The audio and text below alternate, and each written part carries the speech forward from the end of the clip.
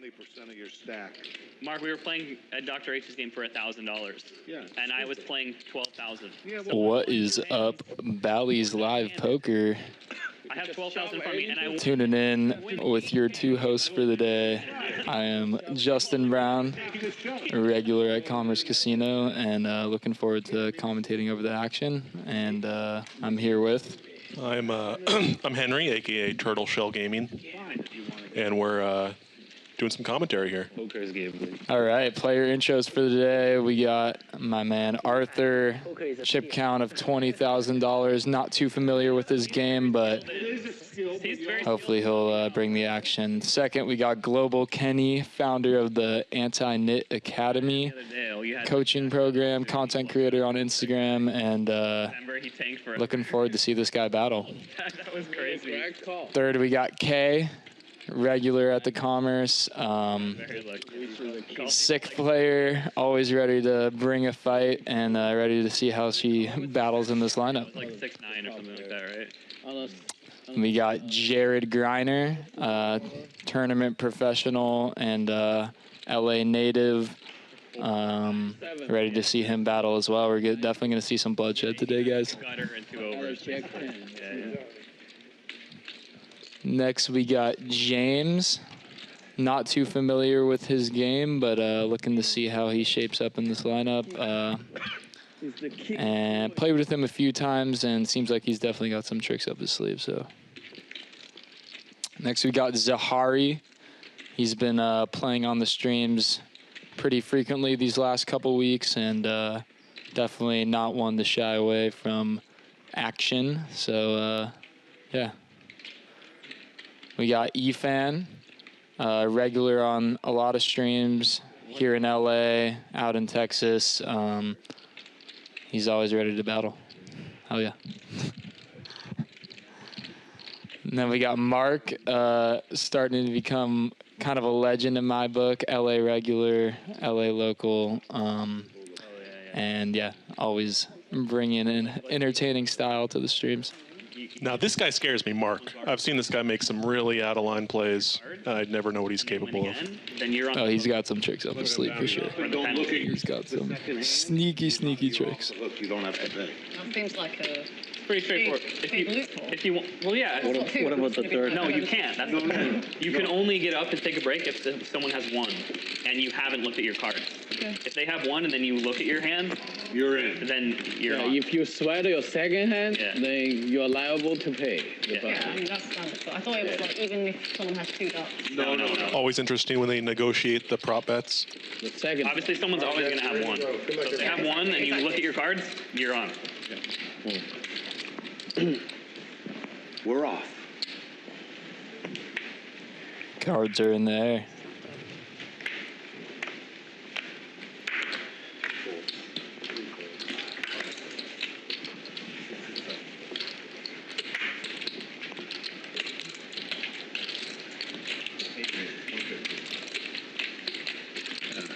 I can't fold right now. First hand. All right, Efan here opens a button with 8s. Marc flatting the small with Queen 9-0. And Arthur in the big squeezes out of the big blind here, punishing Marc's flat here.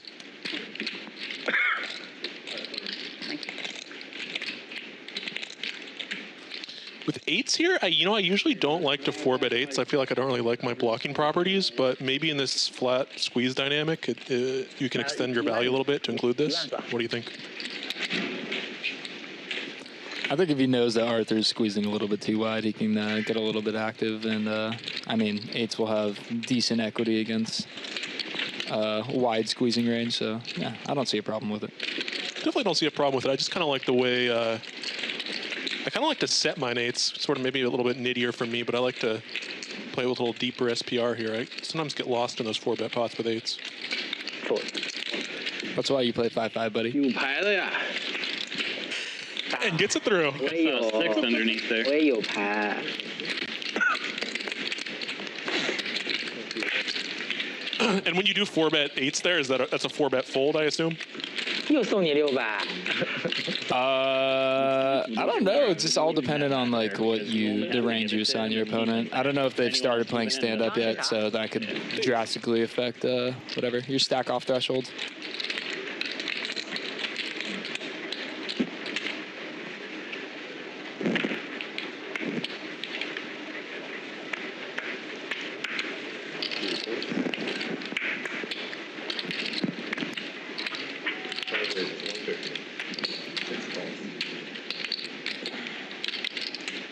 Yeah, let's try and keep this stake shaming to a minimum.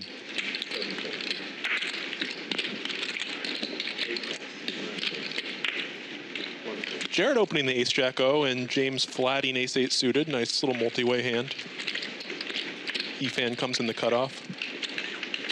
Kenny flicks it in the big with 6-8.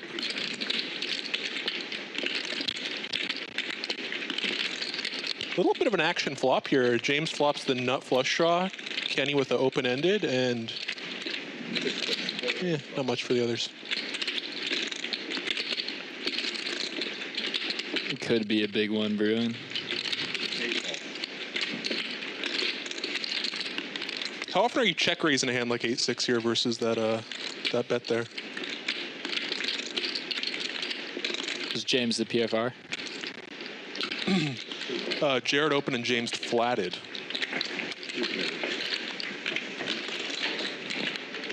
Yeah, I think we could be mixing, definitely multi-way doing less check raising, especially with Efan calling in between.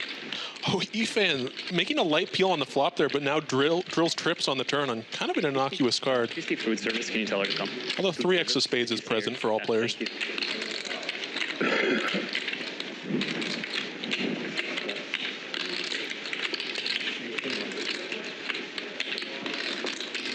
James choosing to double barrel his flush draw here. A little bit sketchy with the board pairing, but if he thinks that he can just manpower his way through, absolutely no problem with it.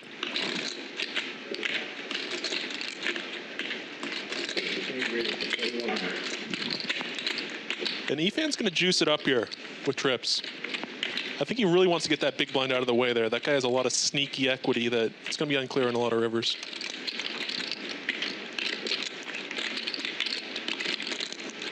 Yeah, interesting to see if James calls out of position with this SPR. Maybe we'll be seeing some donk shoves on a spade, or no, I'm just going to let it go, which is completely fair on What do you have for the breakfast? paired board. Wheaties. Could be drawing completely dead. Wants to play for stacks. Yeah, on the first two hands. I'm not a huge fan of that fold, actually. I'm not sure that right. cutoff there is really raising with boats all that often. What do you think? Which So hand you let's need to not show? let him. He has to show the last. It's a small raise, right? Last time, right? Yeah, getting You're not pretty gonna good win pot this odds there hand if he to did. draw Is it to it. 1800 to 41? Yeah. Okay, yeah, given that sizing, I don't know, it's just always sketchy when you could be drawing dead. And it's not like Efan defended the big blind, so he could be dense in those kind of like pocket pair region, pocket sevens, pocket nines definitely in there. And then also just like being out of position with the flush draw is always going to be a little bit worse because you don't get to realize once you hit, or pile in the money once you hit, assuming you're checking to the razor. But if you're constructing some donks, then sure, I could justify it more. Yes. Damn it. I hate my Now hand. it's time to give him your Give him ace. back the Ace. give him back his cards. Ace six. I have a jack 6 off. At 8 I had jack 7. I don't know. We're joined that. Yeah. Tough spot nonetheless. These guys are battling for sure, though. Thanks for the help, though. Yeah.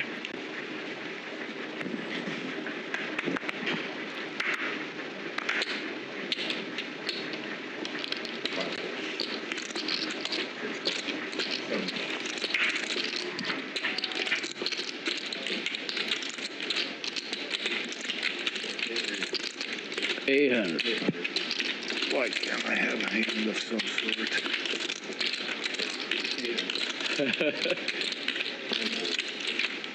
James limping in with the ace 5-0, and Efan ISOing colossal with the king 9-0. And interested to see if he might have 2 of the progressive ducks right now because he lost. Oh yeah, he's got 2 ducks, so it makes sense for the big ISO.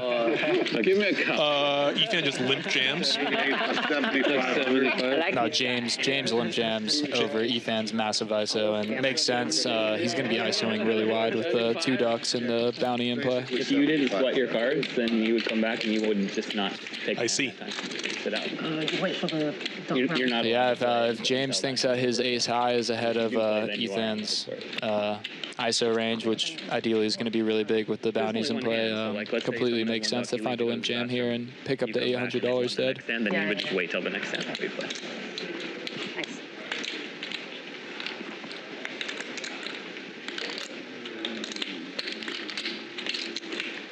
That is pretty sick. What do you think Efan's thinking about here? I mean, that's just a snap fold, right? I don't know if he's thinking that, you know, James could be limp jamming with a hand as bad as like Queen Jack, and he has the You're probably ahead. You good. decent equity against that range along with the bounty prize. I could see a justification for stacking off a lot lighter and gambling. And I think even now, look at the 53% equity versus 47. Mathematically going to be a good call with the bounties in play. Do we know what the bounty is? I don't have a kicker. No, I'm assuming somewhere between 200 or 300 though. What a shot. Okay, so it's a bit of an overlay. I'm helping you. Nice job. Nice job. Nice job. Oh, you nailed it. You got max value. Nice work. That's it. So James going to skip this one. But yeah, with the cards face up, looks like Efan actually made a pretty good call with the bounties in play. So What a shot. yeah, the money is flowing early. Hey, can I order? That is wild. Can I get the build your own pasta with spaghetti, bolognese, and chicken breast? Perfect. Grilled. Thank you. Knocking high call off. Yeah, it's like this, they have the higher end menu. Like You got duck crazy there, Efan. Yes. We got Master Low Buddy, TJ, Commerce Regular, Roasting K in the chat. We will let her know ASAP, brother. And the chat wants to know, where is Phil Laak? Adding 10. Probably doing mushrooms in the mountains. Straddle. We love you, Phil. All-time legend. Love playing with him. Love hearing him commentate. I only have 1 card. Great guy. yeah, he's not done yet. Everyone has one. You're on the button, young man. If you had more than one, we'd be in trouble. Ooh, Z here with the 7-6 suited under the gun. This is one of my favorite hands to play from early position. So much potential with that one. There's my But Arthur with dominating clubs in the cutoff, 3-betting. And Global Kenny with a potential 4-bet candidate here. Looks like he's gonna let it go.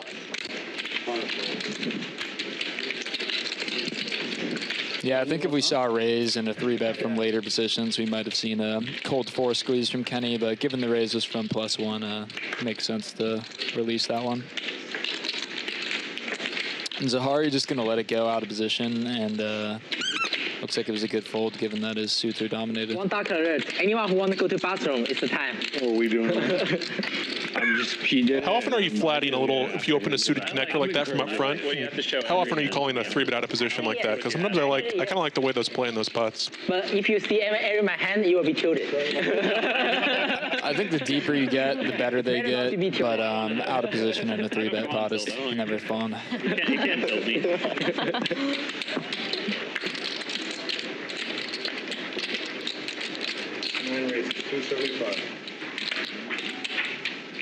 Not this hand.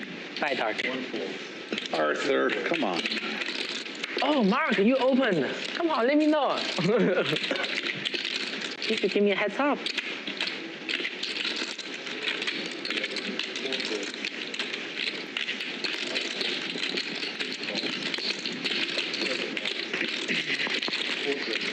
Mark getting in there with the 8-7-0.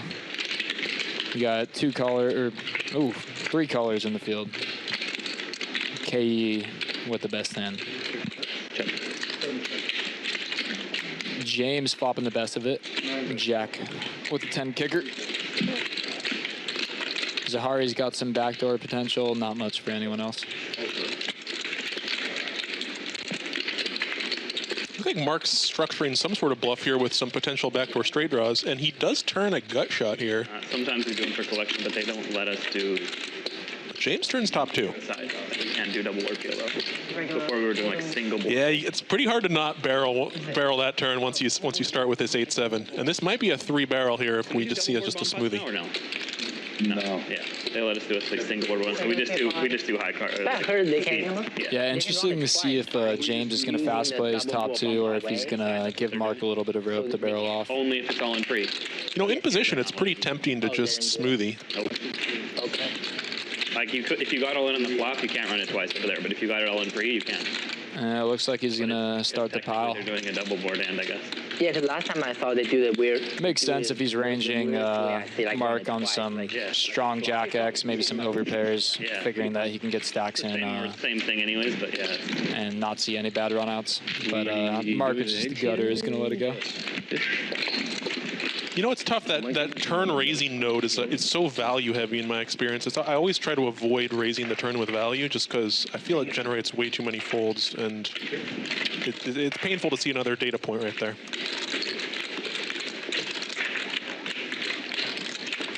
Yeah, that's fair enough, but you could also just be coolering your opponent a lot, and these guys are playing pretty deep, so if you think you can just get stacks in when you're against like King Jack plus, I think it's fine to fast play. Yeah, that is the reason to raise the turn with all value.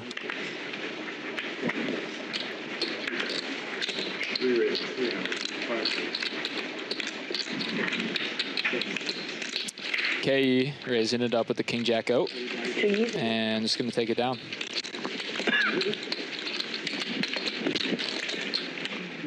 Right up, Strato. That's 1 duck in a row. Are they allowed? They said we can, yeah. Double straight, you can't triple. Triple is line range. Let's go, Marc. Let's go, baby. Let's go. Let's go.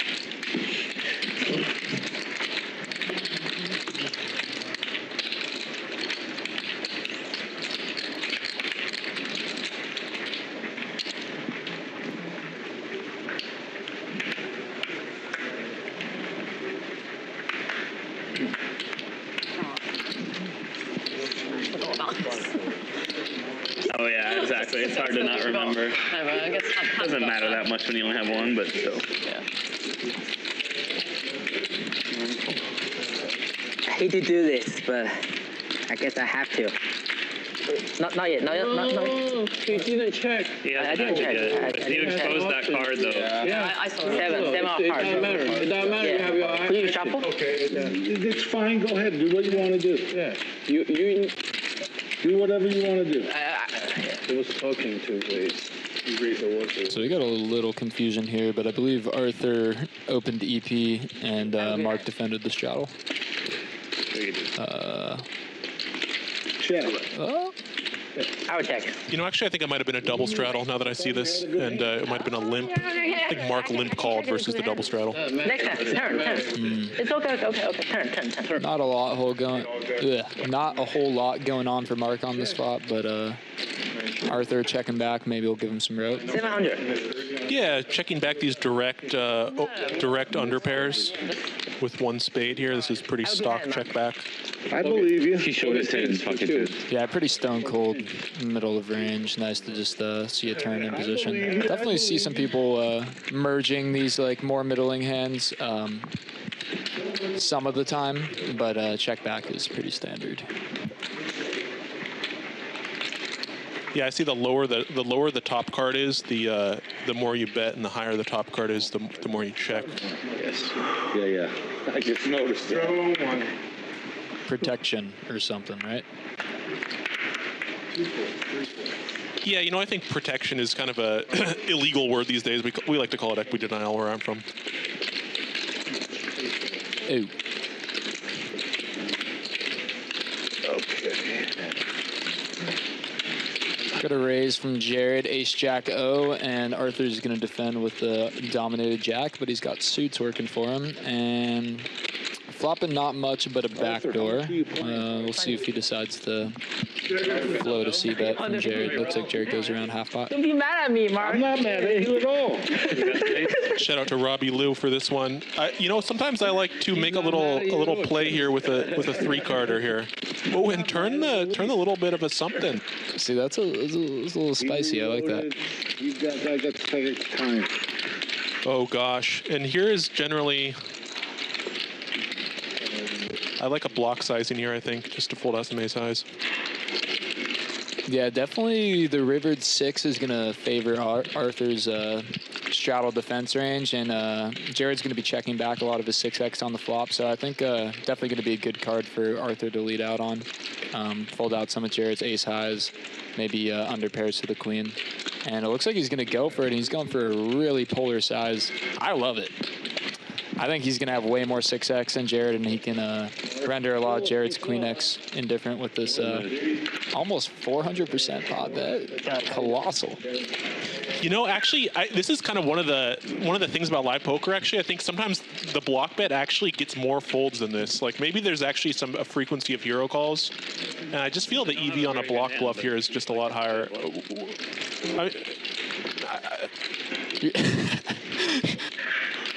You're definitely getting a lot better price on your bluff with the block for sure, but I mean your 6x and your straights and your boats have a really high investment ceiling and they want to pile.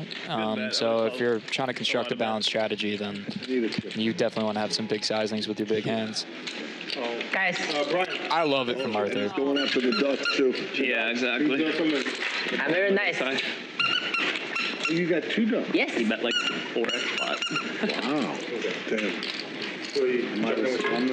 I'm gonna wait until. And it looks like Phil Laak is entering the studio.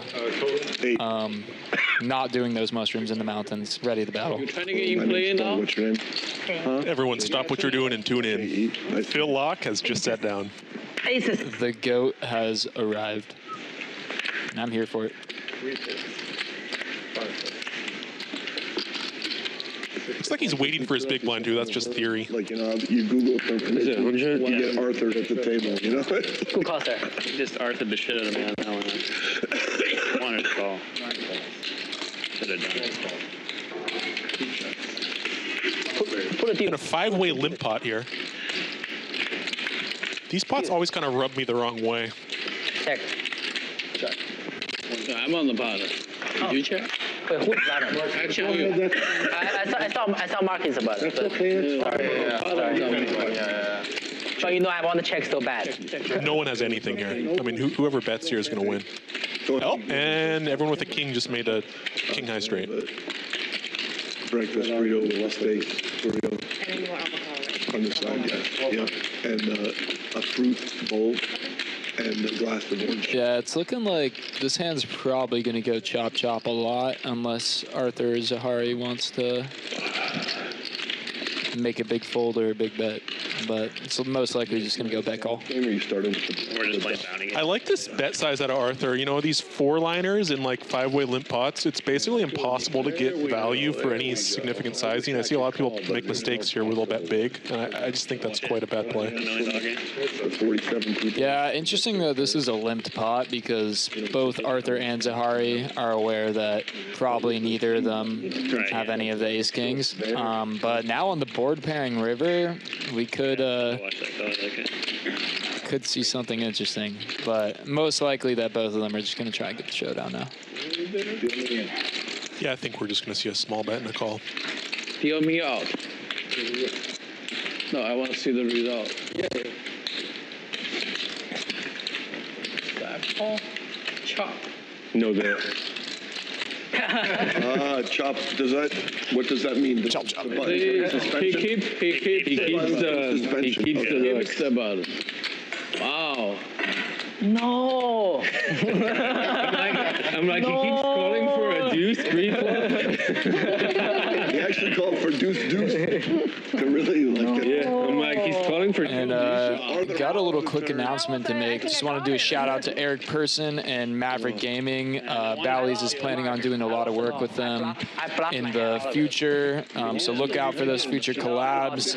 Coming up soon in May, we got Yo Viral is going to be running a 5100 game. It's going to be a 10K buy-in. The dates are May 28th, 29th, and 30th of this year. Hopefully after this ends. And if anyone is interested in playing in that lineup, DM alexlee.io on Instagram. Thank you, Eric. One more time, that's alexlee.io on Instagram. Check it out, guys.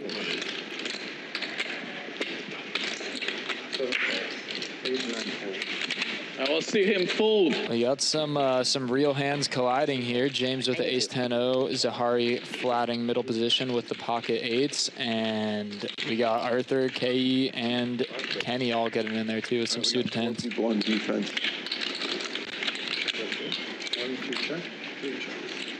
Ke's gonna flop second nut flush draw, but the board is paired.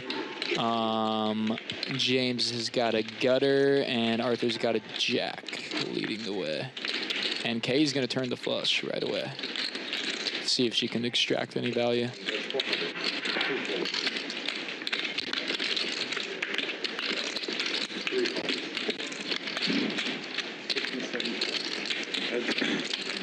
Arthur leading out with the small bet with the jack, and Kay just smooth calling in position. And this board just getting absolutely horrifying for Arthur. Yeah, if Kay's going to want any value, she's going to have to milk him along pretty small. She goes for about 60% bot. You know, I think she can actually have some naked ace of diamonds here to call that turn bet and just flatting out of the straddle. So I think there actually are some pretty natural bluffs here for Arthur to have a little bit of a think about. That being said, I also think she has a queen and basically any two suited cards there completing. So there's a lot of flushes in range and a lot of queens that you're losing to. For not being a super pro, you know? He nailed me on the 9-2 of clubs. Yeah. Yes. Would have been fun for like a 3 of diamonds hit. Everyone for king high to be good for 20K. Ace high flush though.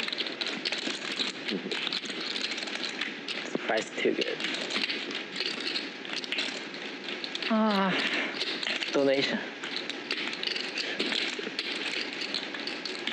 Donation announced. Oh, he wants to fold though. You're right, though. This is a pretty painful spot with Jack 8. He flicks it in. Good call. Flush. Yeah, you know, one of my slogans is the big blind is for flushes. I tape that to my wall because the big blind, you know, just defends every suited hand in that upper region in that spot. And so when that flush comes in, it's just, I mean, that's got to be 60-70% of your range is just flushes. It's really sickening, actually. Yeah, especially in these ante structures. I mean, you're flicking it in with any two suited cards, and especially with there's like 2 dead callers in between, so a lot of dead money to fight for. She's in there with probably like 8-3 suited for fuck's sake. Maybe you can turn bottom for crying out loud. I'm capable. Agreed. Nice hand. Okay. And those offsuit aces that we're talking about for bluffs, like there's really only 3 combinations of each one, and some of them do get squeezed, like the ace 10 up, ace jack plus probably. So it's really actually it's a bit sickening. True. Not to mention if queen x for value is in there too. Ugh.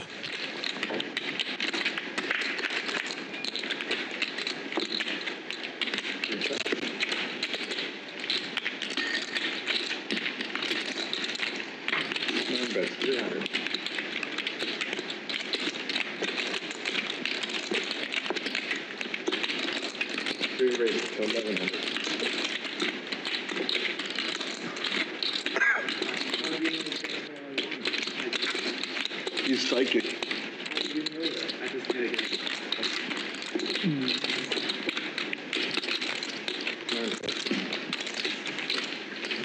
Too dark? Yeah. What was your name again? Kylie? Good. K-E.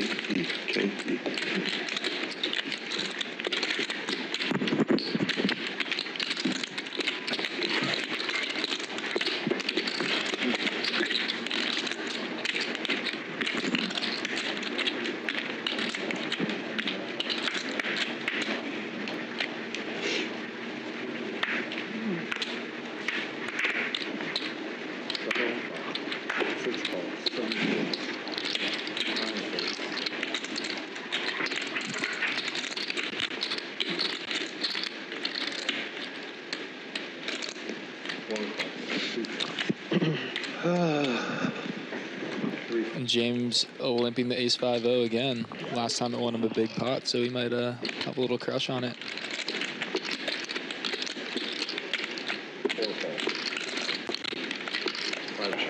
Arthur's in there with the 4-3 suited. And yeah, it looks like we got a 5-way limp pot. I hate it.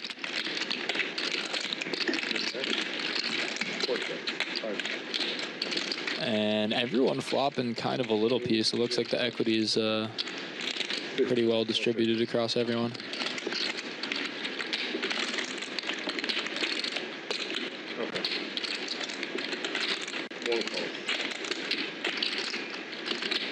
James gonna bet out with the gutter and the over. Arthur's in there with middle pair and some backdoors. And everyone else is out.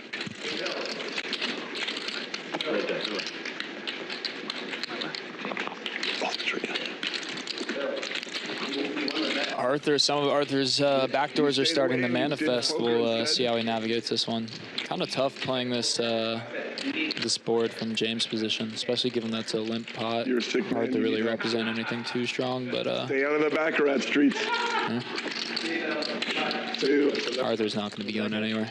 A random YouTuber that likes baccarat. He was trying to yeah, I saw him talking to somebody outside, and it seemed like he had some kind. Yeah, this is kind of an interesting hand to structure a triple with. I feel once you fire that second barrel, your ace high is basically never going to be good here.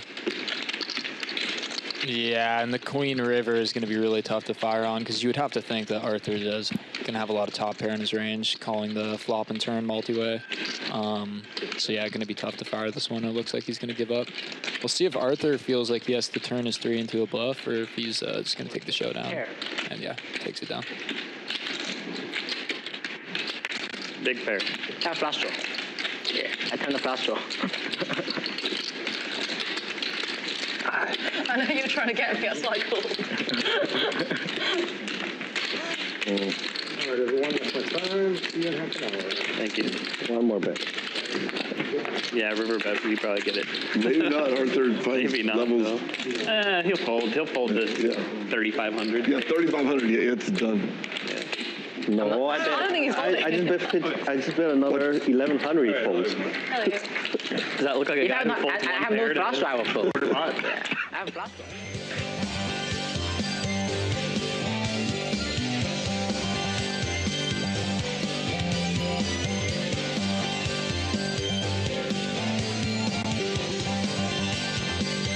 Okay, looks like James is up here a bit, and K's up a bit as well, and the losers are Marc and Efan at this point. Everyone else kind of still right in there.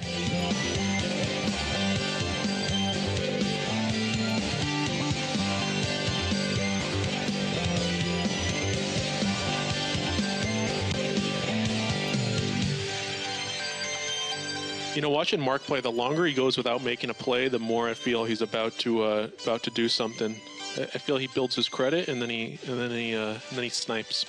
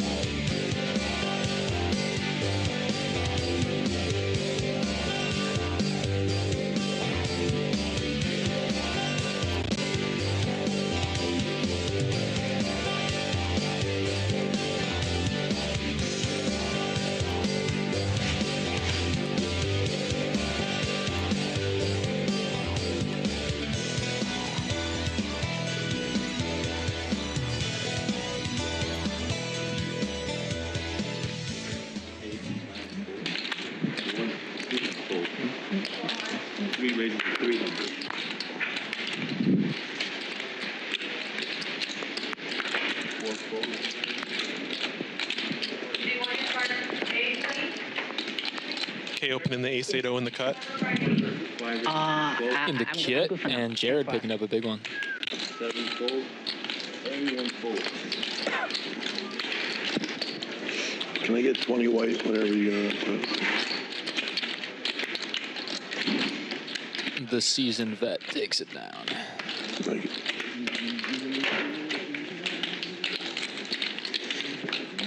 Yeah, when I was younger, I used to not like to 3-bet ace queen O. I didn't really know why I was doing it. Now I've gotten a little bit more grizzled. I've been pure 3-betting ace queen O. And this last year or so, I've actually been pure 4-betting ace queen O, too. I'm kind of coming around to it. Pure. It's almost like it's a value hand for 3-betting. 4-betting, it gets a little hairy. It becomes more into the bluff region.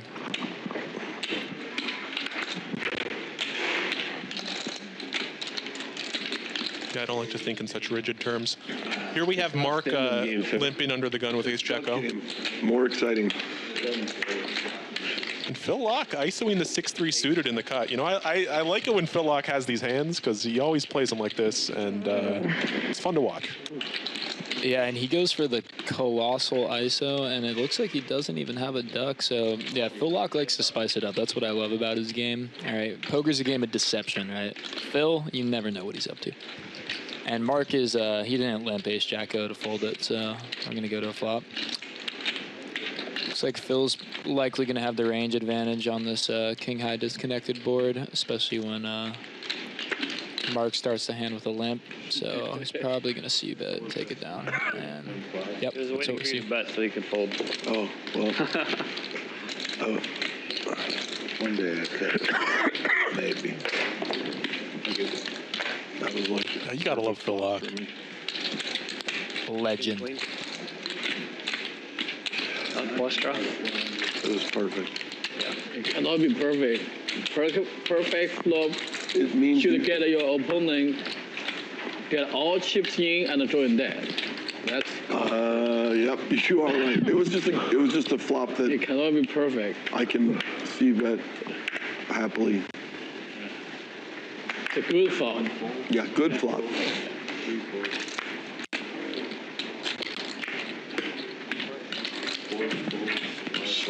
Really wanted to hit 2 in a row there, but Yeah. I'm not gonna push it. Let's go.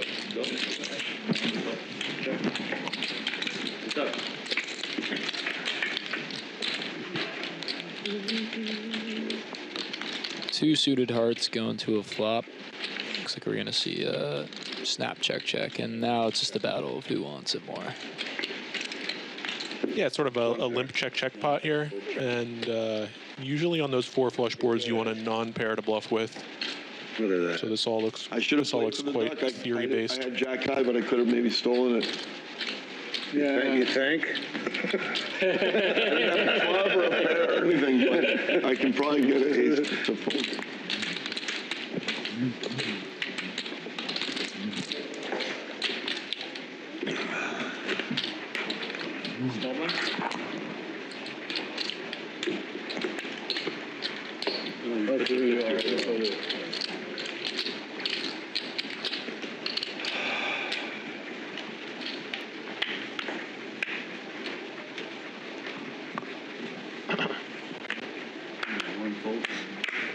Are there any drops out?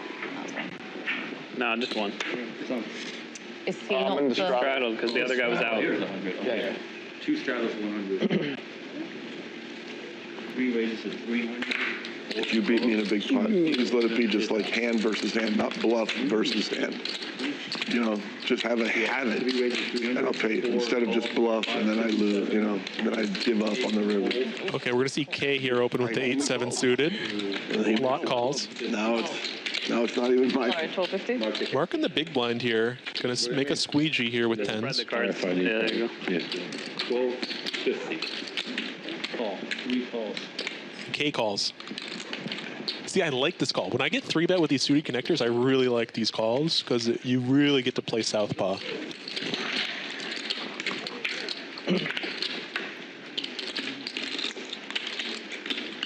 Ace, Queen, 4, and pretty bad flop for Marc. Pretty bad flop for K as well, but, you know, sometimes on these ace-high boards, when the three-better starts c-betting a bit too much, you can actually start to take them away. But maybe we want a little bit more equity there. Get your 300s ready, folks. Get your 300s ready. What do you think? I think sometimes when we three-bet with a very pocket pair heavy range, and those ace-high boards are just a little bit over c-bet, and then sometimes you can just float any two and stab the turn. It's kind of interesting. A lot better than pocket three.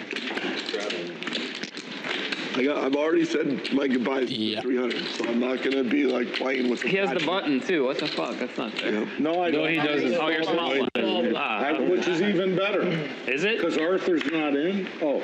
Arthur ace-9. Thanks for the input, Poker Chat Pro. We'll definitely run that up. Bluff. Efan's going to raise, and then I can, like, come over the top. All right, let's Got my 300 ready. Huh? Right? It's a good plan. Good plan, right? James is in there. I'm not gonna get my 300 until he. Efan double. Really living up to that chat pro name. James is going to open the Queen Jack O and the hijack, and Efan on the button with 8-5 suited decides to flat here. A little bit of a southpaw maneuver. 100 times out of 100, I suppose. Marc flicking it in out of the small with ace-9-0, asking for trouble. And it looks like Marc has 2 ducks right now. Or are those Ethan's? Those are Marc's ducks. So if he takes this one down, I think he's going to win a big bounty. The call is making a little bit more sense to me now. And Global Kenny with the Anti-Nit Academy is going to open up the a little squeegee here with ace-queen-0. Squeegee. Let's see if Marc hits the double flat with the bounties in play and an ace in your hand. You might just be getting in there. Odds are improving. Let's see if Efan double downs with his southpaw maneuver here. He made a loose call earlier, and now once you do that, it's kind of tempting to flat again because you know you're so far off the map that you have some really nice implied odds.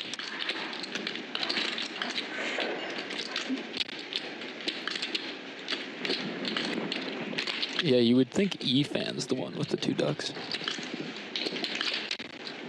Lets it go. Begrudgingly. And so does Marc. Global Kenny's going to take it down. You know, we're rooting for, we're cheering you now, but in about one more hand, we'll be all ganged up against him again. This is very temperamental. Temporal. I thought you were calling. I call you call? Yeah. Then I will call.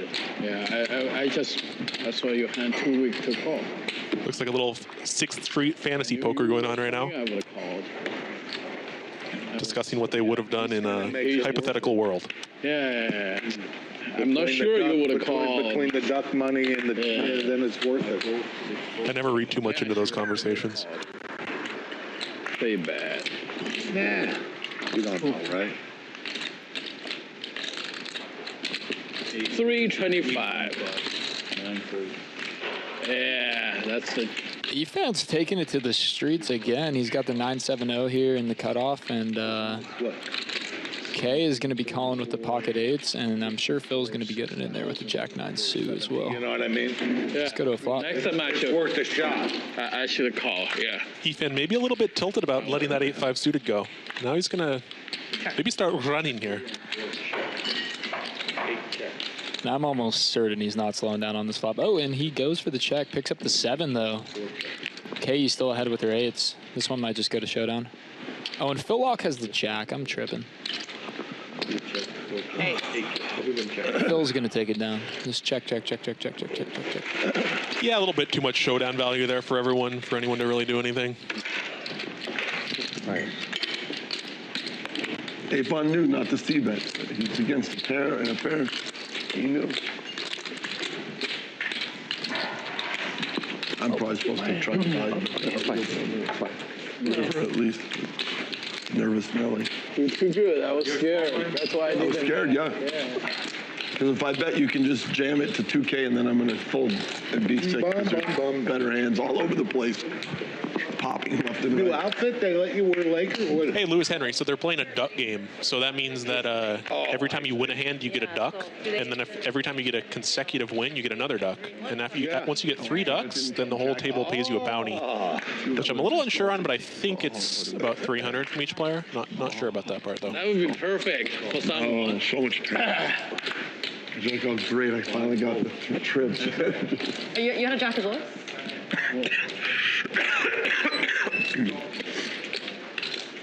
Check. Natty Wit, let's try and be cool.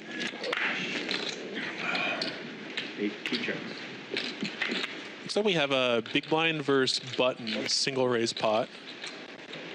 Phil Laak flops top pair, and Global Kenny goes for the check back here on a king high board. Interesting to see the sizing here out of Laak. I like a big bet here, generally speaking. Once they check back a spot that's good for their range, but now we just see a half pot here on a double flush. Always a bit curious, and then a check.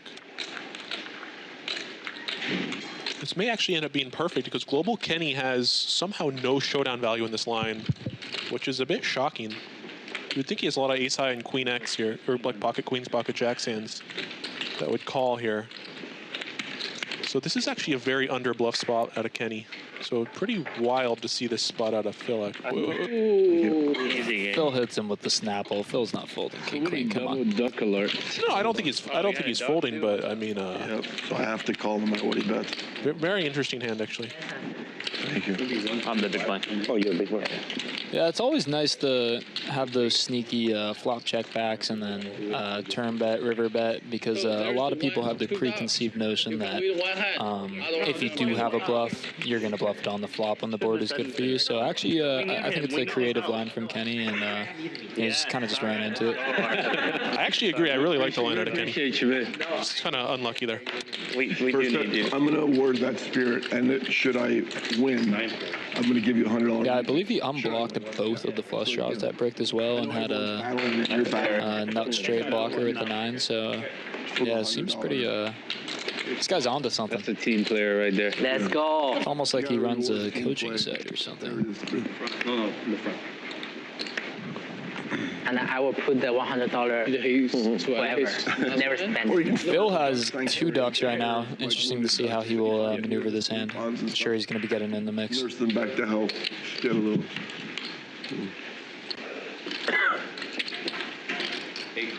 We're already seeing some limps up front, assuming these guys are going to be playing some defense in order to avoid paying that bounty.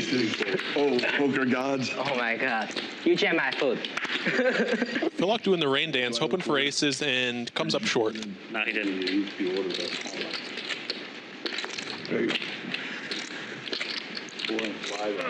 Yes, Arthur. Efan, I was not about to target you. 450? 550. 550?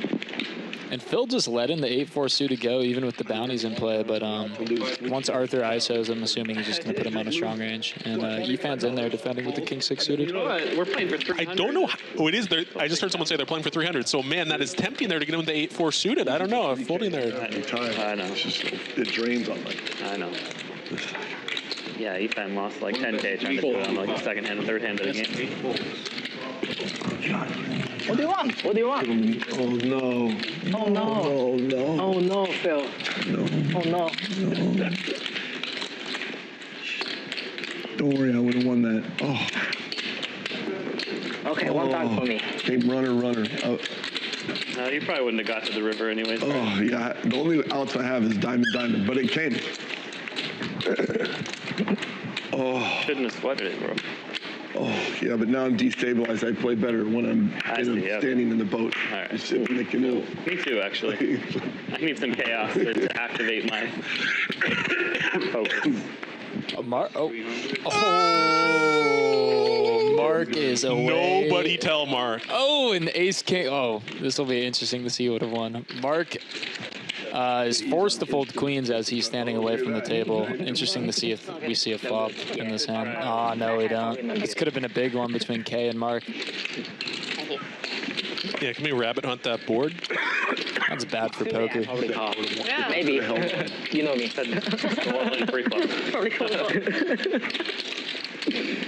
Oh.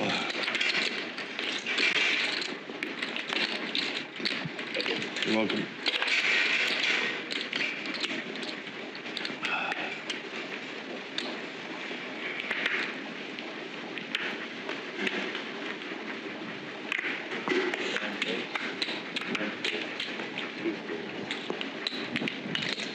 Yeah, correct, Lewis. You win 3 in a row, you get a bounty from the whole table. And then I think Stand-Up and Squid might get on later, but for now, it looks like they're just playing the bounty game. 900. And KU with 1 duck is opening a little wide with the Jack 7-0 and instantly getting punished by Jared just kind of waking up with top of range. James waking up with 9s behind. Interesting to see how he'll play this one. Is that mine? Can you put it? Could see some cold calling, maybe a cold 4-bet. We'll see. Usually just a fold for me. I know it's a bit tight. I don't really like the way.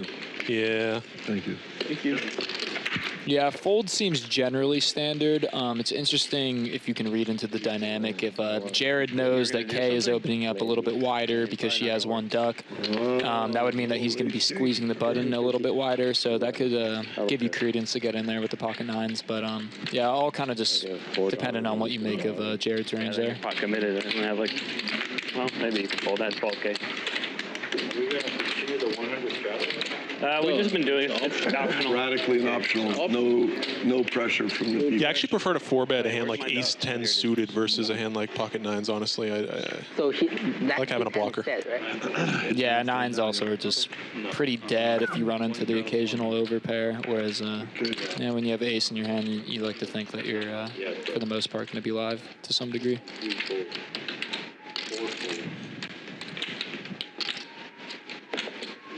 Good call, Jared. Thank you. Jared getting in there with the 1 duck. I'm going to see how much you raise. See what we do from there. Somebody do the job for me. Z with the 9s out of position now. Let's see what he's doing. 6x. Yeah, you're different. It's getting personal. Z's going to take it down. I'm gonna look at Interesting to consider what these guys are doing with when they're limping with 1 or 2 ducks, how they're constructing their limping range. Not sure if Jared is just limping every hand he has there, or if he's limping more polar, maybe considering some limp squeezes. But yeah, maybe further down the stream we'll get a better idea of how these guys are constructing their strategy around the ducks. Thanks, you know.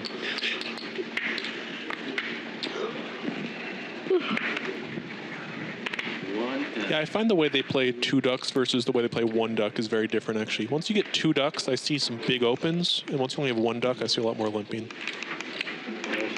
Makes sense, though, because, I mean, your investment ceiling when you have 1 duck is far less, but you gain the future EV of potentially gaining that 2nd duck and being able to get in the mix, whereas when you already have the 2nd ducks, there's a lot more to fight for.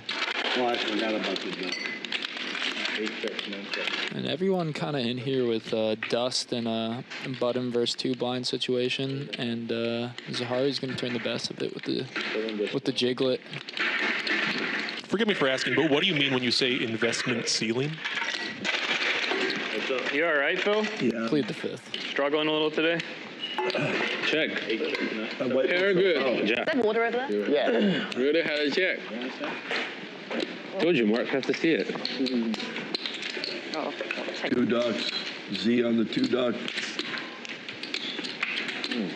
Z, I'm down with you winning the 3rd duck. I haven't seen you get a triple duck in a while. yes, I am. Forever. Have you done it before? I've never won the 3 ducks. I've never won on this show. No. Is that true? It's true. Holy crap. I didn't know that. Then you have to play more. Okay, everyone, let's If see you what play this 100 one. times, you're going to win. It's Z's It's time. mathematically impossible to lose 100 times. You're going to pay my $300? You play only No, but one like, we time, can you afford it. I played 3 you times, never, lost it never, right. wow, could it? Yeah, depends. 2 ducks. Big hand, but I'm not part of the resistance. I'm joining the resistance. Yeah, I've already figured. Yeah, I'll take the ribeye rare Why with not? Why not? Kay getting the ribeye. Did you want to hear it? Okay, it's Do it fast. Do it fast. 5 against 1, guys. Faster. Yeah. All this limping is really starting to creep me out. So who's button? Me. Efan's, but Okay, I'll drink water, it's fine. That's why you're not getting in these games, buddy. You got to be getting in the mix here. About as artificial VPIP as you can get here.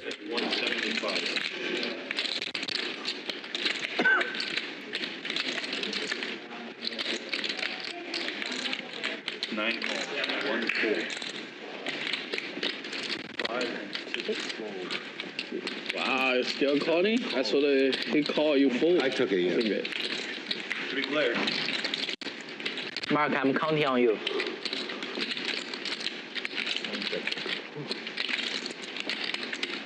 Yeah, it's actually, Ailey, you make a good point, because when the duck game is on, the EV can, of course, come from gathering 3 ducks and cashing them in, but you can also mine EV from other players playing that duck game, and then you go southpaw and take advantage of that. So, you know, you can gain EV in the duck game without actually ever cashing out the ducks. I want to check it. Zahari taking it down with the ace-8. I shouldn't have gotten. Still was in the hand, right? But yeah, no, to your point, Henry, I played a lot of stand-up out there in the public games, and a big portion of it is getting in there and getting your hands dirty, playing defense against the people who are, you know, fighting to sit down, or in this case with the Ducks, fighting to get that 3rd duck. So, and I think why we heard the chants from the table is Zahari got that 3rd duck, and that might be the first person to earn the bounty today. So, congratulations to him. Even with 7 people playing defense, 6 or 7, he takes it down. All right. And the river ace looks like it's He played perfectly. pulling the slot machine. No, he played perfectly. Good, but No, at the end I thought. Hey, we're gambling here. We're gambling. If he would have bet, he would have got paid off too. yes. I would if it wasn't. F5, you're exactly right. It's on a 15-minute delay. Way to suss that one out. Yeah, there's nothing wrong with 250. taking the 2,400. There's no duck, nothing.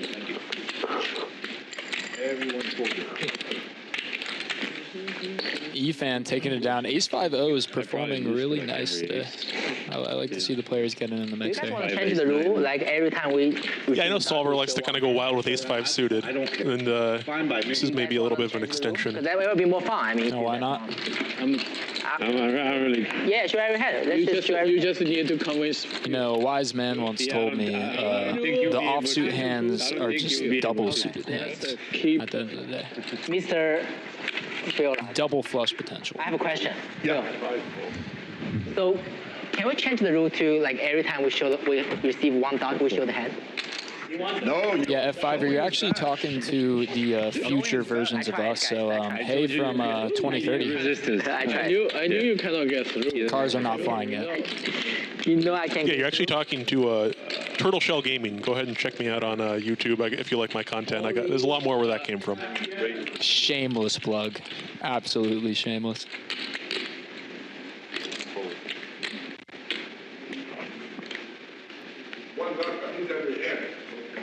Yes. I'll get back to you with that on Lewis. Kind of an absurd question, but talking shit about your idea. Marc is going to open up the ace-queen-O, getting 3-bet by Global Kenny with the king-9 suited. Maybe partially a function of Marc having 1 duck. He makes considers his range a little wider, and kind of an interesting flop. Kenny flopping the 2nd nut flush draw, and I can't see Marc letting go of the ace-high just yet, unless Kenny starts putting in some really big bets. We'll see how he wants to navigate this one. Looks like he just shoots a little half pot out of position here on a 10 high. The SPR is low enough here that it shouldn't be a problem getting stacks in here just with like a half pot barrels. Yeah, Marc going to continue as expected. Definitely not one to get pushed around. And we see a blank 6. Interesting to see if Kenny keeps firing here. Yeah, this is one of those hands for Marc where once you want to call the flop, but if you brick out on the turn, I think it becomes very hard to structure a defense here with any sort of ace highs. Yeah, part of the flop floats has to be the fact that you'll have 6 outs against portions of Kenny's value range. So yeah, once you brick and face a big barrel on the turn, more credence to letting it go. But if he thinks that Kenny's just up to it, 3-betting him wide considering he has a duck, I could see maybe some sick hero calls here, but let's see how Kenny approaches the turn first. He's gearing up a bet. It's just those bluff catchers with no redraw are just so painful. All in. Ooh. Ooh, and a rip curl. Rip curl might seem a little suspicious to Marc, and he's got some blockers to the overpair region, and he's unblocking the flush draw bluffs. I mean, his hand even against the bluffs isn't doing too well. So yeah, completely reasonable to let it go, but definitely eyebrow raising jam. What do you make of that? Yeah, you know, I'm not a huge fan of that. I think a lot of the time if you have the overpairs, you're just going to geo and slide it in. And when you make that big bet, it's a lot of the time it's going to be with one of those draws that you don't want to have to bet fold in case they jam the turn. And so I think that actually is quite imbalanced towards draws there, in my experience. Yeah, I would agree with that typically, but I think you can definitely balance out your shoves with some of your weaker 10x or even your pocket jacks that require a bit more protection. So yeah, I've actually been surprised sometimes in those lines where people will show up with a pair and you kind of own yourself calling with like a smaller pair or an ace high. But yeah, I think traditionally in the low stakes public games, it's going to be a flush draw a lot, but no, there's no way to know completely how Kenny's constructing his shoving range there, and definitely a sharp player, so he gets the fold through nonetheless, so can't really complain with that. Cuba 650. 2, 1, 3, 4. Jared bumping it up with the pocket fives, Marc calling middle position with a suited ace, and Kenny's getting active again with another suited king. He's going to be playing this one in position, so yeah, we'll see how Jared wants to proceed with Marc behind. He's going to flick it in, and then Marc's kind of playing monkey in the middle here, but given a decent price, he might want to see a flop. Yeah, and I think stacks are deep enough here that having a suited ace here goes up in value a lot. Yeah, we're going to see a three-way 3-bet pot here. Ooh. Yeah, pretty spicy. We got a top pair for Global Kenny and the nut flush for Marc. So we're going to see these two duke it out again. Jared pocket fives, no club is probably just out of there facing any bet. On the king high disconnected, yeah, Kenny's probably just going to be doing a lot of betting here. 900. Kind of a larger C bet than I would expect there. Sometimes I see like quarter pots being used here in this spot. I just. Yeah, king high disconnected, you typically see some smaller bets, but and multi-way, yeah, but maybe Kenny on these more wet dynamic boards likes to mix in some bigger bets. And Marc is continuing in the form of a raise. Interesting to see, especially considering he was double flatted pre, but he'll definitely have deuces and sevens in range, maybe some of the king deuce and king seven suited. So, and if he just thinks that Kenny's getting out of line, you know, there's no reason to not take an aggressive line when you have the draw to the nuts.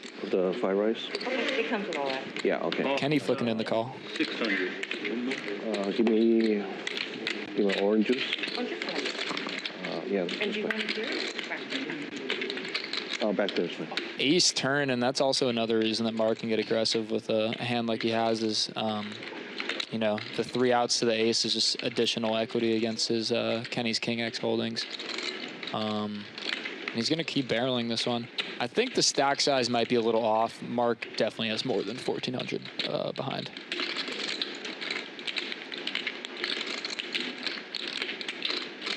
The 3K is putting in roughly half of Kenny's stack, though, so interesting to see if Kenny might be playing shove or fold here, given that the SPR is going to be pretty out of whack if he just calls. Kind of a sick turn here for Marc, or for Global Kenny here, because, I mean, if you think Marc has a lot of flush draws or sets, now you got to think some of those flush draws hit the ace. You're still losing to those sets. The flush draws still have equity. Yeah, it's not a great turn. It's good bluff. It's a nice fold. Good bluff, Marc. Yeah, good fold by Kenny, and I think that's a good analysis that a lot of Marc's bluffs are going to be these ace high flush draws, high equity draws, and yeah, I think he's just recognizing that a lot of those bluffs get there on the turn, and he's practically drawing dead with his hand. So yeah, definitely good fold.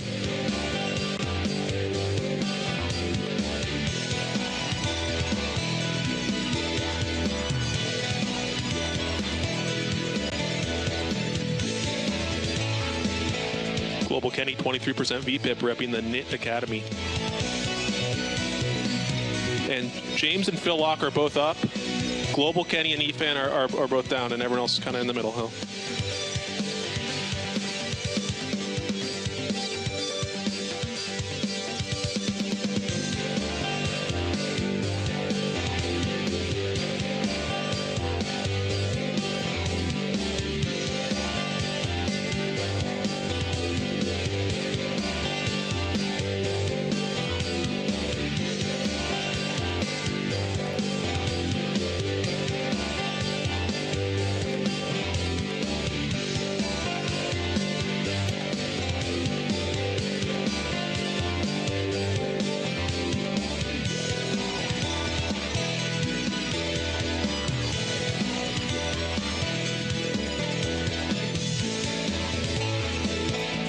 Hey, thanks, Ailey.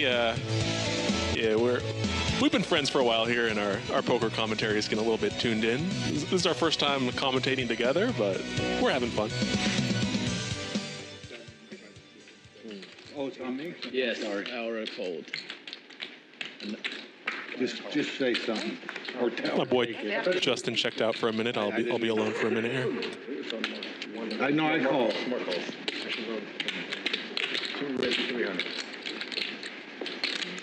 Right. Ooh, and everyone has the knit button in front of them, so looks like we're throwing another layer on top of this. At the end, whoever has the knit button has to pay everyone else. So you really want to win a pot, and you can get rid of that button. After show? You have to show, yeah. So Global Kenny opens cut. K 3-bets the button with ace-9-0, and Kenny releases. I've noticed in this knit game, it's really important to try and get rid of your buttons early, because that's when people are fighting the least. And then once it gets down to the end, it gets a little bit harder, and then you actually need to shift into value a bit more because people play a bit more defense. So I really like that play out of K there to just shed that button early. So what should be my optimal strategy right now? Under the gun, second hand of the stand-up game. Fiver, I don't know. Limp all hands, I think. Limp for other hands? Even ace. Oh, no, I don't know. I'm still trying to sort it out. I want that one. Call. No, we're playing the stand-up game. During stand-up. I want a duck. If I shoot a limp 100%, I shoot a limp right now. Don't be stealing my duck. I don't know. All right. I call in the dark. He's pre-call. Because he said I should limp 100% over my Well, you hand. should have straddled, because you can double straddle is what you should have done. No, I I'll think call it's you a solid in the dark. play. Honestly, I mean, you caught me in a moment of honesty. I think it's pretty solid. It might be terrible too. I mean, I don't know. Z, what do you It think? cannot be terrible. Z doesn't like it. Efan picking up the kings. Efan limped, Arthur. Yeah. He limped. I call in the dark. He limped. Call in the dark. He limped blind, yeah. If it's called in dark, I'll raise. And he limps. Maybe the best play is the pretend look. Let's raise normally. Unless you tell me you saw the hand. Yeah, I feel that. Fine tune. Thank you for your... And Arthur takes the bait with 10-5 suited. You're right. $1,400. He said he called in the Limp re-raise kings under the gun. El Clásico. called in the dark. I did. He called him the That's a tale as old as time. But I will say in the stand-up game, I kind of like mixing in some lip raises in there. Yes. Because I'm caught in the dark. I did. Efan is a hard one to. And Arthur giving the old tank fold here with 10-5 suited. Let's count it down. So tilted. I don't know. He might be giving the little speech 4-bet reverse tell. I kind of... He may be fooling you, but he's not fooling me. 14? 1,400.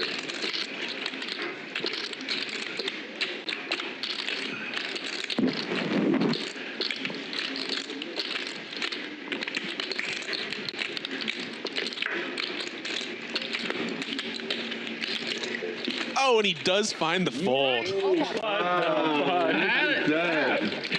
Should have straddled. I guess it's to call in the dark. Yeah, to let them know you haven't looked. Should have straddled. How do you get kings there? What the fuck? I guess when I say we call in the dark. Because he was channeling. Look, let me try that. You know what?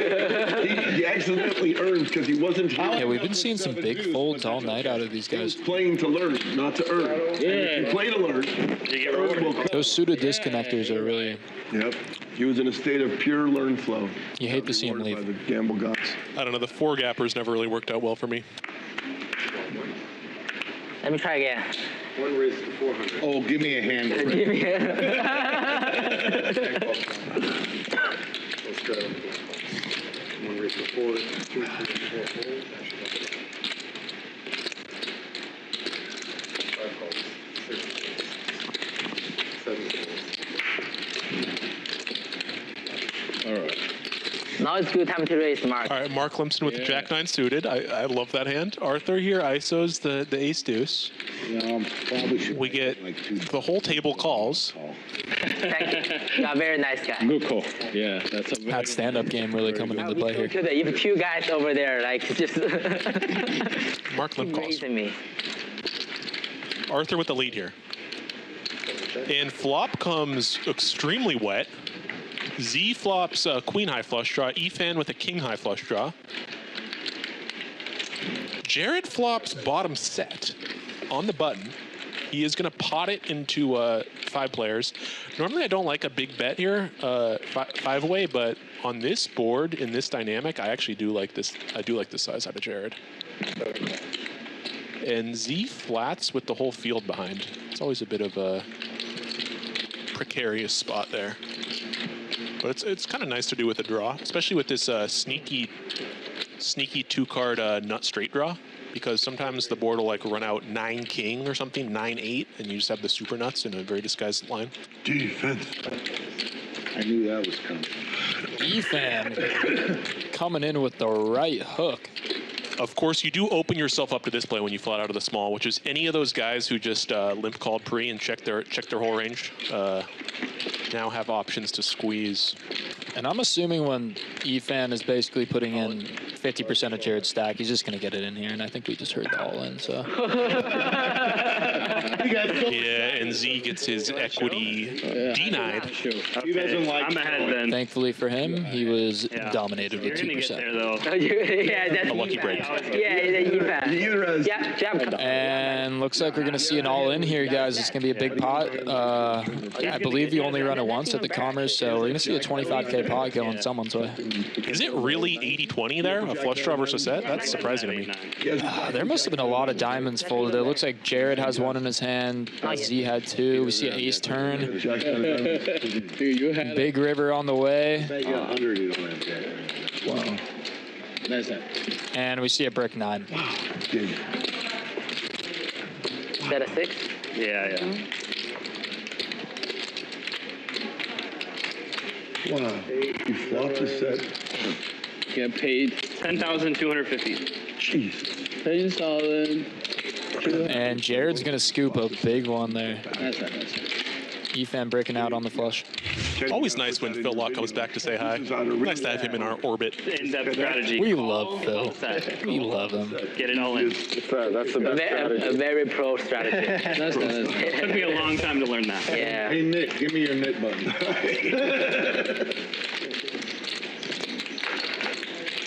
Next time we need to set a rule, like people who win with a set or like flop a straight flush, they cannot get a knit button.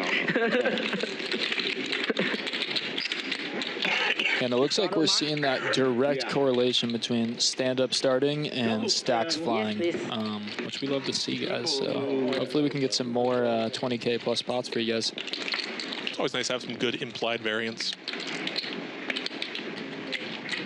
That's a big word.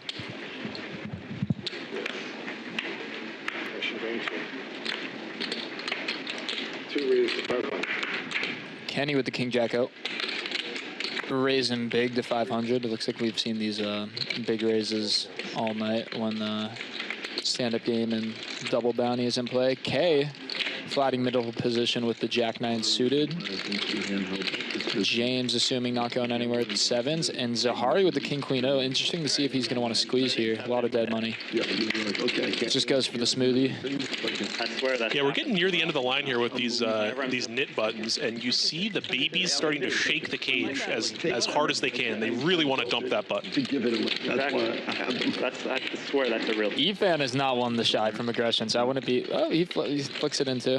Spiritual give up. Likely not going to get a lot of credit when there's that much dead money, so understandable call. Maybe not. Maybe I'm Looking to see some hearts. Marc's in there with the deuces, and we're going to see a massive multi-way pot here. Interesting to see what the flop brings. I should have put the 5 in there. 7 ways, and we see 3 7s for James.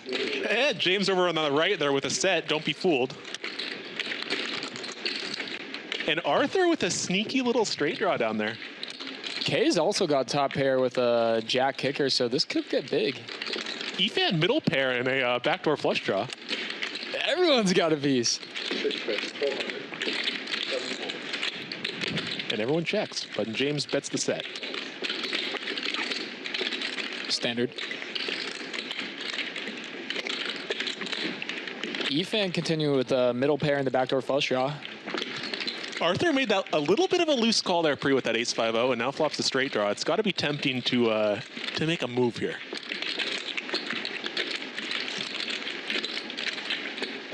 White means they still have the nip button.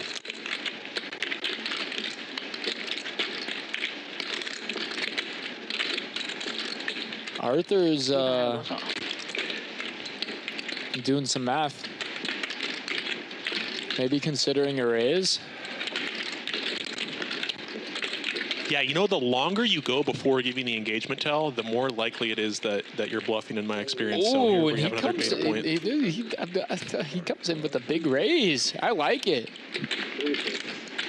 I mean, the fact that this flop went 7 ways, and he's raising into James, who bet into all those 7 people, and Efan calling. I mean, this looks really strong out of him. I kind of like it too, but unfortunately we are running into it full speed.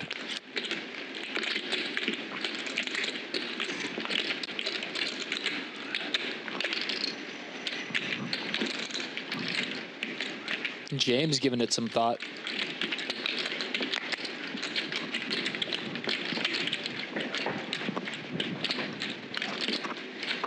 You know, on a board that's this dry and disconnected, I would kind of like to see a flat out of James and keep in all of Arthur's crazy bluffs that he might have. Yeah.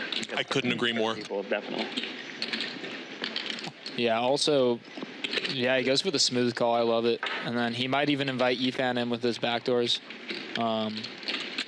Especially when you have a set, you can still redraw to a boat. So even if Arthur turns the straight here, you're still just call it off happily and just bink him on the river. I was thinking about that. Efan makes a good fold. Animal, man. And Arthur picks up third pair. Interesting to see if he's going to continue barreling this one, or if he's going to try and take a showdown. I didn't know he was playing. You know, sometimes when you start a structure with these bluffs and you turn a pair, you want to shut it down. I think in this spot you got to realize that 5 is not actually ever winning a showdown, and now you might just treat that as more equity. The old school guy. If your opponent has a hand like ace-9, now you just picked up 5 more outs to hit 2 pair of trips on the river. Yeah, you haven't played with him a lot back in the day?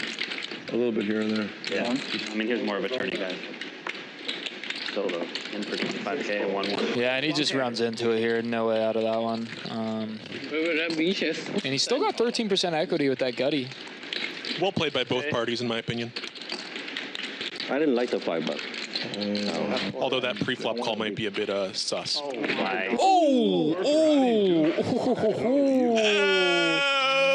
Arthur binks the straight on the river. You know, there just is really no justice in this game.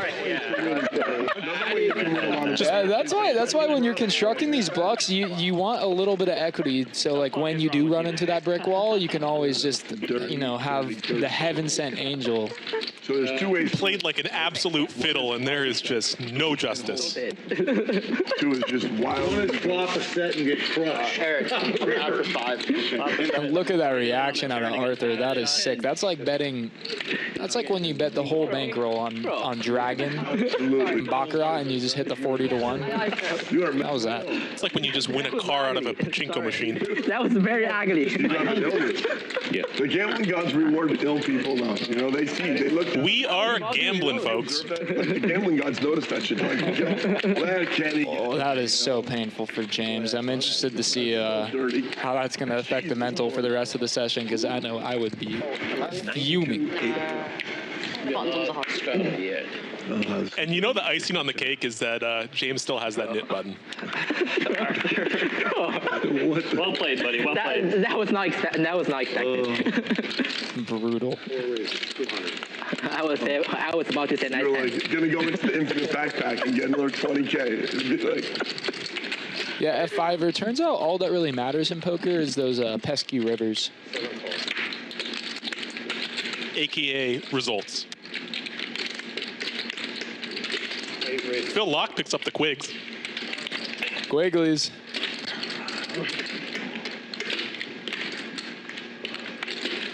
Z flats the button with 7-6-0 here. Really wants to shake that button off. Efan with a little squeegee out of the small. Yes. Yeah, I think I should still have a. And Laak has a pretty clear 4-bet, but decides to flat. I wonder what the how this dynamic is playing into this, because this it's just a little trappy trap out of Phil. And Efan kind of flops the world here. Two overs, a gut shot, a flush draw, and an overpair advantage to boot.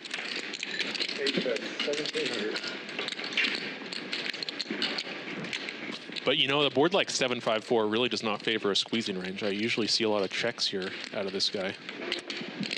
A lot of overpairs in there, though. Absolutely. A bet and a call. And turn is a board pair, kind of a brick here for most hands. Efan could have an ace-5 here. We've seen some of that get in there. No, I'm done with everything. I'll take the OJ down here, though. Right. Yeah, Phil could even have a sneaky, like, 5-6 suited here that trips up. But, yeah, I would agree with you for the most part. Generally a brick.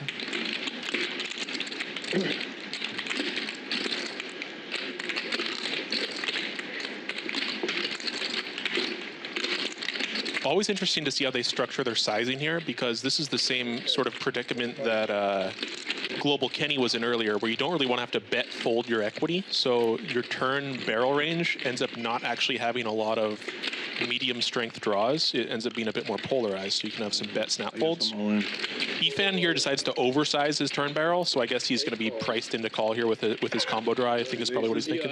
You're ahead. I'm a dominant. Efan looking to get there again. Did not happen with Jared. Let's see if he can... Yeah, Antonio's shoving turn 100% of the time is probably the stock play and also a bit of a tell. And we're going to see a just complete break deuce. Phil's going to pick up a big one here.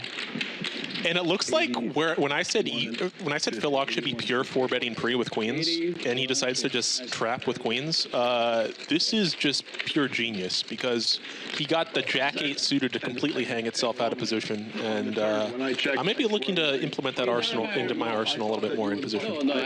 Yeah, it's kind of stand-up game 101, is you definitely want to give your opponent some rope to blast off with some dusty hands. It's kind of unfortunate for Efan that like he kind of just picked up the Giga draw that always gets it in. But yeah, you definitely, I see some credence in doing a little more trapping during the stand-up game than usual. And does that change your analysis at all to know that Efan already got rid of his button, so he's just making this line anyway? Oh. Yeah, that adds a little bit more nuance.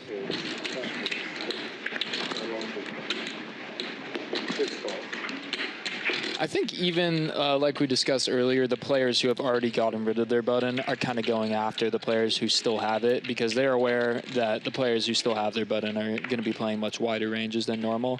So I think, I mean, it's a stream game. There's stand-up. He could be going after him. I think Efan's still going to be a lot wider than he normally would be without the stand-up game on. So I like Phil's play.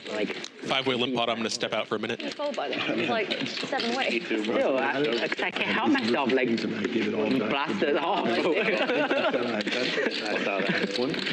Looks like Marc is going to flop best with top pair, but not too good of a kicker to go with it. So probably going to play this one passively out of position to 4 players. He's going to take a little stab at it after the flop checks through. James picks up middle or third pair. Lets it go. Dirty, dirty, dirty boy. And Zahari lets go 4th pair. Yeah. Standard hand. Marc takes it down. I really expect me to win. Arthur was the kid that, like, when the parents said, don't take the cookies, you know, out of the kitchen, grandma cooks and cookies.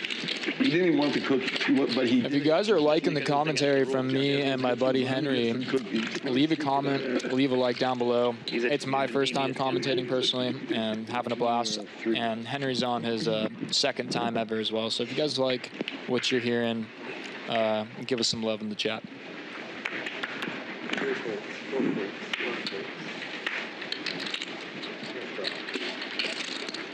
Call. 6 calls. 7 calls.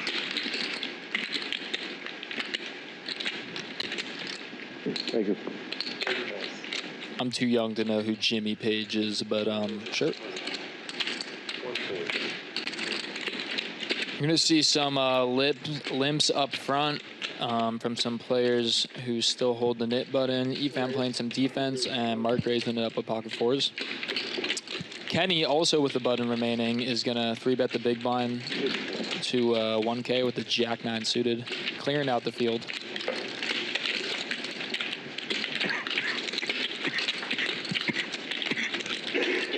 And this is why I love Efan, is he's always cooking up something devious. Look at the limp back raise coming in. Okay, thank you.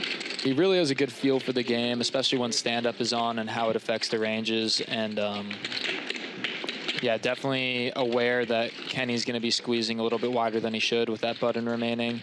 And yeah, goes for a really sneaky limp back 4-bet. I love it.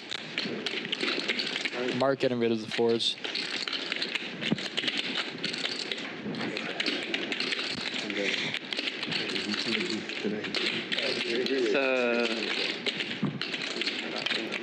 And yeah, Kenny just, he can't continue with these stack depths, only 4,000 behind. There's no way he can put in more than 25% of his stack with Jack 9 and not just felt off on any kind of pair or draw. And there's a lot of reverse implied odds that come with that when Ethan back 4-bet, so completely reasonable to let that one go. Efan, 4-bet machine. One time, him and I are good friends. I think when you're running these shorter stacks in the stand-up game, I would definitely be looking to play a lot more jam or fold to avoid that big bounty that you have to pay out if you lose. And if you want to play more of the like standard squeezing strategy, I would like to have a little bit more maneuverability with my stack. Like if Efan and Kenny were 20K plus deep there, I think we would for sure see Kenny peeling with the Jack 9 suited. You don't have a button. Jared getting in there with Queen 10 suited. No knit button, and K making the standard defend with suited connector. Both players have gotten rid of their stand-up button, so I think this hand's going to play out a little bit more standard. K flops a gutter ball and a backdoor flush draw. Jared with the front door flush draw on 2 overs. Could see a pretty big pot here. Yeah, on a paired board here, I like seeing a lot of check raises. Yeah, Kay elects to play this one aggressively. I think she's recognizing that she's going to have a domination in the 5x region of her range, defending out of the straddle. So I like playing this gut shot aggressively, and she can definitely be aggressive on some spade turns. Just a great spot for Jared. You know, you have a nice disguised draw, and, you know, you're beating a lot of, you're dominating a lot of other draws. Okay, going to turn some showdown here. Like we discussed earlier, yeah, you typically want to play it a little bit more passively once you get make a turn that can win at showdown. Always an interesting spot here in Jared's shoots, because if you have an overpair versus a check raise, you're always like, okay, I'm kind of bluff catching against a 5, and I'm trying to get to showdown. But then we actually have the draw there. Now you're like, well, now I kind of wish I were betting my overpairs because I want to balance out my bluffs here. Yeah, and Jared bets and just takes it down there. I think once he calls a flop check raise and K figures out the 8 is no longer good, and yeah, decides to just let that one go out of position. You know, I think I would have liked to see a call out of K there. Yeah, for me, he had a 3. Yeah, I had a 7. Yeah, out of position is always a little bit tough, but yeah, I think it's just dependent on what she makes of Jared's game, and if he's going to be more weighted towards boats or overpairs or 5x, or if he's going to have some flush draws. Yeah, I think completely reasonable to let it go. You're welcome. I got you.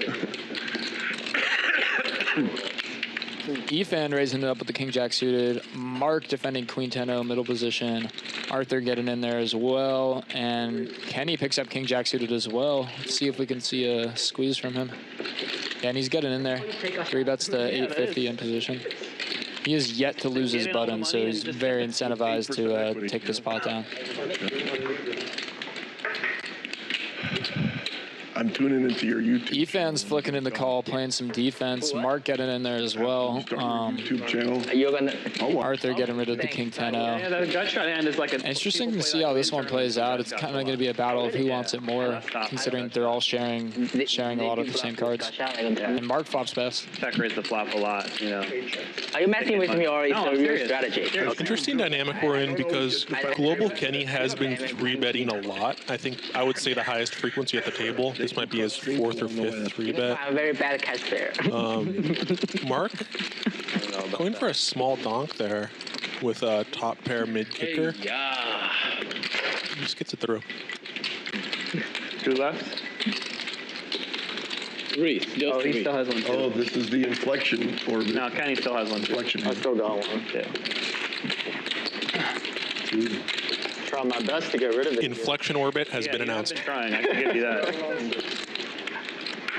No one can do it in quite the style that Arthur does it, but you know, The hell That's hard to replicate. it's hard to really got rolled. Almost. Okay. 1, 2, 4. 3 raises, 300. 4 calls. 5 calls.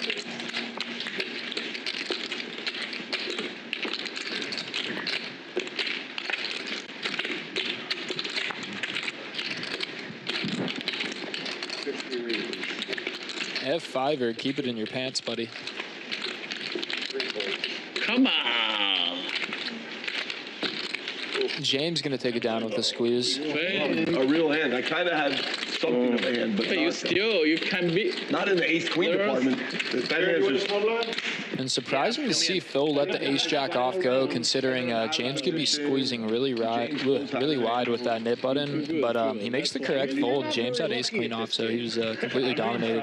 Kudos to him. I've been trying. I know you have. That's that old-school instincts kicking I in. remember last week you didn't I do lost well. it. I lost it once last week. You just can't teach that. So when the button... Flatting a small blind with ace jack O and folding to the squeeze. It's back to you.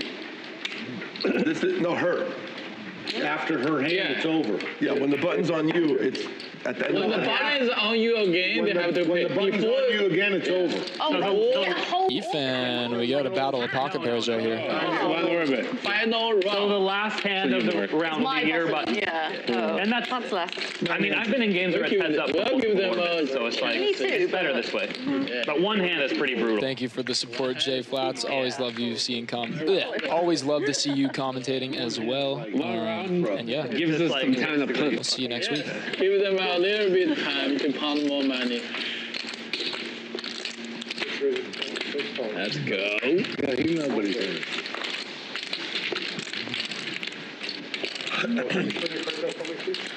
Battle of the Pockets pairs here, plus 10-6-0. Zahari still has a net button, so reasonable that he's getting in there pretty wide. James is in here as well with a mystery hand. Flop not providing much for anyone, unless James connected. But like I said, that's a mystery to us right now. It's a good bet by James. I think that's going to get through. And it's a win without having to shove. Yeah. Sorry.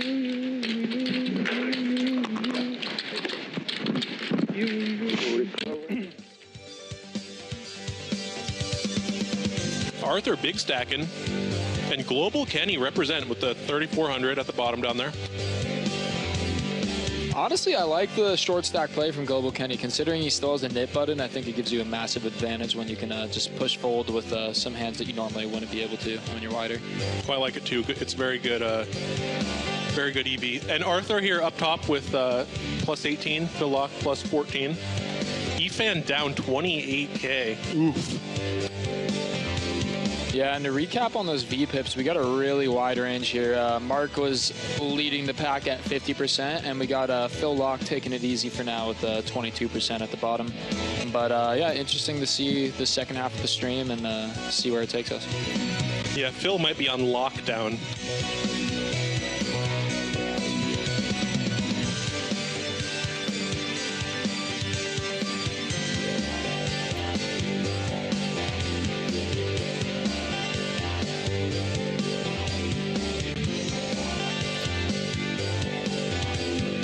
know, Phil Laak actually won a tournament at the Bicycle a couple months ago for like 360K.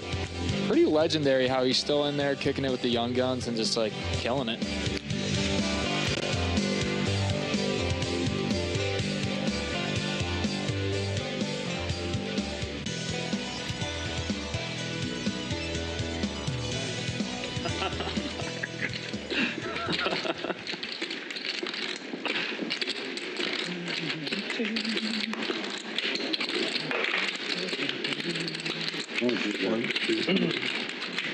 I think it's 185. 7 hands. You see, and Kenny got 7 hands to get it done. It looks like Zahari and Kenny are the last two net buttons here. You don't have to. Fight. You don't have to remind people if you let them know what they want to or not. Tilted. 2 times in a row. That's salt. Who doesn't have a button? These two. Kenny and Z. 7 hands to get it done. This plus 6 more hands. 2 in a row, I think. Stop reminding him. Just let him fold it. No, I paid the last You get the double pay. Who actually? Yeah, that's true. Wait, So I paid Marc, 2 it's out. on you. Oh, I'm on. VPIP stands for voluntarily put into pot. Arthur. The frequency with which you put chips in the middle pre-flop. Here we have Arthur raised to 250 from early position. And a lot of dusty hands in the middle, but James has the Jack-10 suited, and he's gonna make the smooth call in position. Efan's in there looking to No. We're giving them crack the airlines. I already called. I called. 3 players.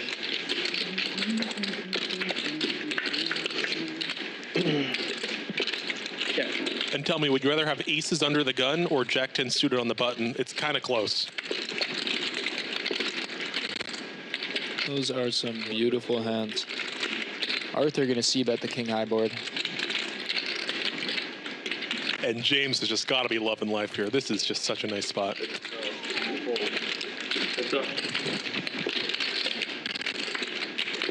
Smoothie.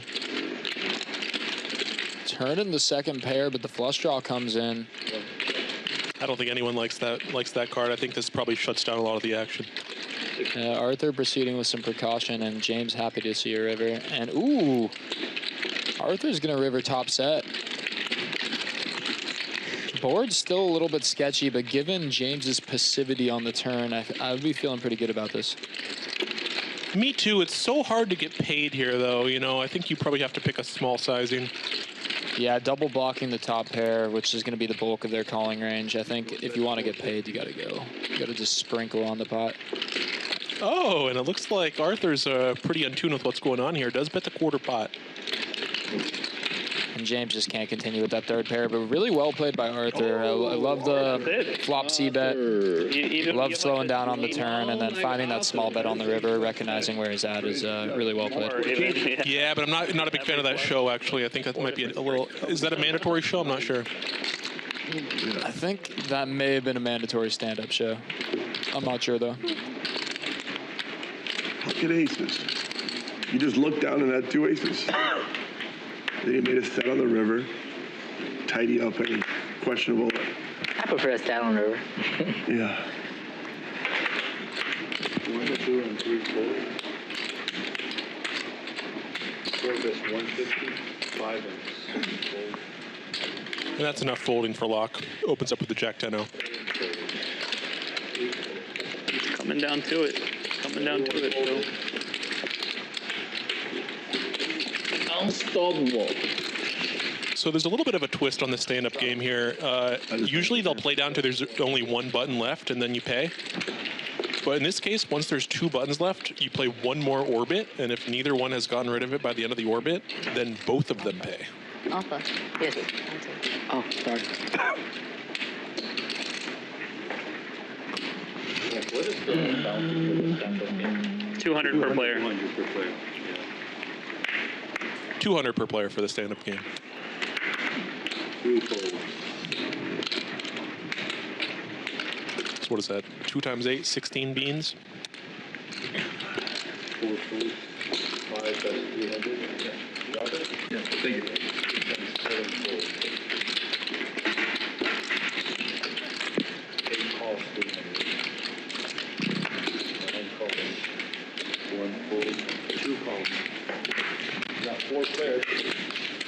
Kenny's getting in there. Just him and Zahari left with the button, and I believe the bounty is 200 or 300 each player, so I'm surprised we didn't just maybe see him considering any shoves with that $3,000 stack, considering the bounty is close to $1,000, but completely fine to see a flop.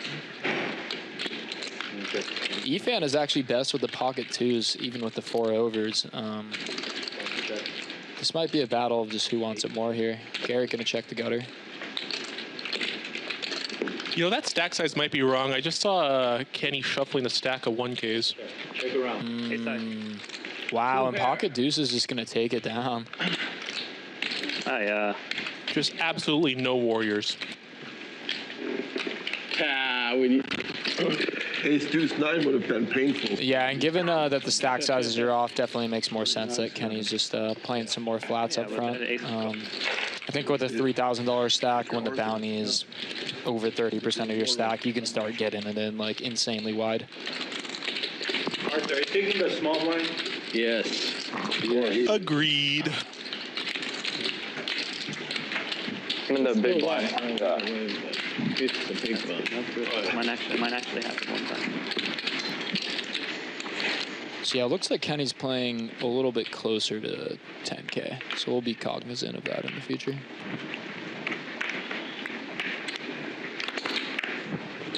Three bets 150. K opens the ace queen O from EP.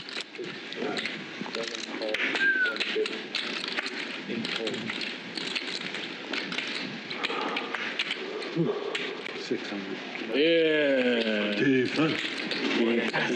Not defense. Zahari flatting in position, and Marc getting in there with a squeeze on the button. It's semi-defensive. Beautiful 4-bet spot here for K. Just calls. She's definitely not going anywhere, but preferring to play the more passive route. Maybe potentially trying to get Zahari to flat in between with a dominated ace, given that he still needs to get rid of a button. But regardless, flat or 4-bet, completely fine. And she flops the best of it. Interesting to see if she'll give Marc some rope. You know, it's like Marc's not having it. It's just getting better and better for K, and Marc has just got nothing. We got 800. She bets out around 60%, and Marc is just, he's done with it. Have a like straight. ace jack of hearts. Straight was good, but What do you think about Kay's bet there? Her hand seems pretty immune with the redraw to the nuts. Probably targeting some worse queen X, maybe some smaller pocket pairs, 9s through jacks. That's exactly what I had. So you have... Yeah, I think you go either way. What do you think? I think I do prefer the bet. We're never really going to get blown off for equity since we can just bet call it off on every street. And I still want 2 streets of value, turn and river from a hand like jacks, or maybe if there's like a weak queen like queen jack, queen 10 that decide to check it back. Look at my hand. Right, yeah, or any of his offsuit hands that contain a spade are definitely going to call in position, and you just have those drawing dead with the ace of spades. So you're right. I think I like getting 2 streets of value there. Unfortunate Marc didn't have anything to call with for K, but I digress. 320. That's good. Now I can pull Yeah. 425. It's a great feeling. I was going to call if you call. James limping in here with 5-4 suited from early position. Filled with tranquil beauty. Efan finally picking up a real hand. Interesting to see if the players are going to be giving him credit, because he's been getting in the mix lately. Ooh, and unfortunately gets no action. I do love Yosemite, speaking of. Yeah. Have you been in there? Yeah. Oh, sure. Incredible. Always happy to take it down, though. I summited half nice dome queen. there in Yosemite. So it's like That's spades. straight uphill hike for like That's spades. 7-8 hours. I And have then the when you ace get of to the spades. base of Half Dome, they've got these cables drilled into the side of it. Yeah. You don't clip in, or you just climb up. It's like a, I'm glad it's a they ladder. didn't come in.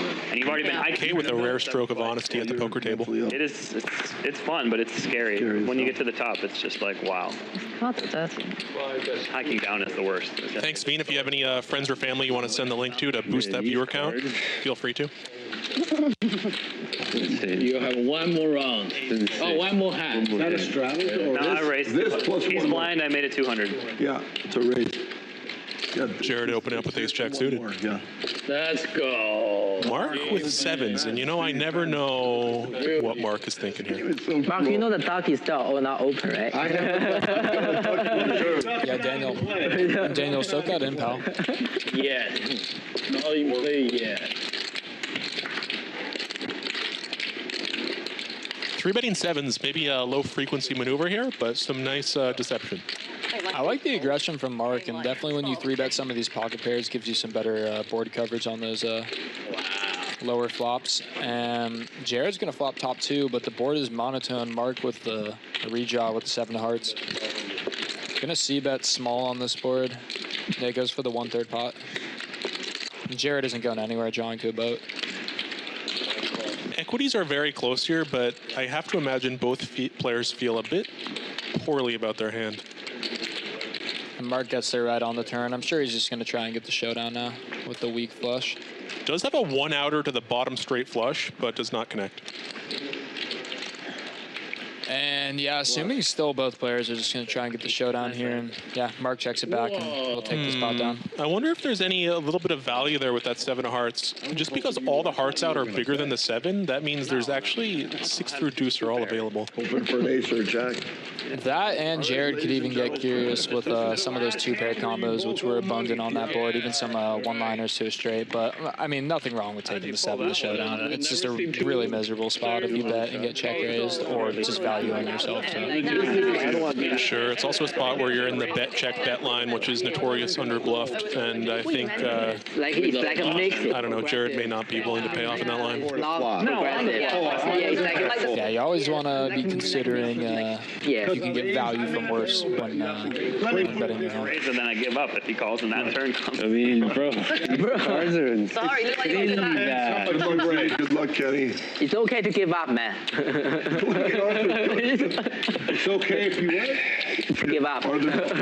is 400. James opens ace-queen suited. Z next stack with 9-4-0 and his nip button, and I believe this is the final hand. Oh. That's a painful fold. That is You could. that is minus 1.6. He could pay 16 because he could still win the battle. My hands are being so trash. This whole time. Sometimes this game make you to win. It's better to just pay it and not even try to win. If I have aces, boys, you're going to have to call 20K. That'll be my bet. If I have aces. That ain't going to happen. You don't. That would be my bet. If I had it, it was 20K. I swear, as God is my witness, no GTO bullshit for me. Just 20K. Okay, we have open 2 calls. Global Kenny there flicking in with King 5-0, trying to shed that bounty. And Jared in the big blind with queens. A layup squeegee. We're at the commerce. See what size he goes here. 1300, I like it. Game optional. Right? Squeegee. Hilarious, And James here, I wonder, I prefer the 4-bet with the ace-queen-0 and flatting the ace-queen suited, although we saw the inversion a minute ago. I don't mind bringing in multiple players when I have the suited variety, but when I'm have the offsuit, I like to just chop out the SPR and get a heads up. But my man Jared says it's a good race. I said you played it perfectly. Thank you. What a gross game. Let's see what James is. God forbid you 4-bet and have to get and face a 5-bet, and you just have to flush your equity down the drain. We got 2 players paying the bounty, I believe. Most likely. I believe. Very But he does 4-bet, and he 4-bets to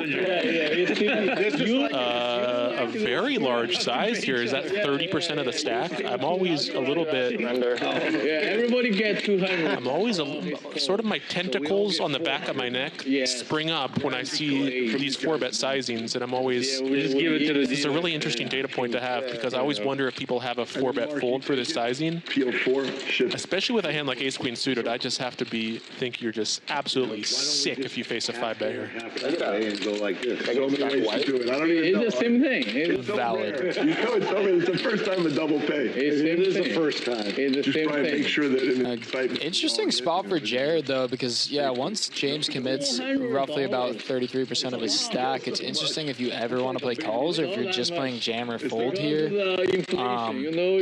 Additionally, it looks like even more nutted since James is committed so much. It looks like you don't even have any fold equity with queen, so he's definitely giving it some thought. Yeah. I'm playing jam or fold here, out of position. Agreed. Do you ever think you have any fold equity? Yeah, he's just going to assume that he has the best hand sometimes. And he's probably super surprised to see James even think about it here. And this is one of those spots as James where when you make that 4-bet sizing, you got to have a plan for when you face that 5-bet. Being in the tank here and feeling indifferent has got to just be... It has to be a long time ago. I feel for you, James. Wow. My first house was 29,000. I know, right? Wow. And this is part of the reason why I like to 4-bet ace-queen-o and flat the ace-queen suited, just because you never get in this spot. If you can just 4-bet fold the ace-queen-o pretty happily, but when you 4-bet face 5-bet with ace-queen suited, you feel like it's painful. Agreed. How old are you? 25. Like which year? Born 2000. Which month? March. No. What? You have to show. You have to show to win the bounty. Okay, here's 1,400 from me. Oh, and James does fold. Oh, a little bit of my heart just broke for that one. He showed? What's your birthday? Oh, he showed. I showed the queen of hearts. We're good. We're good. We're good. You need to do white. To Marc. Kenny, you need to do white.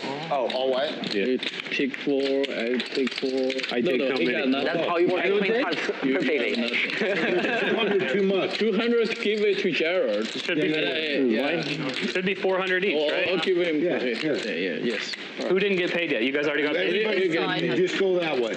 Yeah. Yes, 2 and 7. All right, I'm going to take a break. And 4. Yeah, we're good. Okay, we back. Ducky's on. Ducky game. He gave up or he called? He said he's going to take a break. No, he gave up. He folded. Yeah. That's the nice win. Winning like 6,000 without. Yeah, Tom, I think we're all fiending to see that flop. Yeah. Yeah. No flop. Right? So are we going to play any? The bounty game's on. The dark Yeah. game. Arthur, we're just seeing bounty games on the whole time. Here. Unless we're playing stand-up. Okay. 400 Thanks for the clarification. You can just keep that in the... Yeah, I already have a duck. Yeah. Just give him the red duck if he wins again. If not, then don't worry about it. Yeah. Ooh, he picked a hand just after he paid the bounty. Well, can call 400. That's a good hand. I feel like the algorithm thinks we're still playing stand-up games. Giving me the same cards. All right. Stand-up game's over. I already paid. You can give me like 90. Zahari getting in there with the 7 deuce. Yeah, Marc 3-betting Efan here, and Global Kenny going for the cold call with Jack-10 suited. I'm always curious about that cold calling range. That's a powerful check. Check around. Kenny flopping the open ender. And it looks like these guys are just turbo checking it down.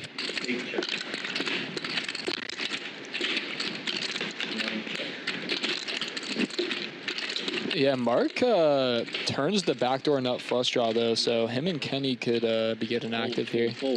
Kenny's going to lead out with the open ender. Interesting to see how Marc plays this nut flush draw. It feels like you want to find some fold equity at some point. And now we're somehow in a check call, and we river a pair. It feels like a little bit of a corporate bailout. Yeah. You. Is it you? Has to be, right?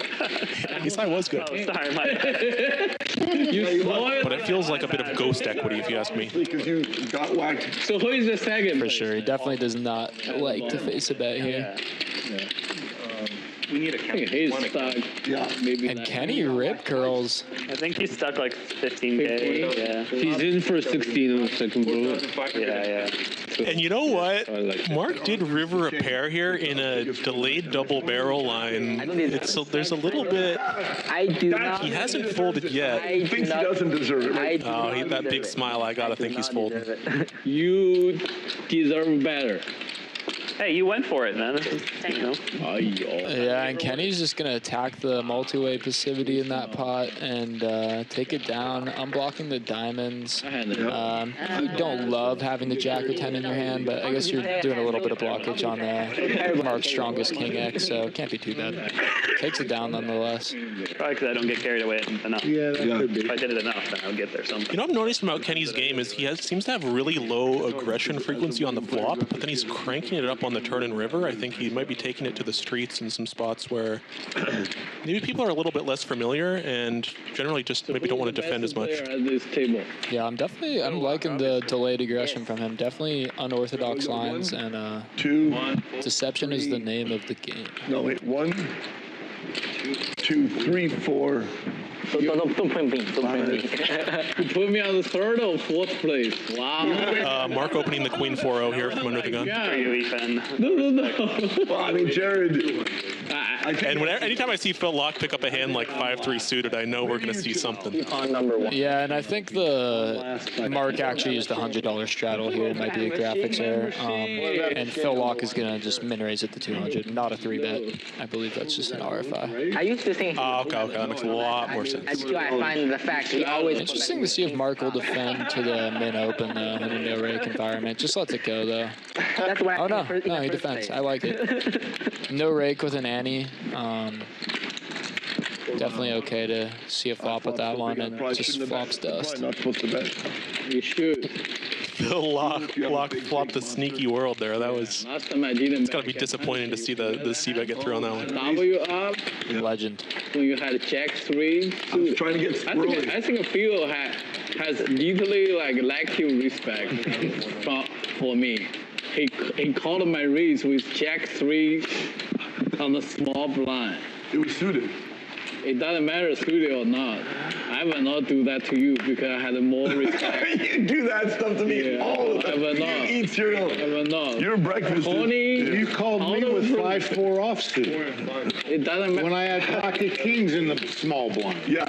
And you ended up and you flopped it straight, you lucky. You called 350 with 6-8. K opens the Jack 10 suited here. First of all, I had a 5-4 suited. It was offsuit. It was not suited. Efan smooths you out of the smalls with 5s. You were sitting here. Mark hops in as well. So foolish. Yeah, Mark has a dominating Jack against K, so Jack high flop could get ugly, but no, we see K flopping top pair, but Mark has an open ender in the backdoor flush draw. You called Kind of a nice little flop here. I think these 10 high boards sometimes get played a little bit aggressively because the top pairs really need protection.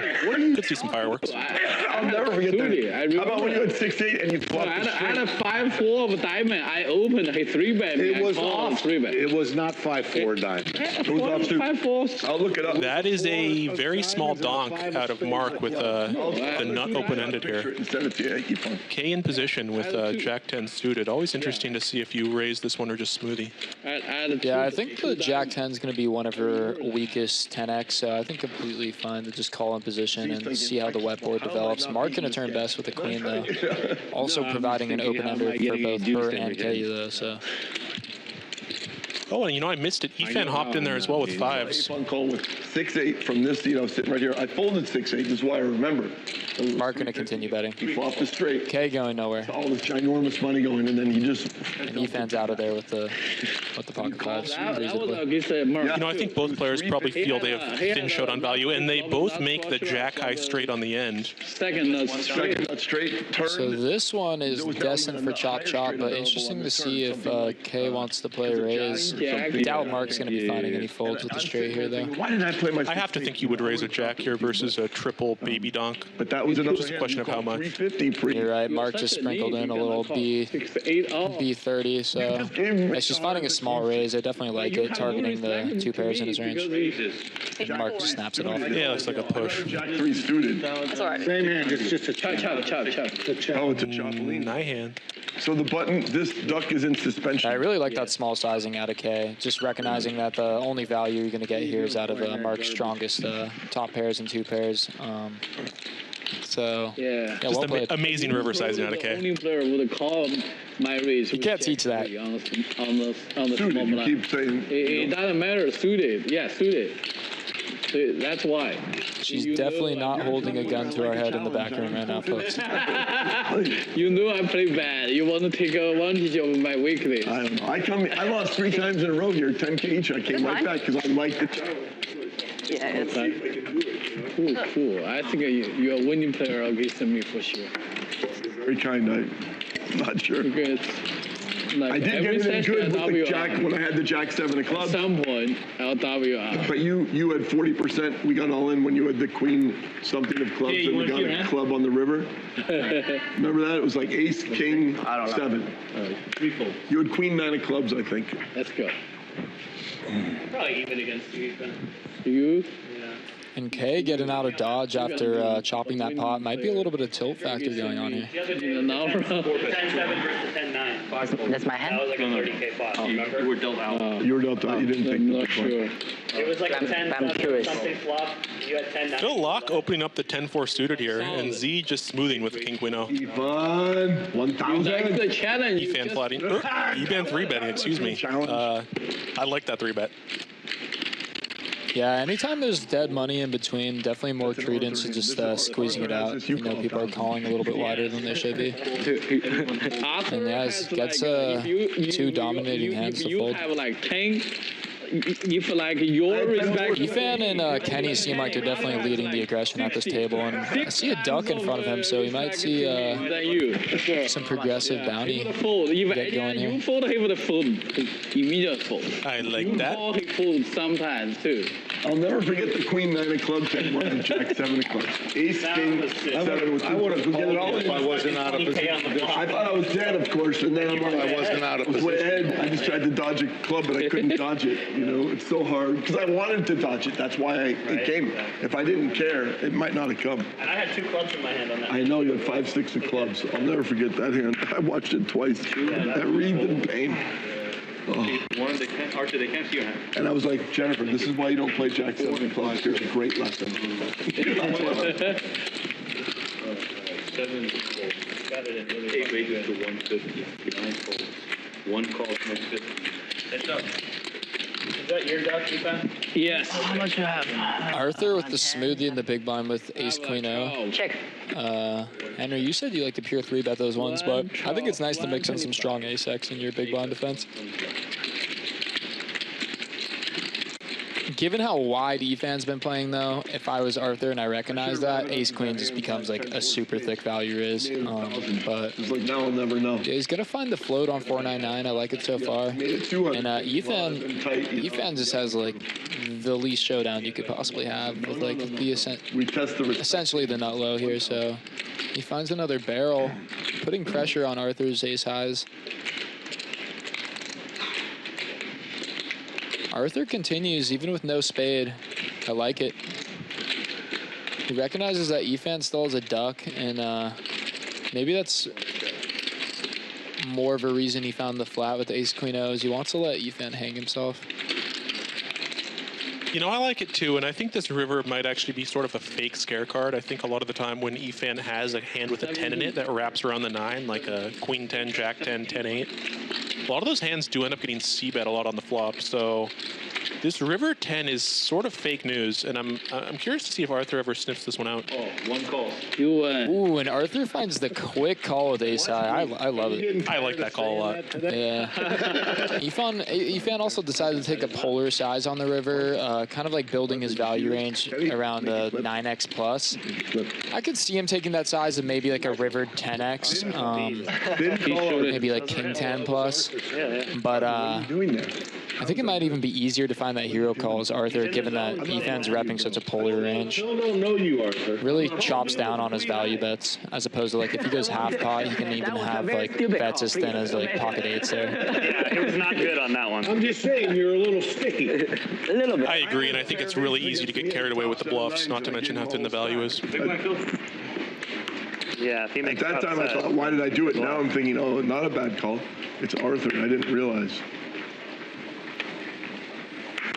Yeah, Arthur's plan of flatting the ace-queen kind of just goes exactly to plan there.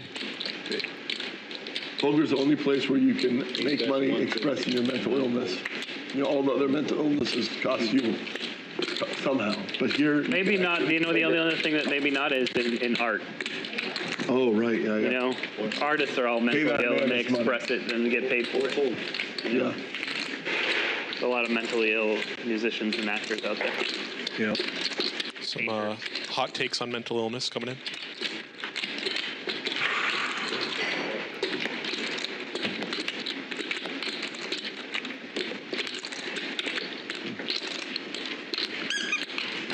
A one duck alert.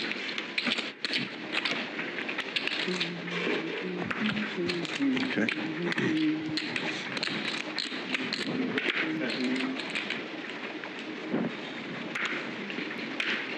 Let that soak, Dan. This 150.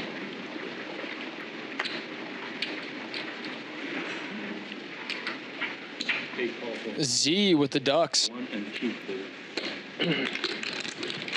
Efan's getting in there with the suited one gapper. 4, please. And Jared picking up a real hand. Gonna go with a smooth call. You might think Z's under the gun opening range might be pretty snug, so I think it's valid. Just don't love taking that hand multi-way, though. Yeah, you know how I feel about that one.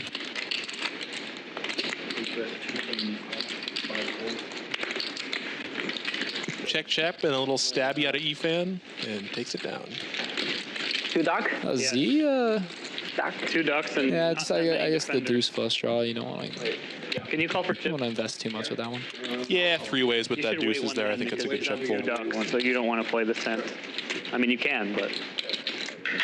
It's what the young kids are calling reverse implied odds. Thank you, guys. Or something. Reduce implied variance. Stats coming up on the screen. Arthur's still leading the chip count. Jared in second. Z playing a short stack for now. Might add on. Efan leading the VPIP, followed by Marc, Phil, and Jared hanging around at the bottom. And big winner for the day is Arthur. Biggest loser for now is Efan, but we could see some big pots brewing, so we'll stay tuned for those cumulative winnings. Not much turbulence for K and Marc so far. Middle of the pack.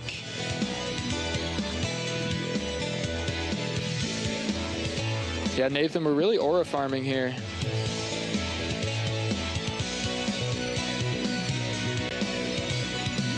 Hey, if you like the commentary, guys, go check out my YouTube channel, Turtle Shell Gaming. I do a lot of vlogging and a lot of shorts and a lot of commentary like this if you're interested.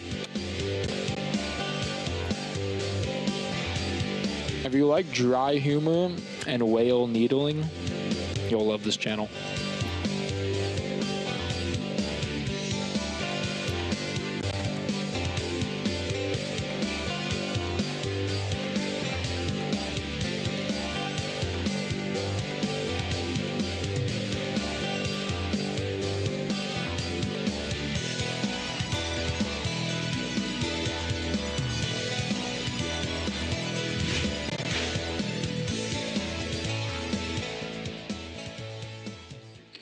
You're mute.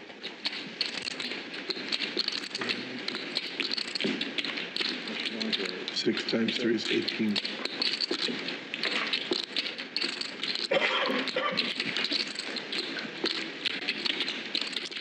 Efan with 2 ducks. Definitely incentivized to fight for this pot. Jared with top boat. 8 bets, 1,500. 1 folds. Efan get a value bet the straight, but kind of in for a rude awakening. Ready. Arthur there with double blockers to the boat, maybe considering something, but a nice snug fold.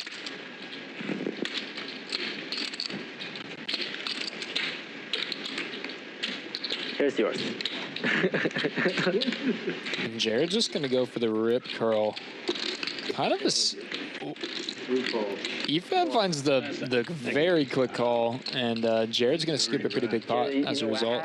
What? Queen 9. Really? Yeah, I like going for a large size in there with top boat when there's just so many other strong hands out there. Yeah, kind of a sick spot for Efan, given that he has 2 ducks, and Jared could perceive him as trying to steal the pot pretty wide there. Therefore, he could inversely be bluffing a little bit wider than he should be. So yeah, when you actually have the straight as Efan, it's definitely not a snap fold. With that said, that texture just provides like a lot of boat combos with the 2 kings and all of the kickers that typically tend to go with them. So yeah, definitely a sick spot. This is definitely the best I've run on this show. I usually don't win on here. Yeah, no question. The flat king queen off is underrated. Yeah. Very nice. I play back. This is definitely the best I've run on this show. It's true, too. No rebuy. No rebuy in the first hour and 20. Yeah. 800? Yeah, it's pretty much a milestone for me. 30 man. 30 bad. I only have 1 duck, though. Yeah. Oh, that was a nit and fold against that. He knows what's going on. Give me another duck, please. He has 8s plus. The red one. He knows I call like too liberally, so he's doing that with a red hand. Although I'm probably supposed to call things. Oh, dirty. Pocket 9. Give them too easy when they give you a good hand. Now, Never call that. now if I get a good hand. Luckily, the queen didn't come. Yeah, then I win a lot more. Yes. Oh. Queen. He had queen 9. Yeah, you would think queen, yeah. Top and bottom. Yeah. You guys too good. I probably should never play with Arthur and Jared. I should never play with you guys. I don't know about that defense. I don't know about that too. I've seen Too good. you fuck everybody up. 1 more hour left in the stream, guys. Let's see if we can get any more big pots. I'm having fun. Having fun announced. You have a 3 pair. Yes. It's like there's a lot of dust here, and somehow some V-pips. Phil Laak opening up the Queen Deuce Sue. Efan getting in there with the 6-3-0. He's been driving the action today. I play with you guys. And he... I flop 2. No, it does not flop best. Jared's going to flop best, but Efan has got the middle pair, or bottom pair working for him. The 9 on the top. It is kind of bent up there. I'll probably get a new one. All right. It's like split. Yeah, save it up. I think it might be wet.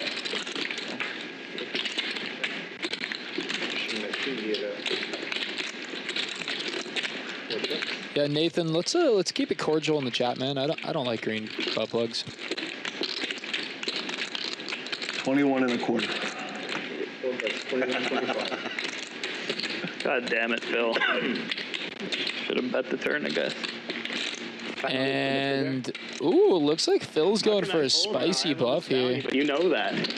Hits it with the 150% pot OB. Jared's in the 6th spot I now. never thought I would not call in this hand, but A nice little hand to call over there with blocking 7-8. Somehow a king blocking 7-8 is a bit nice. wow.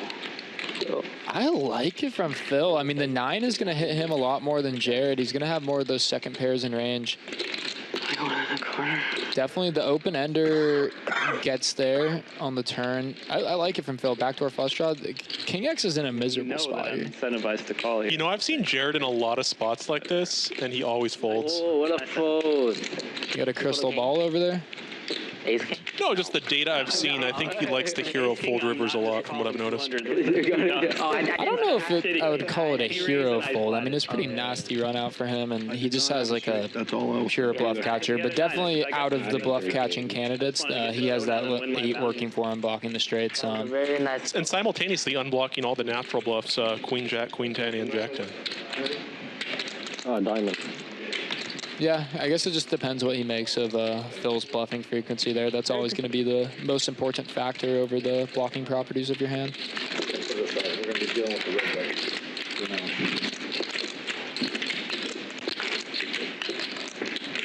It's dog-eared enough.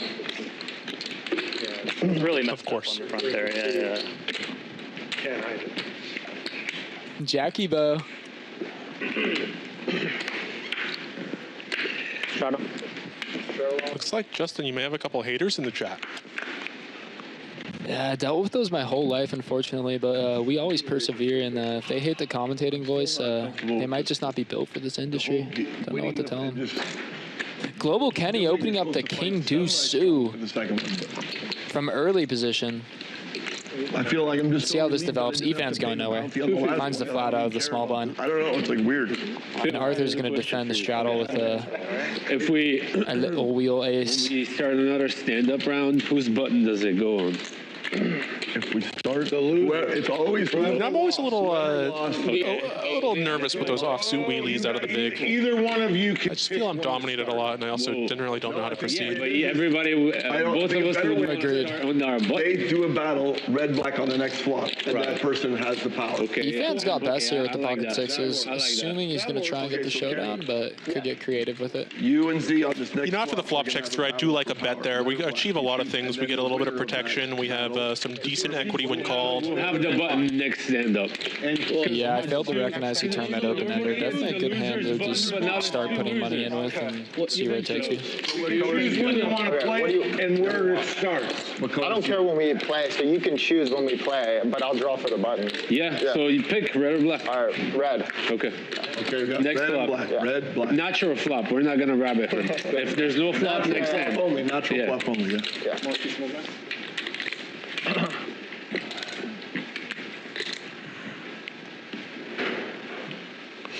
You know, Justin, I've really been enjoying this lineup today. It's a very, very fun crowd that we have at the table right now. We're gambling.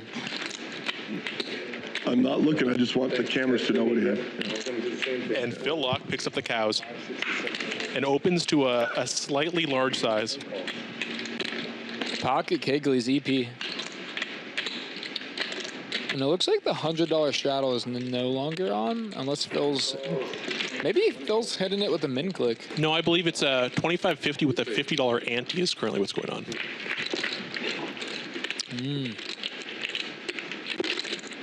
Could see some fireworks here. Marc flopping essentially top with the backdoor flush draw. Phil with the over. Curious to see if he goes for a donk here, because he has been donking a lot of these top pair suspicious hands. And he does. Phil finding the smoothie here. It's in the middle. Oh, red. Oh, red. So, Okay, so my button. yeah. Wait, I said red, right? Oh, you said red. Yeah, never mind. You said red. Yeah. And what's interesting here with the top pair, we've seen Marc triple a lot of small sizing. We'll see if now that he has a thicker value hand, if he goes for a larger sizing. Left, so I don't know. Yeah, we've seen Marc dunk these top pairs a lot in these configurations. You know, redemption. So interesting to see when the top card pairs. It's going to hit him really hard, given the lines he's been taking. Now it looks like he does go for a slightly larger sizing here. He goes for a slightly over half pot. And on the river, kind of everything completes. And he checks. Give me the money then. And a very disciplined check back from Phil Laak. Very nice. Very well played by Laak. Wow. Maybe I could have won that with all in on the river. You ain't gonna win that on the river. That's very honest. That's very honest of you, Marc. will never do that. But you're never going to do that, so it doesn't matter. You never. That's why it might work, because if I find it That's one why time in you- a decade, I do it. It's going to be like, damn. But it would be weird just betting a flush like that. I would probably just bet 3,200. Oh, my bad. It's on me. Hold on. Set that up. 4 raises 200, 5 folds, 6 folds. Phil Laak under the gun here with Ace King O continues with the 4X open. 7 raises 400. Phil Laak no longer on lockdown. On the turn, I was pretty much... James calling the pocket sixes out of the 9-something. out of MP, and Z finding a squeeze with the suited Broadway. Yeah, and a very tight image as well. So I think I really like this play. Unfortunately, Phil Laak here does have the goods. We'll see how he plays it. Generally, I see a 4-bet here. with the offsuit variety. Chinese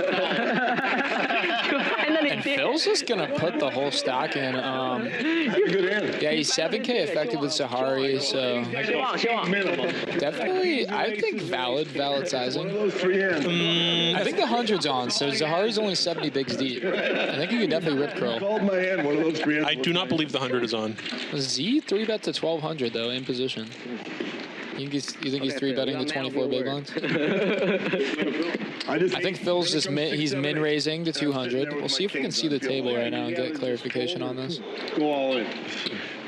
No, I mean, I could play it like the clever guys where they try and make a set. I'm not sure if the 100's on. Regardless, I think it's fine to pick up I believe it's not on. I had to crush. Let's stand on that one. I figured.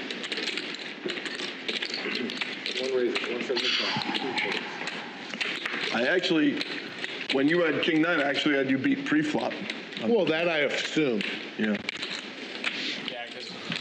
Quit telling everybody that. Even with the even without the 100 on though, once Z makes it 24 bigs there, you were sitting there with 140. There really is no good 4-bet sizing besides all in.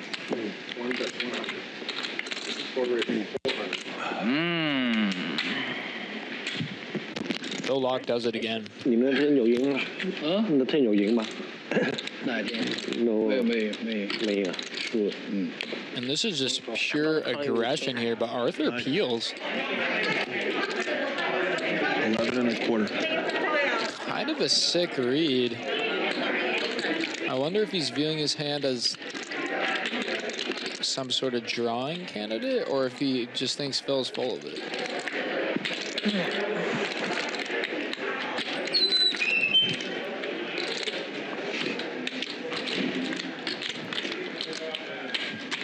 Since you said to me before the hand, you said all hand is far value, I'm gonna let my king high go.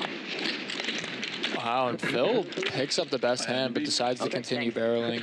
Maybe targeting some queen X or some flush draws. Wait, 2 buttons alert. 2 button alert. He did not see the last hand. And Phil had the button, so understandably, why he decides to take the aggressive line, and understandable why Arthur peeled so wide. I'm going to try a medium amount to win this hand, not an aggressive amount, just a medium. These ducks really drive up the action here. Last time Phil had 2 ducks, we saw him fold to 8-5 suited. We'll see if he gets more in the mix this time. 2 ducks in the small blind, that is just the worst seat to have 2 ducks. True. Noted.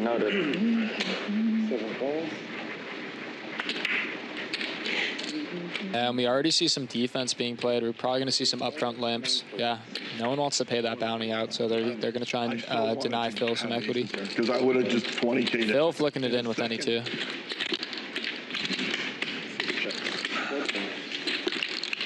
Yeah, and he's up against 3 defenders here. Hard to flop best when James has his 4X dominated. Oh, and he just flops trips out the gate. Efan with an open-ender. Zahari with a open-ended straight flush draw. We could see fireworks here. And he just calls with the 2 ducks. Yeah. Decides to take the passive line. He's going to have to dodge a lot of turns here. This is just crazy. And that 9 just kills the action for everyone. Yeah, he's not going to get action from these combo draws anymore that otherwise may have 3-bet his raise, could have piled against, but check. Continuing to play passive. Maybe, I mean, there has to be, yeah, it takes it down and he wins the bounty. I guess there is some EV in keeping the pot small and avoiding getting bluffed off your equity. How much is it? 300? 300, yep. But yeah, I think I would have liked to see a little more aggression out of Phil. But then again, the cards are face up for us, so it's easier said than done. Absolutely. I have to imagine if the turn came some sort of brick instead of that 9, we might have seen some action anyway, and we might be result-based thinking here. Yeah, the 9 was kind of just the ultimate action killer, and yeah, I would imagine that Phil was gearing up a big turn check raise, but I'm sure Phil's happy to just take down the bounty game nonetheless. I think earlier he was saying he's never got him the triple duck, so maybe he wanted to put that trophy, add that trophy to the collection. Yeah, it's always interesting to see when people line up the turns that they have a lot more value in their turn raising range. Yeah, Nathan, the bounty is, I believe it's 200 or 300 each, so it's a pretty hefty payout. Yeah, fold. Give me a walk. Yeah, it's 300 each. Although there's only 6-hander right now, so 1,500. Yeah, the goal is to win 3 hands in a row. Those are represented by the rubber ducks that sit in front of the players.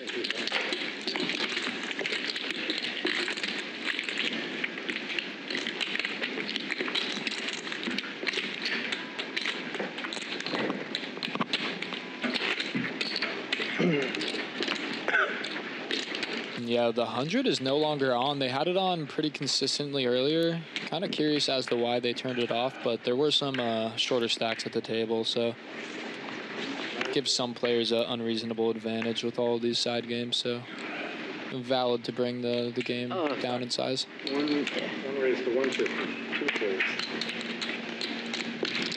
folds. Arthur with the suited ace.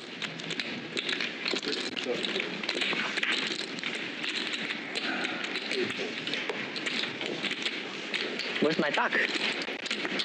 Fold, fold, fold, fold, fold. Duck, duck, duck. Duck, duck, duck. Goose. Wait, so K is back. Jared's back. Play the game or what? We're so Are you back. going to get in the game or what? Are you taking a hand? Does somebody have ducks? One duck. One duck. Whatever you want, whatever. Does someone have a duck? Someone's always going to have at least one duck, right? Sure. Okay. Correct. That's what I'm waiting. Seriously. No. 2 less opponent. Very nice.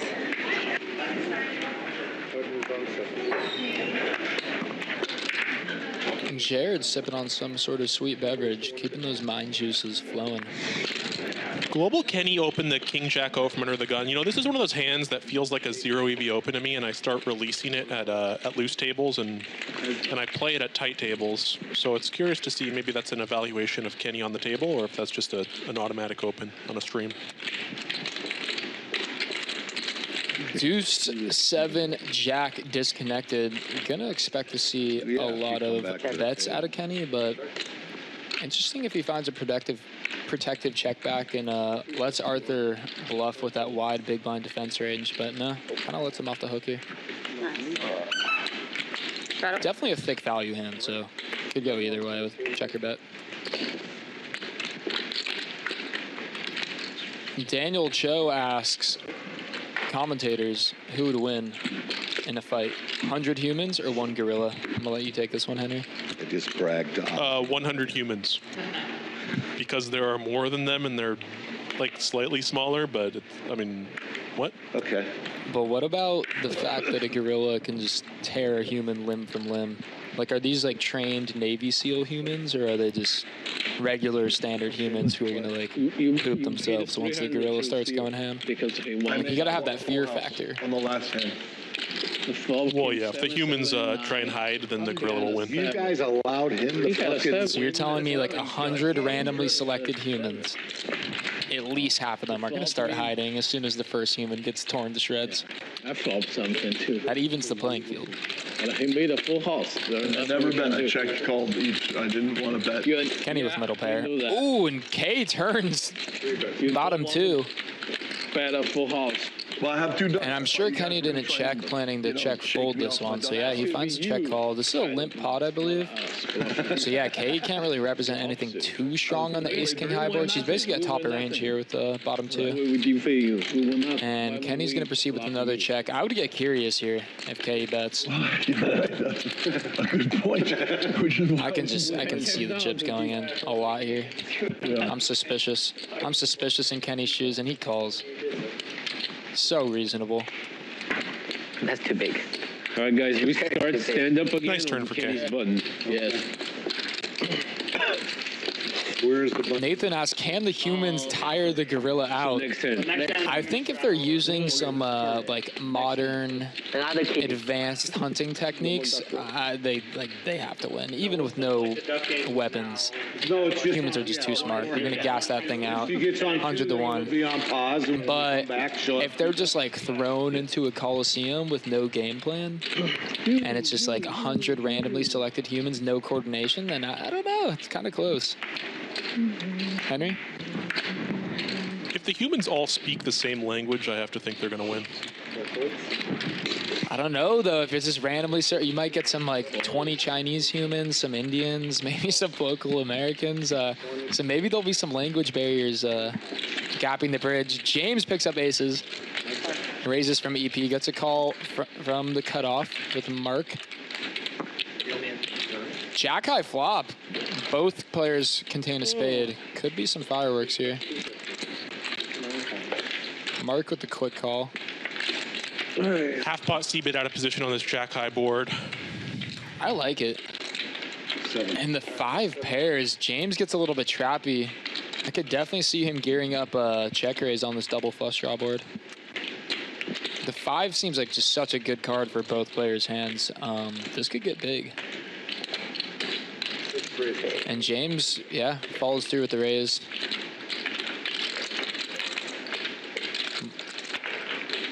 Very interesting line here out of James. I kind of like it. 9 calls.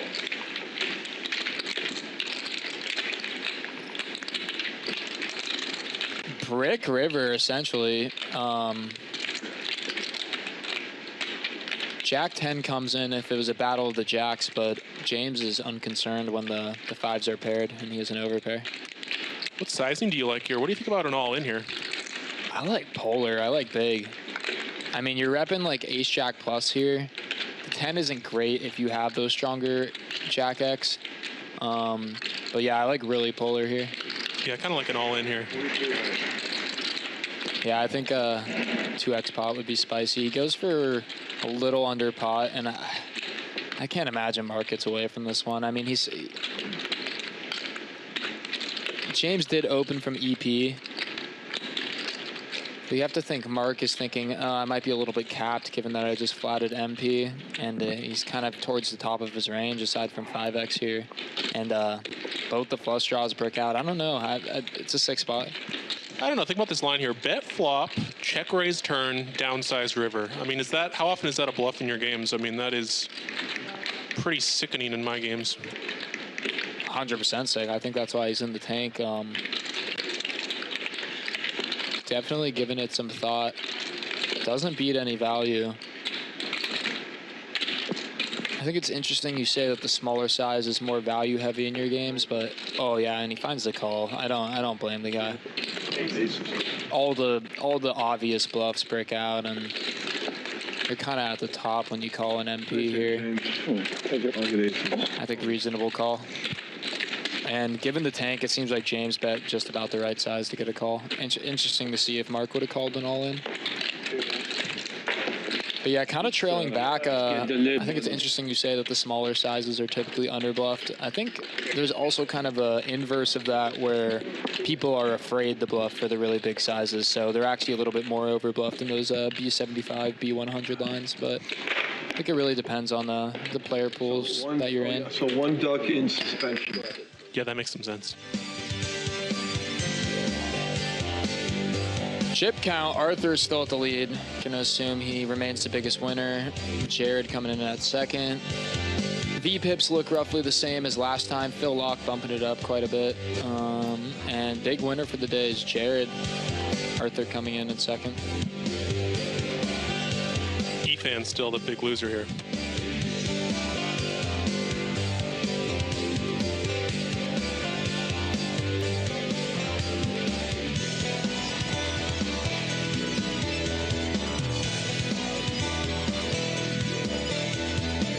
Nathan asks, what about 100 poker players versus 1 gorilla? You know what? I would like to think that the poker community is one of strategy. And as we discussed, 100 communicating strategic humans are going to take down that gorilla, I think. Definitely better off than 100 randomly selected humans, I would say.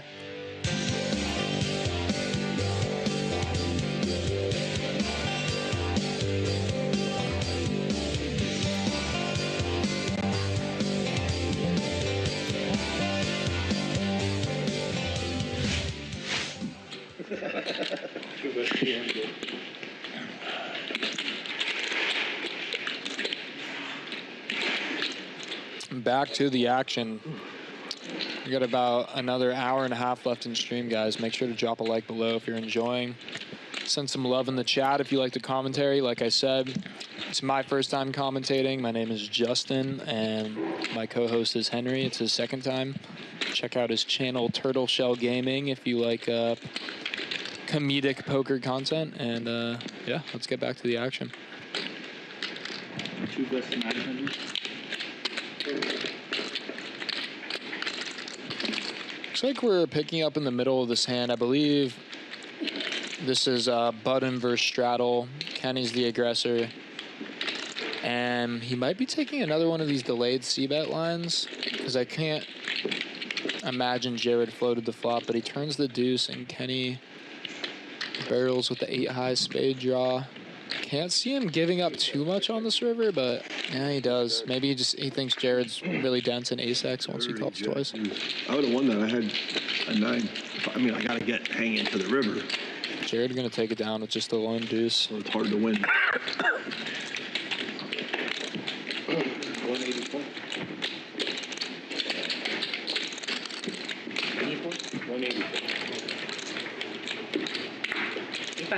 Oh, and the stand-up game is on, guys, so we might see some fireworks here in the last hour. 184. Let's get it. And I think there is a correlation between stand-up being on and the straddle being on as well, so we should have some big pots. I think the reason for that is when you have a button and you straddle, you kind of give yourself a second chance to get involved in the pot. So you're actually kind of incentivized to straddle as opposed to playing under the gun, where you're going to have to open fold a lot more. Efan opens the King Jack O, and Kenny here with the Ace King O in the cut. Yeah, and Kenny is working with a smaller stack if that's accurate, and he's been aggressive with the 3-bets all day, so I could see Efan maybe finding some pushback here at the King Jack O. Yep, and he just rips it. Kenny's going to snap. To the right. They're both all in. I'll just call. Global, what do you got? It's king. Oh, it's king. Let's go. And Efan says, I've had enough. Kenny hasn't gone too much to showdown. He's had valid hands to 3-bet all night. Hasn't really been getting too out of line, but I can completely see from Efan's shoes how, like, he's just fed up with this guy.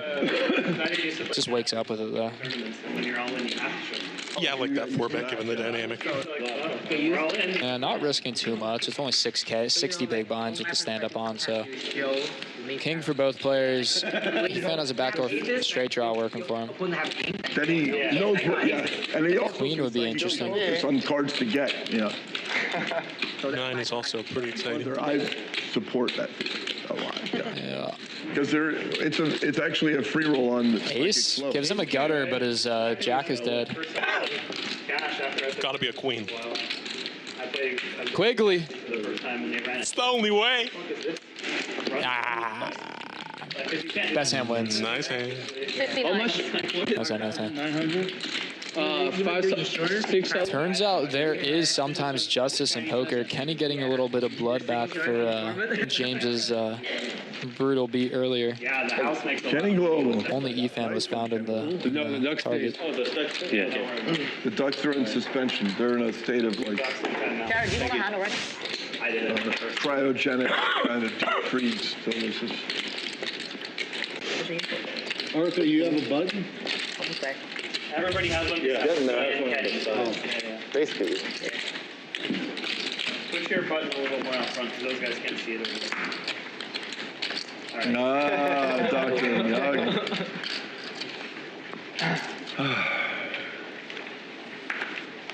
Not sure if the duck game is still on. James has a duck, but Kenny won the last hand, so that might be a misnomer. Stand-up definitely still on, though. One read is 400. 2 fold. 3 call 400. Marc limping in. Arthur ISOing with the Queen 7 suited. Kenny just lets the King 10 go, but he got a button, so he's chilling. Jared letting the pocket threes go. K flexed it in position here with 10-8 suited. I like this hand. We got 3 players. She's a B8. So much potential with those little suited one-gappers. None on that board, though. Well, there's a little bit of a 3-card wrap in the middle there. Okay, check around. Yeah. 9 is best. Let's see if Marc wants to play it more aggressively on the king pairing. Going to reduce some of the king X that his opponents might hold. Both of them played the flush draw board relatively passively too, so I think 9 is best here a lot, but he can't love his kicker. Now that I think about it, I kind of like giving your opponent some rope. Arthur does have the backdoor flush draw working for him, so reasonable that he's stabbing here, but he bricks. Marc could be gearing up a bluff catch here. Okay, you win.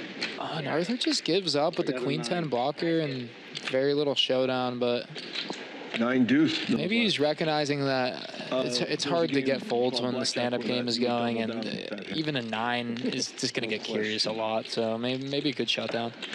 Yeah, I think I like that shutdown, unless you think you can be repping a jack for value, queen jack, jack 10. I think you're probably betting flop a lot with a king, so it's a little bit, I think you're going to get sniffed out there a lot. Yeah, I agree with that. His hand properties weren't too great either. Definitely don't want to be holding spades or the queen, honestly. All not really doing too much for you. Yeah, 6 to go. Yeah, you might want to be holding a hand like, if you're bluffing there, you might want to be bluffing with a hand like 10-8 of clubs or something. I can tell you guys my strategy like that, but pretty much, who cares? Ooh, burn.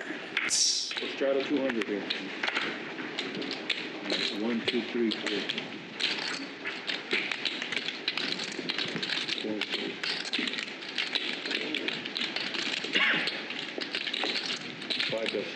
5 calls, 200. 6 calls.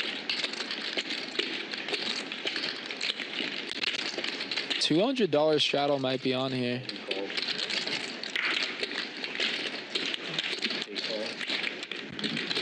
Jared limps in with the queen 9 suited here. I guess the 200's on. 9 reaches to 700. And that's going to start a cascade of limping. Over to Marc, who juices it up out of the straddle with 9-8 suited. For kind of a small sizing here, I don't think this is going to generate many folds at all. 7, 5 calls.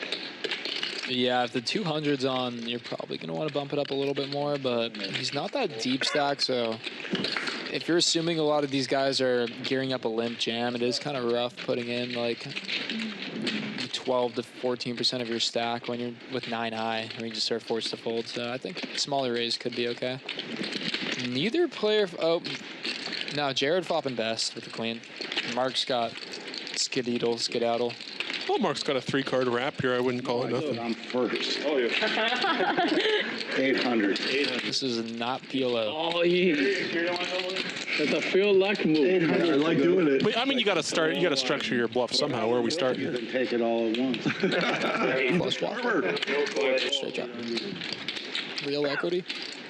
Jared going to defend the queen. I like just giving Marc some rope here, given the stand-up dynamics. No real sense in raising one of your worst queens. King on the turn could slow him down, but Marc decides to shut this one down a little bit. Could structure some bluffs on some flush completing rivers, but ooh, that's going to be a rough one to bluff. Looks like we have a gorilla in the chat.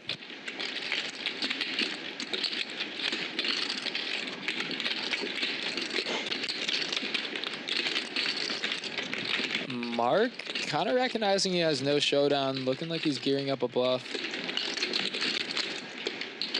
And it's kind of chunky. I cannot see Jared getting rid of this one though. Oh, front door flush comes in.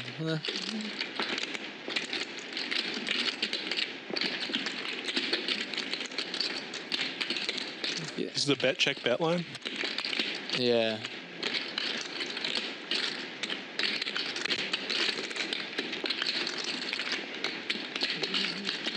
Interesting. I have to, you know, I think it's a good spot to flick it in. I've seen Jared fold the spot so many times. I don't know. Yeah, I wonder what he's making of Marc's turn check. Like, if he thinks that Marc is always going to barrel off his clubs, which a lot of the time they will on the king turn, that's going to reduce his flush combos. And then additionally, if you think he's going to barrel off a lot of his kings on that turn, especially when the board's so wet and dynamic, it's hard for him to have a flush or trips here. If he's able to sniff this one out, I'd give him kudos. It's easier when we see the cards, though.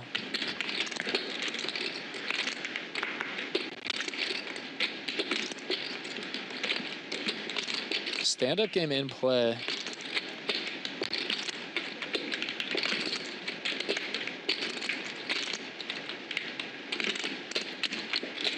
Yeah, and Jared sniffs it out. Let's go, Jared. Let's go, Jared. I know it's a tough call. I haven't seen Jared make enough of those hero calls on the end. I'm glad to see he made the right decision on this one.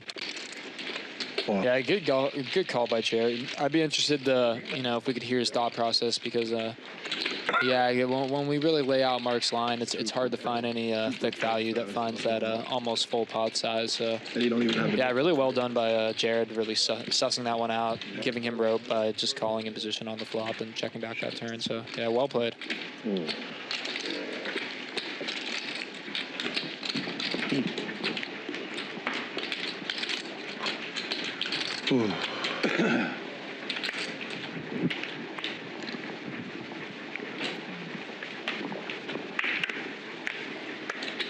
Battle 100.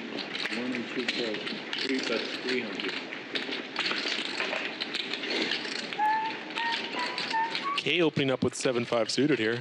I love it. K came to play. James gonna flick it in with the Queen Jack O. Z. I haven't been seeing him 3-bet these ones too much tonight, but it looks like he's gearing up a raise.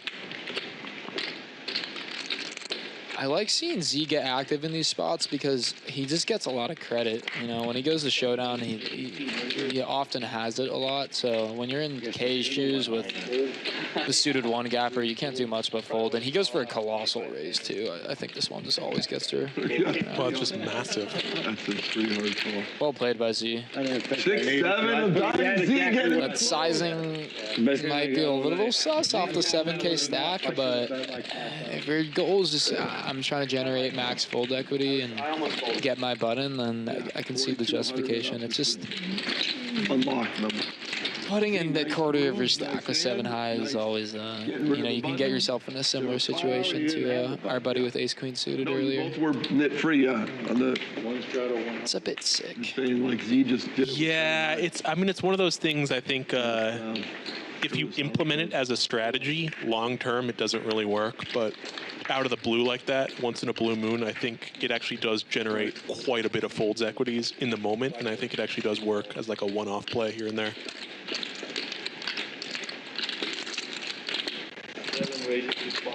Oh, he's out there freestyling. Agreed. Black diamonds. We see 2 limps and an ISO from Z on the button. What are those boards called where you don't ski but you? Snowboard. He's got his new snowboard. Z has a dominating ace to both players, but given that 3 of the aces are dead, this might be a battle of just who wants it more, unless the kickers come into play. Marc flicks it in with the suited one gapper. Fills out. James is in. All right, Go to I'm flop. actually rooting for Z. James limp calling the ace 9-0, always a little bit troublesome. I got a nip button. Nothing for anyone. Couple of hearts on the board here. James with the ace of hearts, Z with the jack of hearts. But when you're just winning chips like this, nothing.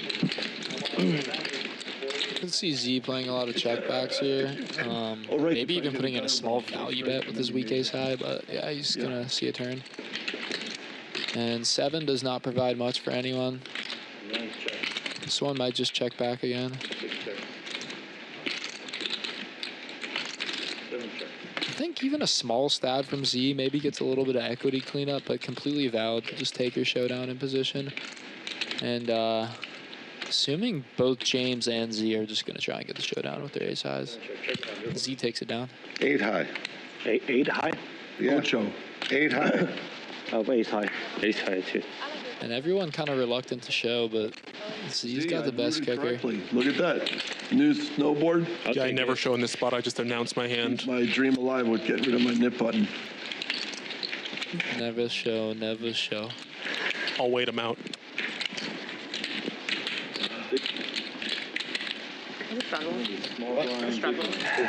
It's not, no. Just voluntary right now for most of the time.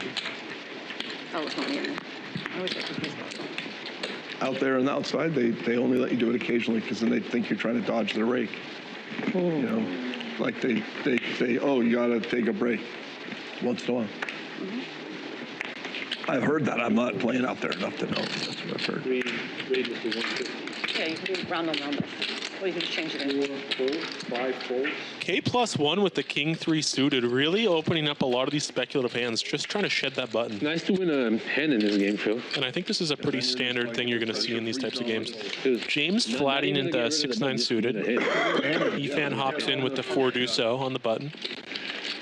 And Arthur with the dream squeeze spot here. Ace king O. That's a crazy stat you shared earlier that you haven't beat this. I haven't. Fucking 900. I mean, I've only played 4 times, but... So that's actually a really small squeeze, is that not? I played a lot. Then I think we're playing quarter 50, so it's like 18 big My blinds. record is I lost 7 times in a row playing on this go. Yeah, I like that sizing out of the big blind, taking a polar size. I like it too. It's not easy. It's only 5 Ooh. Okay, I love it. He's getting spicy with the suited king. Given the dynamics of the table, I love this attacking Arthur's squeeze. With a relatively snug image as well. I really like this play. Unfortunately, she did run into the ace king. Let's see if Arthur gives her some rope here, or if he's just kind of not interested in playing post flop and just sticks it in her eye. You know, I don't know, out of position with the ace king O here. I don't really give any rope. I just kind of 5-bet it in and go to bed. Here with you guys, you know? Yeah, that 2.5K plus the 2 dead calls, like 3K total. It looks enticing. Yeah, 3,700 in the pot. I wouldn't fault him for just sticking it in here. Keeping her wide, though, could be an interesting play, but sometimes you just flop dust with ace-king and you regret it when you didn't just shove and take the dead money, so both plays valid. Maybe like a min-click and deuce could exist in some world, but the stack sizes he's kind of handcuffed. Mark, what time is it? 4:20. Min-click could be creative here. Time to roll one up. No, thank you.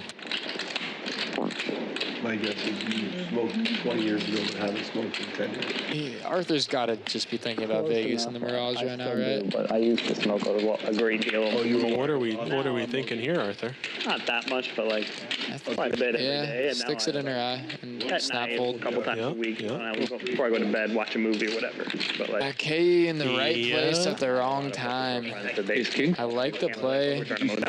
Gonna work a lot of the time, but kind of just runs into a brick wall there. No, I love that play out of K. That's too bad. Too bad that one didn't work out. Your heart was in the right place, K. Video with the cat coming around. Just the sheer face of disappointment. Yeah, that's his. She's ready to go home. He's a freak of nature, man. That guy. Oh, I don't know if I've ever played with him, but he plays like a psychopath. Dude. He's crazy. Wow. Frog poison, weed, and Taco Bell. Found out about sums it up. But yeah, there's a lot of characters like that. It's like they literally smoke the whole time they play, no matter what. Wow. I can't do that. I used to smoke sometimes when I would play, and I realized that it just made me turn way too passive. Too passive. Just too high. I'm like, oh, whatever. I'll let him win. I'm not going to check rate this. I'm not going to 3-bet this. Like, you know. Yep.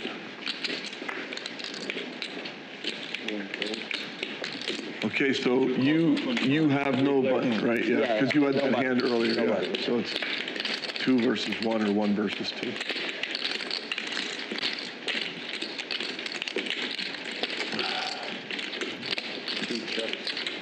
That's 250. I got some whites. Yeah. 2 calls. What's up? Yeah. 2 checks. 925. Is it just me, or has Global Kenny had King Jack like 13 times this stream? Okay, just to catch us up here, we're in a 3-way single raise pot. And now Phil Laak is sticking his neck all the way out here with 6-4-0. He's got that pesky little flush draw. You know, I'm always hesitant when I'm semi-bluffing towards a hand that I can't value bet.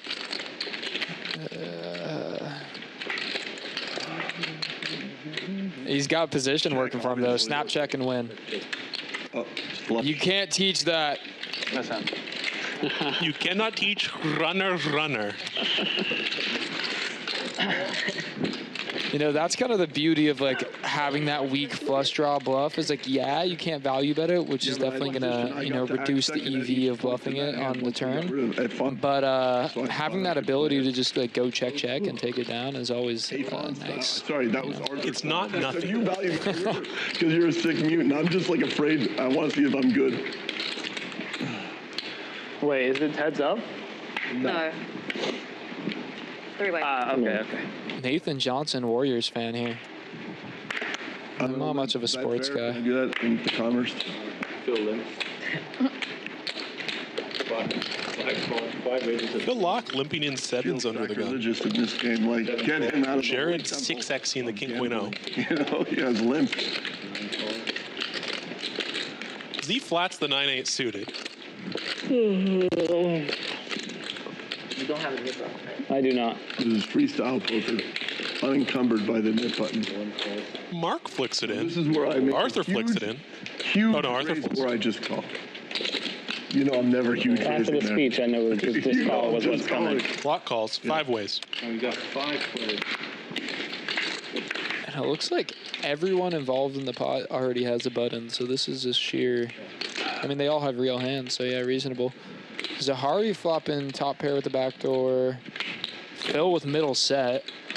Coming out way ahead. And Marc's got a little nut gut going, so we can see a big one between him and Phil if on a 9 turn.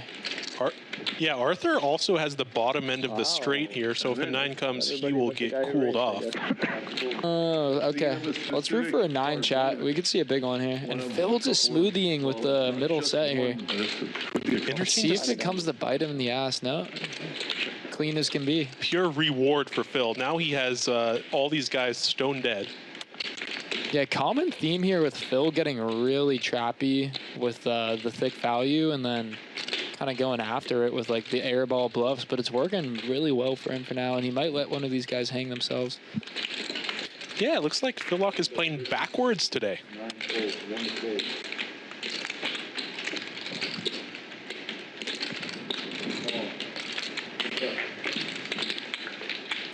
Phil with the smoothie again, and I'm sure there's just he has to be lining up a river check back here. Yeah. Not much value to be had on this river. It's probably going to be one of Z's worst 8Xs that arrive in this line, so... Maybe he's considering getting shiesty with it, but no, he doesn't get too greedy. And Phil takes it way down, like 10 times over. What's the card you wanted? Yep. And Phil scooping in another nice one, bringing his way to Profitville. Phil Laak just silently sailing that boat into harbor. Yeah, you know what? That's what I always liked about Phil's game is like that unorthodox style is it's hard to read, and poker's a game of deception at the end of the day. And when you're not typically used to players having that many traps and fast playing their thick value, it can really be treading in dangerous waters. Yeah, CBA poker. Marc with the jiggities. Adding 7. Adding 7 down. 3 raises. K picks up a real hand. Now, yeah. And I'm not sure what we're seeing. Like a lot of late game aggression here coming out of K with a 3-bet. King Jack suited. I like it. Yeah, I think she's still got that stand-up button, so definitely incentivized to take down as many pots as she can. We'll see if Marc elects to 4-bet this one or just smooth call in position. Looks like he goes for just the call. I like this one. K has the knit button. Although you don't want to see that many overcards with the jacks, definitely some benefit in just letting her hang herself, and like, yeah, he just gets the god flop. I would like to see him slow play this one, but Marc tends to like to put chips in when he knows he's good. So we'll see how he plays this. Beautiful flop for Marc here. Always easier with the cards up. We'll see how he plays this. Yeah, and he goes for the raise right away. Yeah, kind of lets Katie off the hook, considering her jack is dead. She's only really drawing to a king, but understandable. Marc doesn't want to see a spade or any overs to his pair, so fair enough for him to go for a fast play. Yeah, there's always tempting to fast play those vulnerable over pairs on a board like that. I think some nice aggression out of K, just kind of running into it here at the wrong times. It's like sudden death inflection. Yeah, nothing wrong with Marc's play. Completely viable line to take. I think just specifically with the stand-up game, when your opponent's going to be a lot wider than they typically are, it's nice to give them a little bit of rope, but getting some protection versus those overcards and flush draws is nice too. And maybe when he chooses a small raise size, he can do some inducing. So, yeah, valid line. James going to raise it up. Oh, no, James is in the straddle with aces. Surely Phil finds the limp.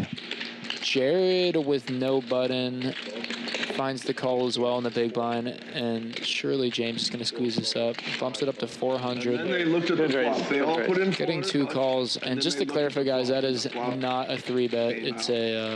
It's a regular raise because the $100 straddle is on. Not a whole lot going on. Jared has a nut gutter. Phil Laak with an over and a backdoor. Please be a hand. And James just goes colossal. Oh man, I could have fucked you up on that.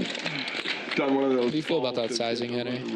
I had a gutter. I could have called you. Pre-flop? Now it's No, out of James. He pots it on the flop. I think I just recognized that he threw that nip butted in, so maybe he thinks that his opponents are going to think his bluffing frequency is a lot higher, so just wants to go big with the thick value. I think he went 1,200 into 1,200 on the flop.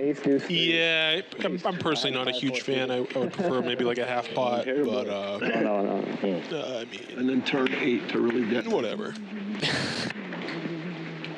Yeah, I think 50p to B75 is like a little bit better to string your opponents along, especially since aces don't need as much protection as some of your other pairs. Yeah, that's 3 ways. You get ahead to lean on to it. But given that he had a button and neither of his opponents did, I think it's fine to fast play and put in some big bets. Marc raising up the ace-10 suited. K getting aggressive again. You can really see how this stand-up game is affecting the ranges. I fold, but I'm going to show Arthur. Phil Laak knit folds there on the button. You ought to recognize that K's been a little bit out of line last couple hands. A little bit nitty fold out of Phil. But to be fair, we can see the cards and he can't. So that king 3 hand never went to showdown. The king jack suited never went to showdown. So hey, I hear ya. I think maybe I'm just addicted to 4-betting ace queen-o. both players flopping a gutter. K has the middle pair working for her, though.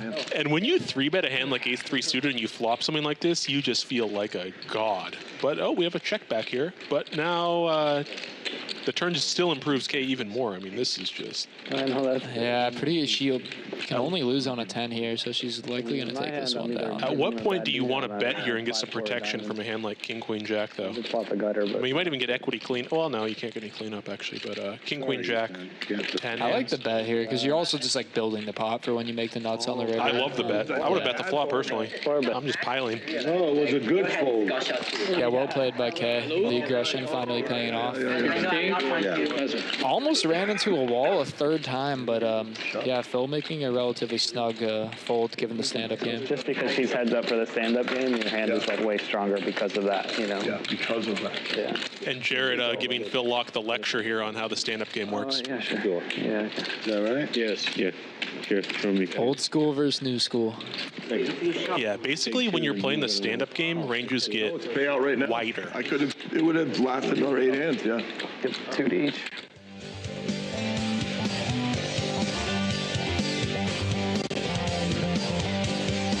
Ooh, 2 big stacks there, Arthur, Jared. Phil Laak not too far behind.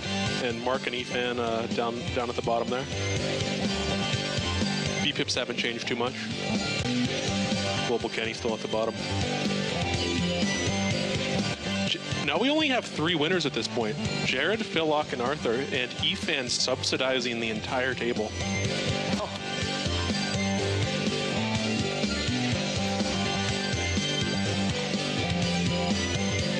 The chips are flying.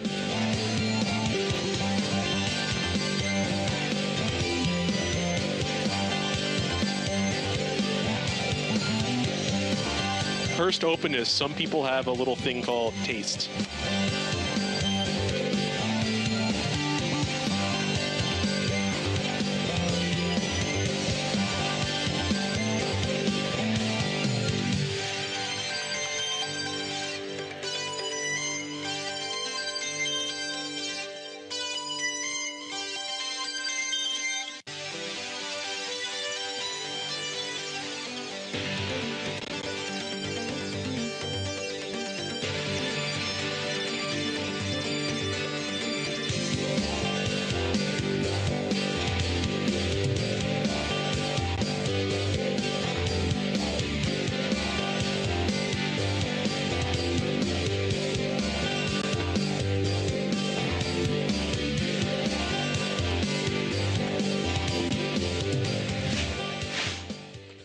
No problem. For 4,000, no, that's a problem. Yeah. This is in the middle. And it's a collection pot. We're going to have some fireworks here, folks. I have 2 blockers for my collection now. Oh, nice. Yeah, he has pocket 5, so he blocks it. All right. I like it. Hey, fun, I have Now, if a 5 comes, I'm going to be super tilted. I have jack and clubs. 1 block. Yeah, you really wish you had 2 blockers. I'm a little nervous. Back in the action, James looks like, yeah, he raised out of the small All blind. in pre, looks like is what actually happened here. 9s against 4s. Oh! Next card again. Next card again. And Jack or a 10 on the river, we can chop it up. We can get out of this hell. And 7. Ew. And Efan continues to get buried. I would have won. Jack 8 of clubs would have won. And did Efan have the nit button? Did either player have a nit button there, or was that just pocket pair on pocket pair violence? Do my day. Yeah. All right, GG, Efan. Keep digging, Efan. The gold is right. One more swing. Yeah, Who first collection? 7. Me? 7 was it? Yeah, if you win, I'll pay your bounty. I'll be here. I'm out You there. have 2 ducks? Yeah, he has 2 ducks. Most gamblers quit before their big win. 2 ducks too. Oh, That's good. No, right. There was no way 9s are good on there.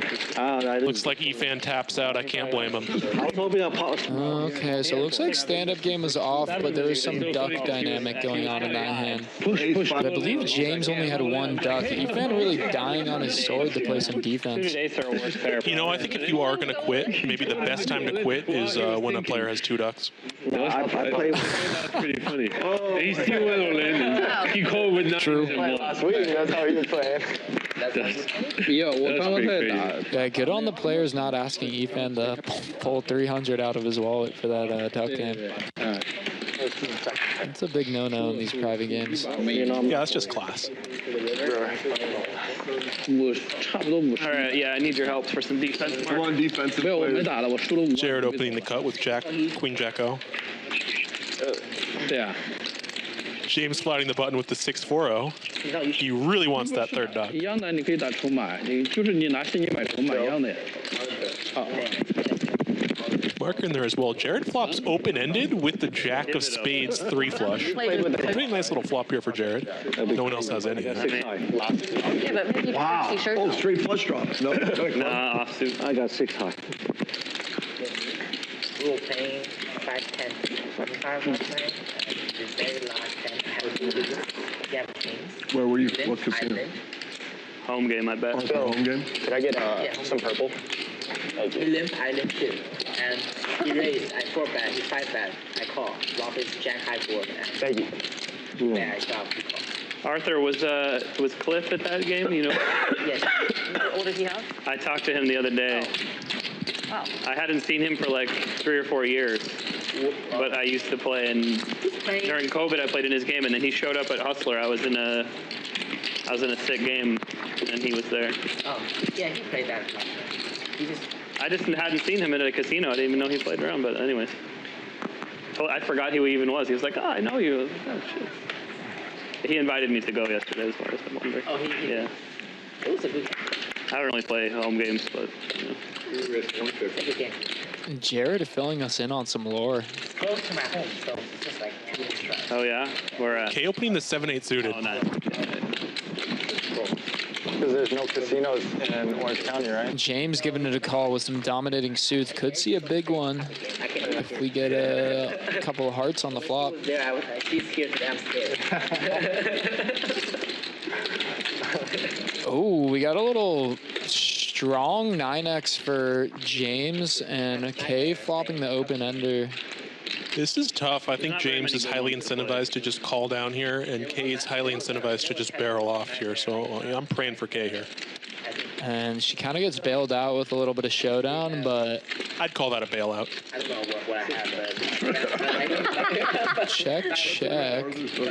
And check it down, my friends. Check it down. Okay, Jack. I would like to see a value bet on the Diamond River. Yeah. That doesn't seem very good. Yeah.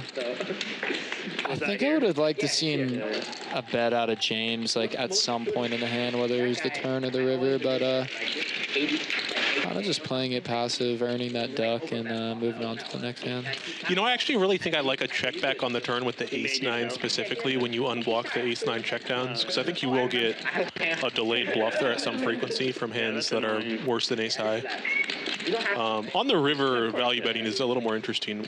Are you value betting there? I feel like I'm definitely checking back there almost always, but even though I know I have the best hand there a lot, I also feel I'm not really sure if I'm winning to 50% or more against the calling range. Either muck or show me your cards, but like, you got. I think that Kay just like is gonna either have a lot of 9s herself, and you have the best 9x, and then also that 7 is just going to provide a lot of showdown value for her, especially when she takes the bet check line.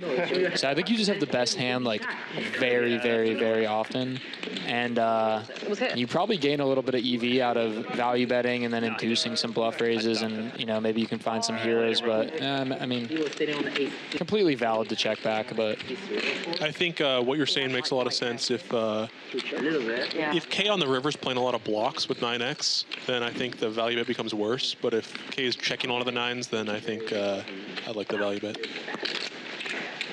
Yeah, valid. I think on the diamond, she is going to check a lot of 9s. You wouldn't go for a little bit of a block there with the 9?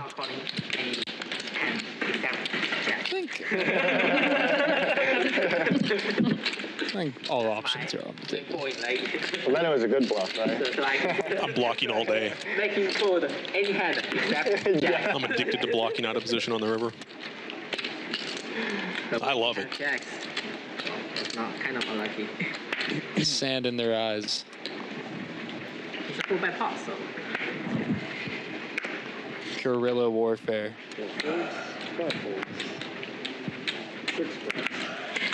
Or something. Ooh, Marc with 9-8 suited here in the cut. A beautiful one to look down at. In the kit? Oh, that can't be right.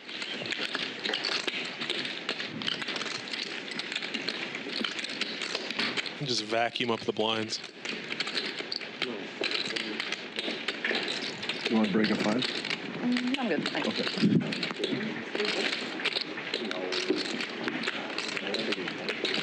I'll take it.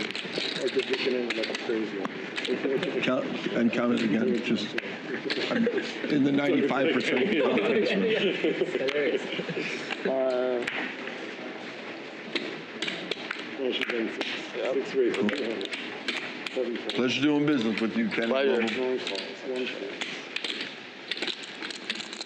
James picks up the cows here from early position. Openings to 200. Kegley's. Did Arthur just fold King 9 of diamonds? I guess he's facing an EP open, but yeah, no more side games. Or it's kind of condensing the ranges back to their regular states. Yeah, not to mention that we've actually seen a lot of EP limps out of James, so I think his RFI range is a little bit stronger, so I think we can kind of shave some of the bottom of our 3-bet range. Phil, are you in the hand as well? I have no cards. Ace high flop is going to induce James to check, and now that allows Marc to turn a flush draw. So now we may see some delayed action here. Yeah, we'll see if Marc wants to play aggressive against this small bet, but now just gonna see a river in position. Kenny with a mystery hand. Yeah. Kenny overcalls the turn there. That's actually quite curious. I think that's probably Jack X a lot. James rivering the joint. The fucking Giga Chad. Yeah. Yeah. Everything was like golden. Excuse my French. I'm always folding the pardon me on that one. My problem. I should say, you know what? It's a race, and put it in, and find out. Oh, it's not a race. No, I play over many times though. Really interesting spot. There is a lot of ace-X in the check-back range. It's the most commonly slow-played top pair here, so I do like a large size. He wins 5. Do you like leading out for James, or do you like maybe some sneaky check raises, allowing those missed spades to bluff, unblocking the top pair? I like a big bet. I think if someone did slow play an ace on the flop, they're never in a million years folding, so I would just go for some giga size there. Oh, yeah. Although it's three-way, you can't go too large, but you can probably get up to like even like pot size bet there, and you're basically always get a call from an ace. Whereas if you check, yeah, there are flush draws that might bluff, but then again, they might not bluff. And then there's also the problem of if they have a weak ace, like ace 7, ace 5, that would always call a big river bet. Even those hands might check back the river now that there's 3 broadways out there. So, and even if they do bet, they're not necessarily going to call a check raise. So I think the highest EV is actually just a big bet in my opinion. Yeah, I would agree with that, honestly. In the triple Broadway, including ace king on the board, it's going to favor the initial raiser a lot, so it's kind of bleak to assume that a weak ace-X is going to reopen into that range. Kenny with aces. ISO's pretty large, facing 2 limps up front. Or no, 1 limp up front from Marc. And K smoothies the button here with 9-8 suited. Always a troublesome suited connector to flat with. This one always, this one specifically I like to 3-bet with. I like to 3-bet fold to a 4-bet so I don't get dommed out by ace-king. Yeah, I think when you're deeper, your opponents actually start playing more calls with ace-king, so you can still be dommed out. But yeah, 100 big blinds effective. I think if you 3-bet 8-9 suited and don't get 4-bet, you're pretty happy with a 10-jack-queen flop. All in. Oh, and Phil getting aggressive at the wrong time here. After the 1950s, and Kenny how much more is it? Like about, oh, you have a bunch, huh? 8,000. Yeah, not really any other size for Kenny when Phil 3-bets to 2K, but I don't like that. Could definitely be some credence in trapping, and Phil's in the tank here with ace. Yeah, Phil is just Hollywooding here. Get a little camera time, Phil. You deserve it. Jammed it too. You didn't just jam it. So that means he's got like 4% more strength. Sub 30 years old, tank shoves. Yeah, I don't know if there's a stand-up dynamic going on here. Or Interesting to watch how Phil's talking now, because this is acting. Super strong, that's the problem. But you're sub 30 years old, right? You definitely look sub 30. He took so long before he shoved. Maybe he thinks the young guns have some suited wheel ace-X in the shoving range, and he might have that dominated, but he's sadly mistaken this time, and he makes a good fold. By the button. What's my minimum? Can I get it in with jacks there? No, right? For how much? 8K more. Kenny takes it down. 300, 2K, 10K. Phil's been 3-betting kind of snug, so I kind of respect Kenny just trying to get it in versus that pretty thick value-heavy range. He took like around. But when Phil puts in 2K and you're in position as Kenny, like I think I have to snap. Kind of like a It's tempting to just smoothie, eh? I kind of like a trap ski, but we can see the card. I'm starting to recognize when you're commentating, it's like you have the all-knowing wisdom of seeing everyone's cards, so it's easy to make the best decisions. But I don't know. What do you think about that play in a vacuum from Kenny? Well, you know what I find interesting about that comment. It's really easy as a commentator to say to the other commentator, you know, we can just see the cards. So that's the counter argument. Yes.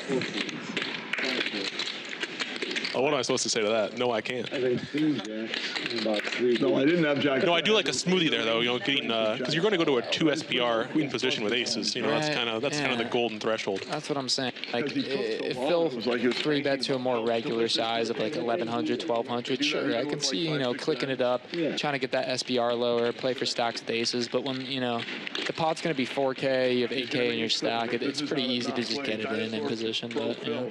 Absolutely. I think, that 3-bet was almost more like a 4-bet because it was like 20% of the effective stack. So at that point, in position facing a 4-bet, you generally want to do almost all flatting. So if you transpose it to that scenario, then flatting makes a lot of sense. Extra money for a nice bike lock, the whole thing. True. Kenny, put that on the coaching side, brother. No. They can't fold. That's not fair. You have a duck. Where's the duck? Here's the duck. No more. Okay. Oh, I didn't realize it was one for duck. Okay. Oh, did Phil Laak just slow roll the duck and then get a sneaky steal through with 7-6-0? And you won the money. Filbert. I could have just called free. I could have just said 300. Let's look at the flop. Which one? Aces. I mean, is it just me or is Phil Laak putting on an absolute clinic at this table? Goat. Man. 3 years to 150. I played with fire and I got a little tinge. Global Kenny opening up with a 6-8 suited here, and Phil Laak flatting Queen 10-0. Always a little bit troublesome. Just call, Phil. Just call. James flatting his butt as well. Yeah, with all these flats with some weaker hands, I assume maybe the stand-up game is on, but I don't think it is. Still make a crack. They're getting in there. Yeah, he did the right I mean, I did the right. Flop is just bone dry bananas. It's like I can just Marc with the best of it for now. All jiggy with it. Raising is not bad.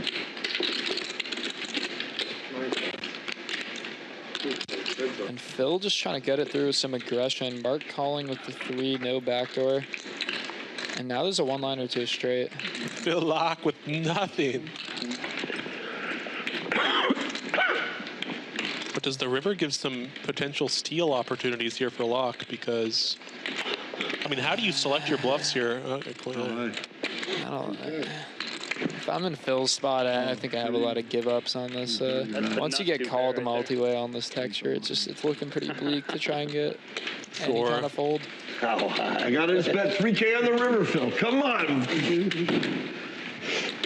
I like to give up, Phil. Yeah, in those spots when you end up on the river where your where your range is mostly air, I didn't have a hand. and you're trying to select which bluffs you want to have, it's so important that you don't just pick willy-nilly because you're just over-bluffing all the time. If anything, I just kind of like having no bluffs there more than over-bluffing. Around the earth real fast. Go back just enough. Agreed. Bet turn 8. I mean, if you're bluffing a spot that's going to get overcalled, I think it's virtually always going to be, profitable to have less bluffs in that spot. I mean, that's the exploit, is if the spot is overcalled, have more value in less bluffs. Flies around there and spins it backwards to go back in time. Yeah. But I don't even know Superman. I think Kenny opening up with the 9-8 suited. Yeah, he is. James flatting King-Queen suited. You could try, but I don't think so. Marc hops in, Arthur hops in. I have to leave at the next election. All right. You guys normally break anyway? Got some real hands in the mix here. Fairly shortly after. And we got a top pair good kicker versus a medium flush draw. Could see a medium pot here. You know, even these 5s here actually are kind of a nice little thing going on here. Yeah, they got a little backdoor straight draw, backdoor flush draw. Marc could be getting active. Yeah, you know, I kind of like a check raise with this hand out of Marc. What do you think about that? Definitely some bluff potential on future runouts. Hard to rep any insanely thick value flatting the small blind though, unless you have like a King 4 suited, King 2 suited, and 4 deuce suited in the mix. Really wanted to it's tough to rep a good hand on that texture. For somebody then to have a full house. Of course. Oh, yeah. I want to know what he And the 10 is gonna against him, and he called my river. Change nothing. Yeah, the jack. Oh, straight. Yeah, he had to have. I think I have a straight. Yeah. Interesting to see how James plays this. A lot of the times you want a double barrel for protection, but unless you're willing to call a check raise, sometimes you get scared and just check it back. But nice little double barrel there out of James. Yeah, he goes for a little B80 and just takes it down, denies equity from like 1K. Like he bet two hands, so yeah, I made it 5,400. Yeah, sometimes the way to get out of that is by betting a slightly larger size on the turn. That way you can shrink their check raise bluffs down, and you can be a little more confident that you're getting check raised by value, and it makes the bet fold a little more comfortable. I didn't put you in the full house too. Agreed. Yeah. Like, I mean. Yeah, I think a good example of that is like when you overbet a turn node like that and you get check raise, it's just very, very seldom a bluff. No.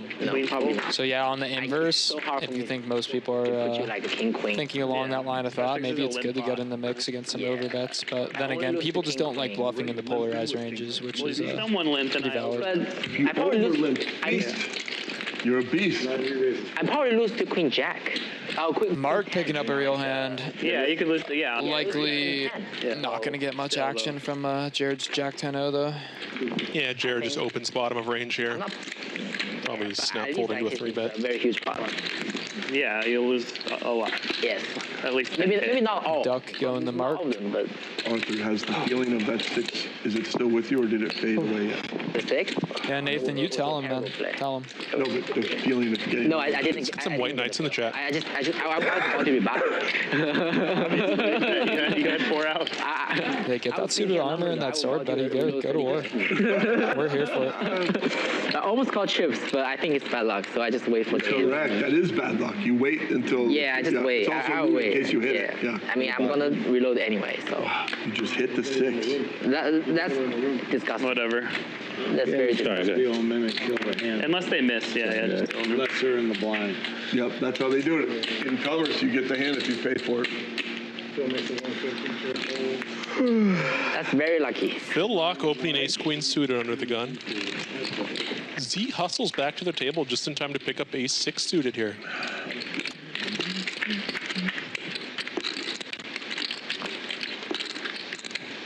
Both flares flop nothing and a little bit of nothing. Phil Laak gonna c-bet take it down. Lock it up and hit it around. Since one was 2 overs and a backdoor flush draw and straight draw nothing. Yes.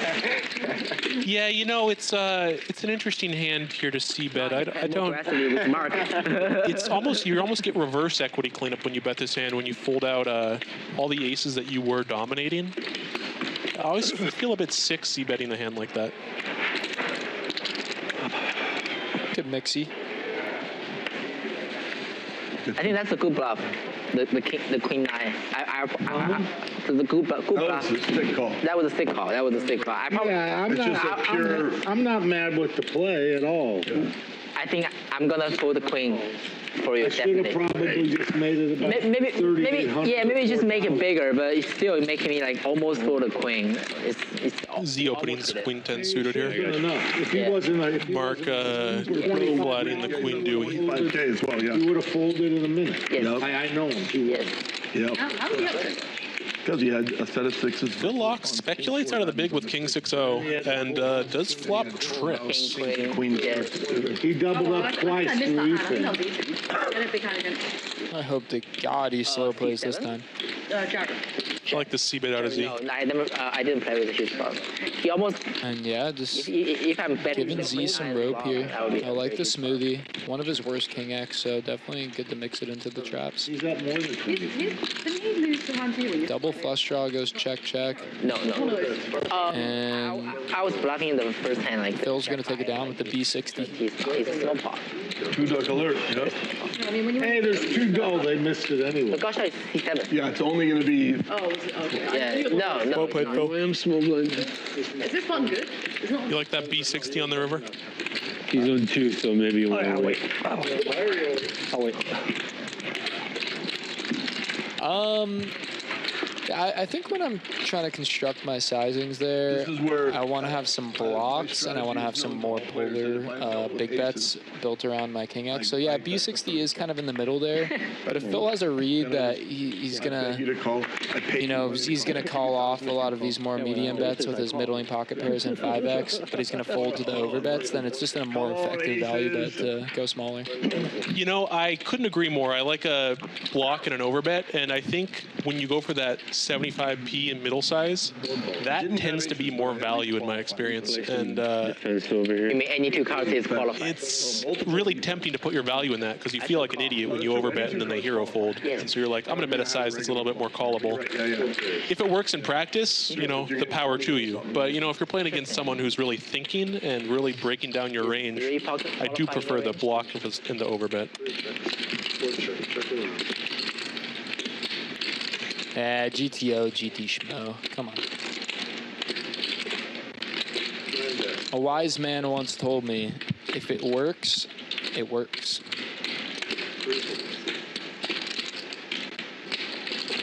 Marc kind of just stabbing here. He's got a gut shot working for him, and 2 overs. Bricks it. Phil's keeping it honest with a deuce. Could be difficult to hold on if Marc blasts this one. You know, I don't know. When you do make the pair with 7 deuce, it's just such a big hand. The added EV of hero calling and being right and getting to show this hand is so high. You win, Phil. Look at this. Look at this show. Watch his face. Oh, with the quick flip of the wrist. Wait for it. I said. All right. Oh, and he had the 3 ducks. There it Yeah, is. That is light work. Yeah. Light work. With the 3 ducks too. That's just. Oh, you don't. That's class. Phil is on. He's kind of been running over the table this past like 2 hours. This man is putting on a clinic. I'm telling you. Like the chips just keep building and building. He arrived a little late, but I have a feeling he spent those early 10-15 minutes maybe really getting his mental game in line. I'm really curious what his pregame routine was today because I'm really impressed with the way he's playing. Qualified hand? Any hand qualified. We love you, Phil. No more qualified hand. I was thinking, Yeah, but I didn't want to alert that I might have a junk hand by saying. Nathan says that Jill Francisco is built like Gumpy Turtle Shell, and we both know it. Speaking of Turtle Shell, check out my boy's channel, Turtle Shell Gaming, if you like poker content. Hey, go ahead and check out the channel, Turtle Shell. Turtle Shell Gaming, I do a lot of poker vlogs. I do some commentary. I like to roast fish. I roast whales. I want it, yeah. It's comedy. It's fun. It's check it out. No one's safe. Speaking of, Phil Laak limps in with the 4-5 suited. Marc ISOs with Queen 10-0, and Phil's going to flick in a call. A little limp call here out of Phil Laak with the 5-4 suited. You know, you never know how he's going to play these small suited cards. He kind of has them in every line, underneath every hood. And that's the mystery that makes him so hard to play against. Check. Flicks it in with bottom pair, goes check. Marc isn't keen on barreling the gutter. And kind of just gives it up on the flush completing river. Phil's going to take it down. And just turbo checks it down with bottom pair. Like not even looking at not looking at anything. He's more interested in stacking his chips than he is in that pot. Like we said, if it works, it works. And it's working for Phil right now. Yeah, the thing, going back to your point about Phil having like kind of every hand in every line, like that could not be more true for any other player. Phil will limp call kings and he'll limp 3-bet 7-3 suited, and you know, you just never really know what he's up to, and that's what makes him so difficult to play against. Yeah, I thought I came in between. Yeah, the downside to putting your strong hands in every line is that every line is actually a bit weaker. If I get 3 ducks. He's leaving after this end, so I'll be in on the next end. In fact, you're absolved. Phil with another duck. If he can win another bounty, nothing. That might be a 3-peat or a 4-peat for him on the night. So Let's get one more in fair. He folds that first duck. Try to actually have a hand on the second duck. You know what the funny thing is? Phil Laak actually really isn't running all that good. He's just really timing everything well and just making a lot of nice plays. It's really nice to watch. Yeah, you can just take it and leave it on the table right there. I think he's just outclassing the table right now. You're right. He has not coolered anyone yet. It's just like he's timing his traps. He's squeezing when he needs to squeeze, calling when he needs to call. It's just, he's zigging and zagging. Dude, that's such a tease. Z with the ace-10-0. And Arthur once again releases that king-9 suited. I'm starting to think that maybe that's just not a hand that Arthur really respects as much as some of us. See you later, Or the king-10 plus guy, I think. Kenny with middle pair, Z with the gutter, along with the 10 of hearts, and Marc with bottom pair and a backdoor. Gonna check it down. A lot of passivity from the table in this last hour. Marc picking up a big draw. It's a turbo check it down time. It seems like everyone's kind of locking up Efan's money now that he's gone. Ooh, Marc here though with a pair, a baby straight draw, and a flush draw. Does bet 600. You know, you got to be careful here when you're drawing to the 9 high straight on king queen jack 10. You really want to clean up versus an ace, which we do achieve some cleanup. So it's a good bet out of Marc. Yeah. Ooh, and Kenny turns the sneaky trips, and Marc is. Oh, 40 in the racket. Yeah, true. Just gives it up.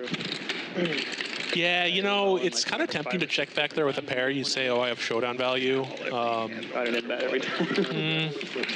No, yeah, he had the 7. I thought he gave it up with 9 high. Honestly, valid, but it is a little bit difficult for the 7 to be good. But Kenny will have a fair amount of jack X in that like double check call turn line. So I think it's fair enough to just give that one up with the showdown. You know, he is entitled to some percentage of the pot, just giving it up. Whereas, like, when he bets, he can opens up the door, potentially getting raised off his hand. So, yeah, honestly, I like the play by Marc. And I think that chip stack is inaccurate for Marc, guys. He has closer to 20,000, so leading the VPIP as well. So, can't complain with that. Phil Laak went from bottom of the pack in VPIP to stone middle, so he's kind of been putting on a clinic this past hour and a half. And big winners for the day are, well, Phil's up 24K. Okay, I think maybe he was already up that much the last graphic, but yeah, we're cooking here. Yeah, big winners today are Jared looking really good. Phil Laak, Arthur. And James kind of starting to squeak out a little bit of a win here, too. Yeah, well played by everyone. And even the losers aren't too far behind for the size of the game, so anything could happen in this last section of the stream.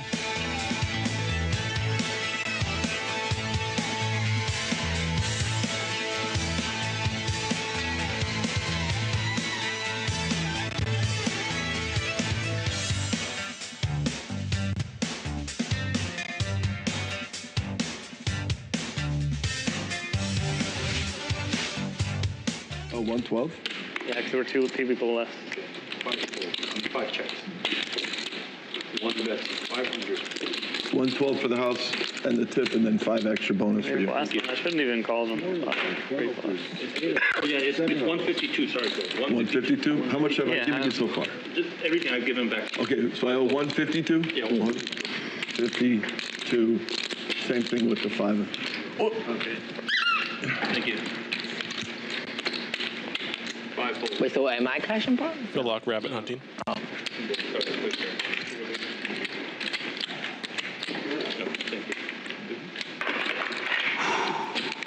Looks like K may have just stepped out of the game. We're down to 7-handed.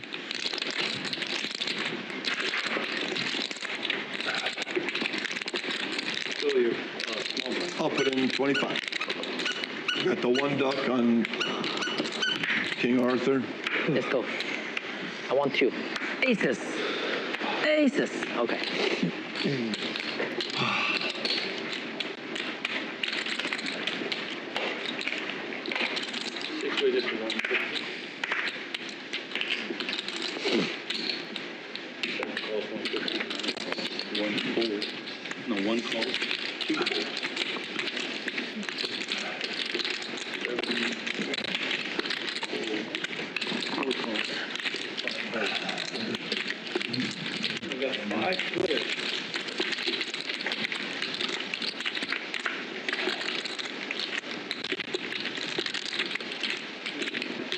Okay, we got James here opening to 150. We got 4 callers. We got a 5-way flop here. Comes down queen, queen, 6, rainbow.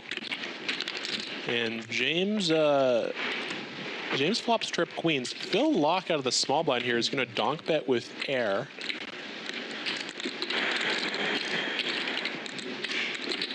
James calls, and now Arthur here with a 6 and a backdoor flush draw. You got to let that one go, yeah. Got to let that one go. Okay, James, heads up for the duck. Into the turn we go.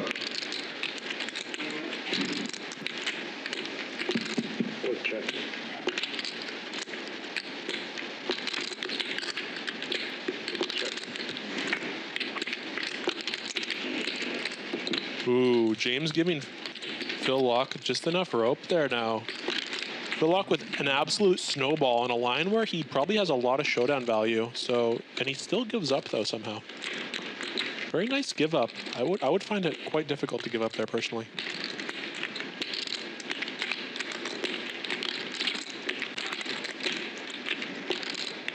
No.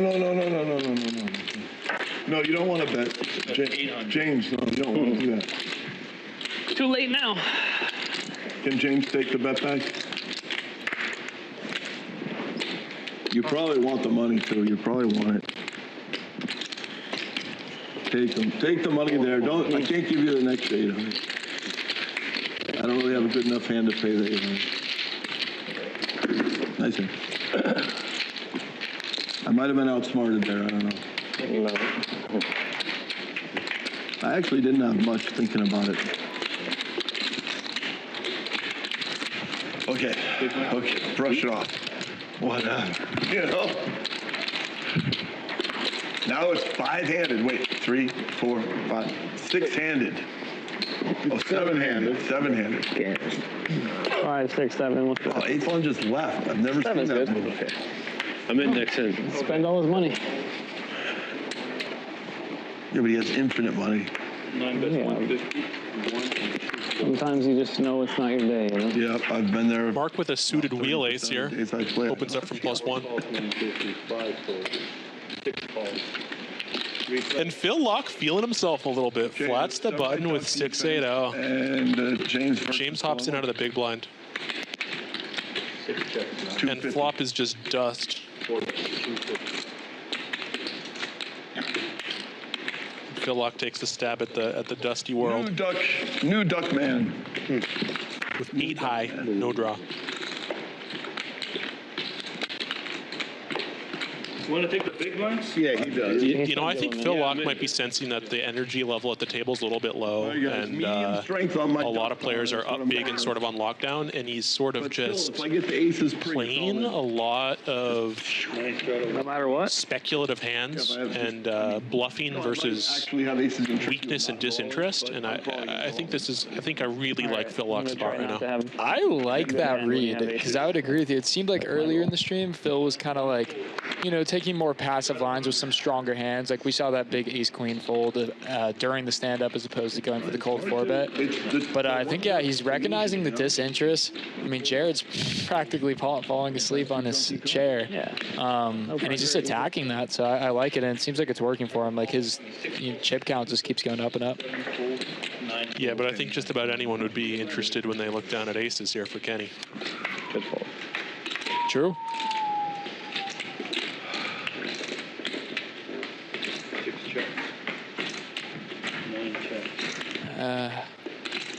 Quite a disinteresting flop here. Let's see what Kenny decides to do.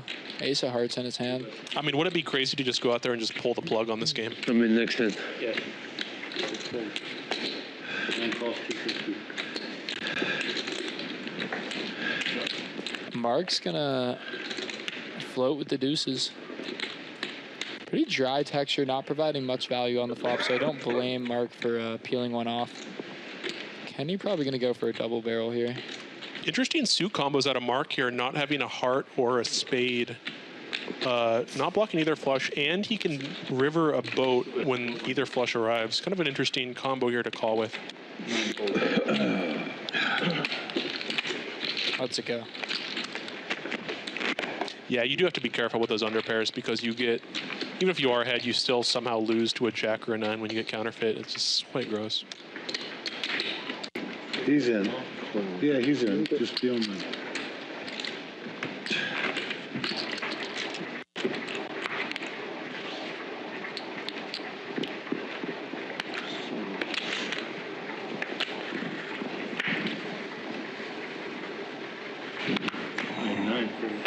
One fold, two folds. What's the duck situation? A floating duck? Correct. Floating duck. Arthur folding jacks while he's away from the table. Brutal. 4 folds, 5. Yeah, I mean, this game is really knitting up. Floating duck. 7. Yeah, you can't play the cards if you're not at the table to play them, so, you know, fair enough on that fold. Marc, defending the big blind with queen 4 suited, flopping dust. It's like unconventional, don't say retarded or something. Always interesting to see how they play these ace-high monochromes. Because you go for the small bet. It's interesting because the equities are so unconventional play. Robust. They're not really changing a lot, so I don't know. Those small bets. You just got that 6.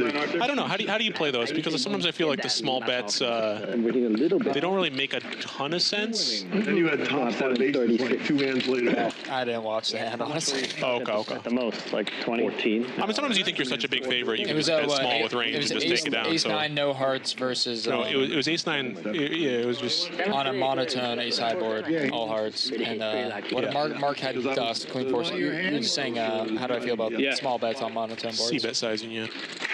Sorry, I like it because there's just like a lot of polarization, natural polarization involved on those mono boards. So it's kind of one of those things where like your opponent kind of either like has a hand to continue with or has dust. So there's no reason to start piling when like the nuts are kind of equalized, especially when Marc, you know, defends the big blind. Like he will have a lot of flushes there. So yeah, even just a small bet will put a large portion of his range in a tough spot. There's no need to just start piling, at least on the flop. I like a small flop strategy. Sure. You know, I've toyed around with that strategy as well, and how do you feel about playing against that strategy for check raise sizing? Do you think it ever makes sense to sort of click back with the check raise sizing on that for the same reasons? Out of position or in position? Out of position for the exact same reasons that you c-bet small to check raise small. I think it's a little bit different because you're going to be reopening the action in position relatively polar. Like your like second and third pairs go significantly down in value blind versus blind, and like your value in that small size kind of just becomes like good top pairs plus. You can make it 850 if you want to take some back. So I think when you're re-aggressing into that range with a check raise, you kind of want to go polar. But damn, isn't that bluffy? I don't know. You got like 2-4. Phil Laak really tanking it off with these snap folds. King Eye could be good. Yes, you get it. He didn't want it. Oh, because he's got a bluff. I should have called. No, I have it. Oh, you had it. Oh, wow. I don't want your money. Phil, I don't want your money. Oh, Arthur. You're 850, I would have called maybe. 750 call, 850, I flip a coin in the back of my head. 2400, I have a funeral for the hand. That's all that was a funeral. I knew instantly, oh, it's too much for me to call. So then I had to have the funeral. Yeah, Masami, unfortunately, Efan was in for a couple buy-ins and wasn't interested in firing a 5th or 6th. And then Kay decided to head out early for whatever reason. But 7-handed sometimes just means more action because you're going to be playing out a wider configuration. So. Okay, looking at the flop. Here we come. A 4-way limp pie here, and Phil just flops top and bottom here. Open ender for Kenny. Bad open ender, that is. Oh no, he's not. He's gutted. And James with middle pair, and he's going to take the betting lead here.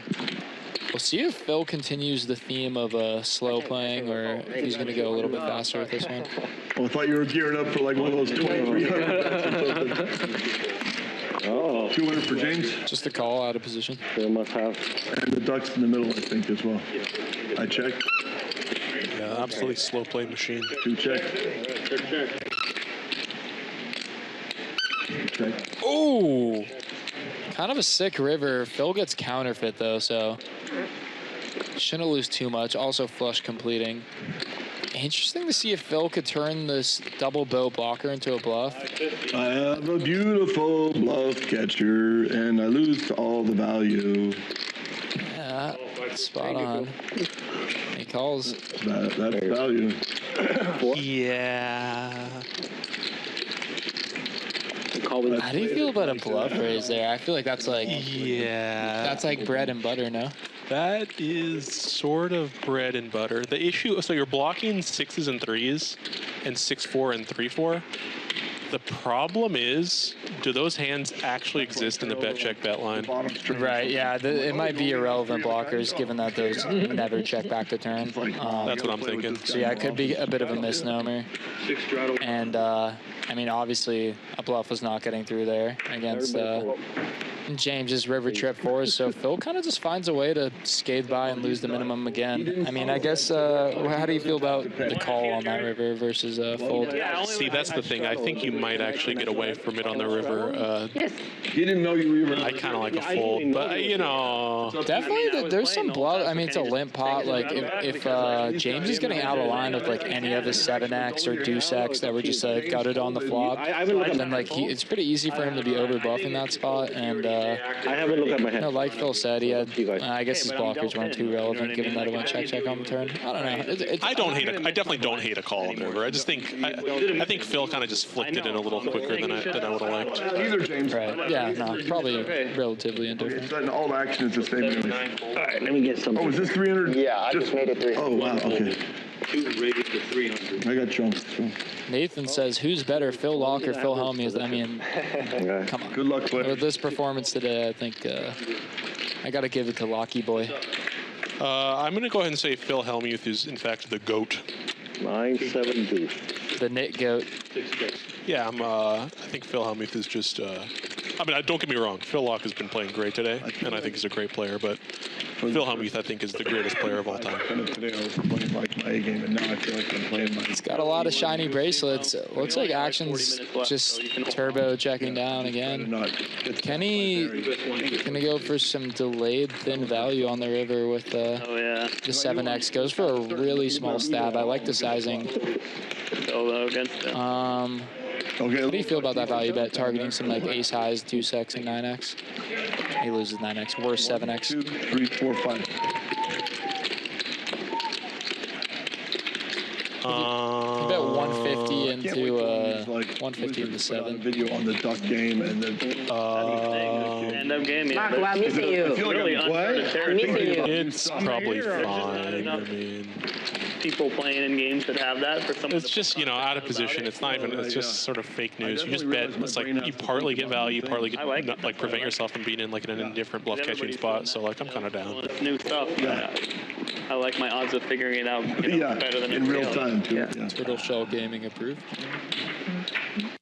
Yeah, it's like. Although I know one thing, when you have 2 ducks, it's just a lot easier when you just have a monster on the 3rd duck. Exactly. You know? Arthur with the real hand. King jack off. Although I probably would bet I'll even bluff even or block even smaller. A little jack-8 suited one in the muck. Cut off his button, but yeah, without the side games, the action is slowing down a bit. But Marc is in there with the suited 7-3. It's a limp call. He's not letting us down.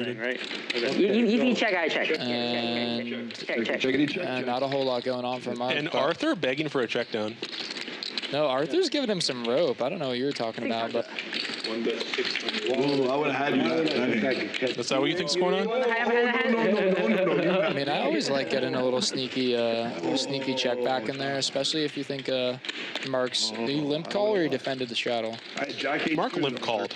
Yeah, if he's limp calling wide and you know you feel like you can give the 7-3s of the world some rope. I like a check back. Okay. Gotta have some bowel in there, right? And win it on the road. Maybe river is 8. Yeah. You got all my chips. Straddle 200. Arthur's like one of those guys that with 1 duck, he's already on semi 2 duck alert, you know? Yes. Arthur's got a duck. Yes, and I love what the duck does to this game. He just opens colossal, and Jared's going to get in there with the smoothie. Oop. I'm in the worst position. I'm rooting for Marc too. So Marc playing some defense as well. All right, anyone but Arthur. That's it. Yeah, anybody but. And here we see flatting ace queen O out of the small blind versus the hijack, which, although I'm generally not a fan of, I think once you get to these deep stack depths, you generally, I mean, these three-betting out of position just becomes so gross, especially like the primary value of three-betting ace queen O, in my opinion, is chopping out the SPR, which just isn't going to happen when you both have 40K here. So I think this flat's much more reasonable. And also to boot, when you have the duck game going on, there's added incentive to give rope. So. And Arthur kind of just flops best with his dusky hand, and likely will take it down here unless Marc wants to play some defense.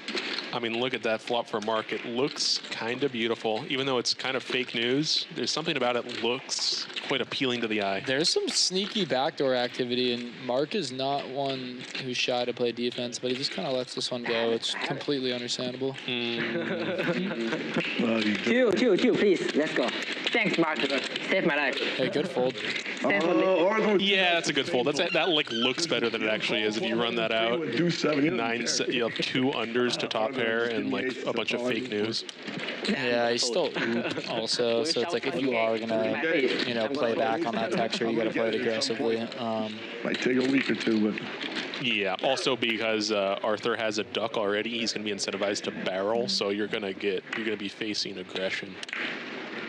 Yeah, it's like even when you do turn Jin, and you just face like B150 and have to fold Jin, it doesn't feel good. You feel like you just incinerated your flop call. Right, in that dynamic, I think your bluff catchers are improved and your backdoor draws are decreased in value. One defender. Agreed. One defender. Make a meme out of that. Arthur, looking for the third duck, raises it up with king 7 suited, and kind of just runs into the wall here. Kenny playing defense with a mystery hand, but that's kind of a strong defense. Marc's gonna poop on the party here. Yeah, he does find the limp 3-bet here under the gun.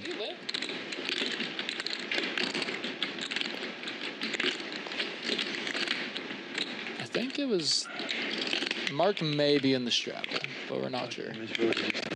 How much you have? This is the redemption. I got it. Regardless, whether it's a limp squeeze or a regular squeeze, I definitely like it with this dynamic.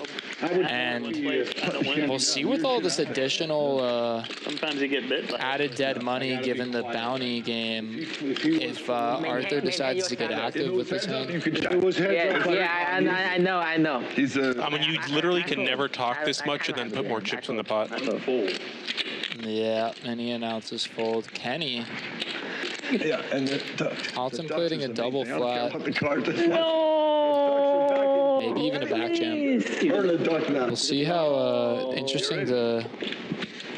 Okay, whoa! How are you ranging Kenny here? We got a mystery hand, guys. This might be excited to play along together. That's a double flat here, so that hand's very frequently going to be some strong suited broadways, maybe a pocket pair like 8s, 9s, or 10s.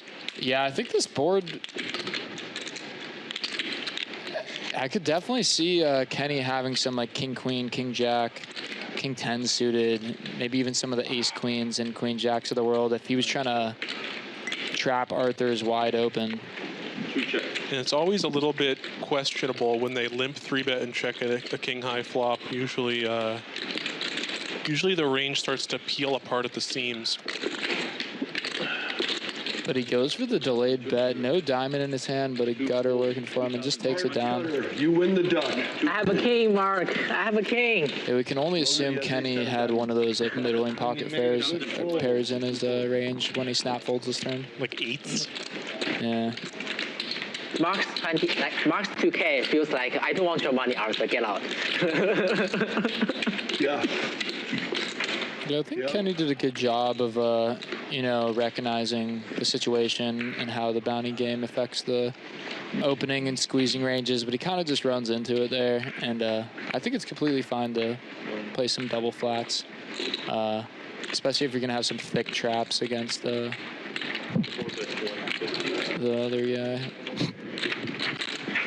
500. Arthur. Come on. I can't. You can't just trickle in for 150. Not this time. Punish him for his insolence, Mark. Punish. Hey, don't induce action. I'm actually very much thinking about it. Don't induce action.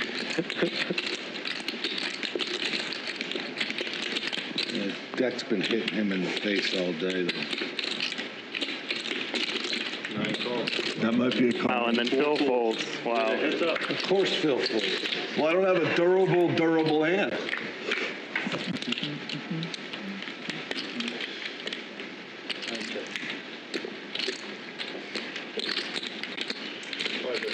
All fucking day. You don't want something on that hand, Mark. King 10. I wanted something. Oh. Yeah, I did want something, just not a jack on the flop. Right, I meant on that flop. I had King 10 on the flop. What do you want me to do? Yeah, I mean, gotta you're come gonna- in and then you may get 1,000 or 500. That's a good price. Jacks. Call out of position to a genius who's going to do everything right after the flop. Yeah, I know. I'll probably You fold can it have your already, set. You take the money. Mark's in there too. If I had King 10 of hearts, I'd have called. That's like much easier. Nice ducky.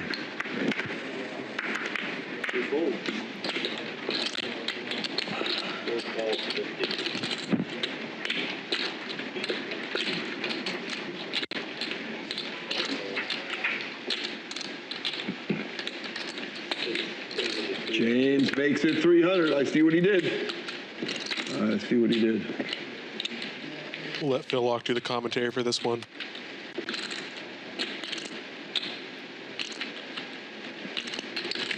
Z bumps it up. 900. 7 makes it 900. 9 and 1 fold. I'll see you another time, my friend. 4 and 5 fold.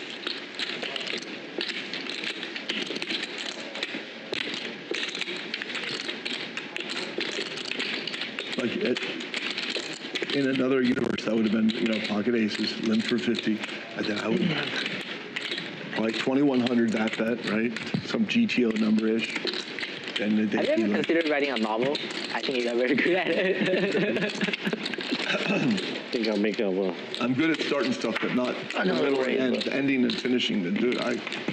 I could start a novel, but I could only get 3 pages deep. Curious on that one. That's how we. That's how I get ADHD. Kind of thinking you're making a move. You're getting your degree at some university. Well, you're 6'7". Hospitality. Maybe. Yes. Do you guys want to put stand-up back on? I've been getting bad hands. Yes, please put the stand-up back on.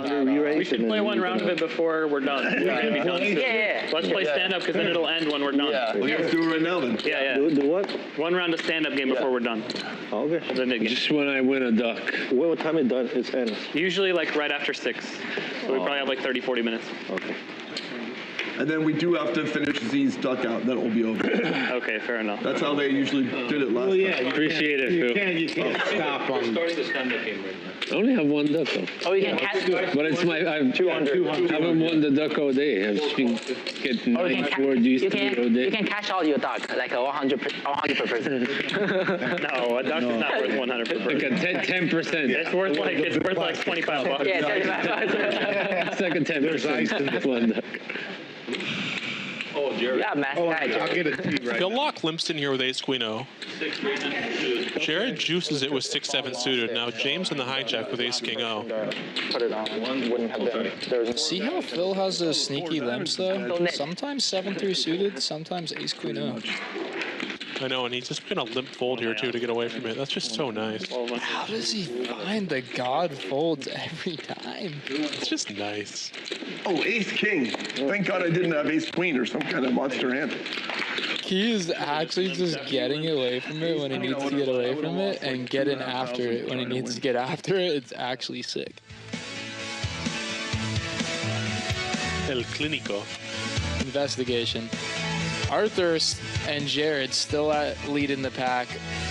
Phil not too far behind.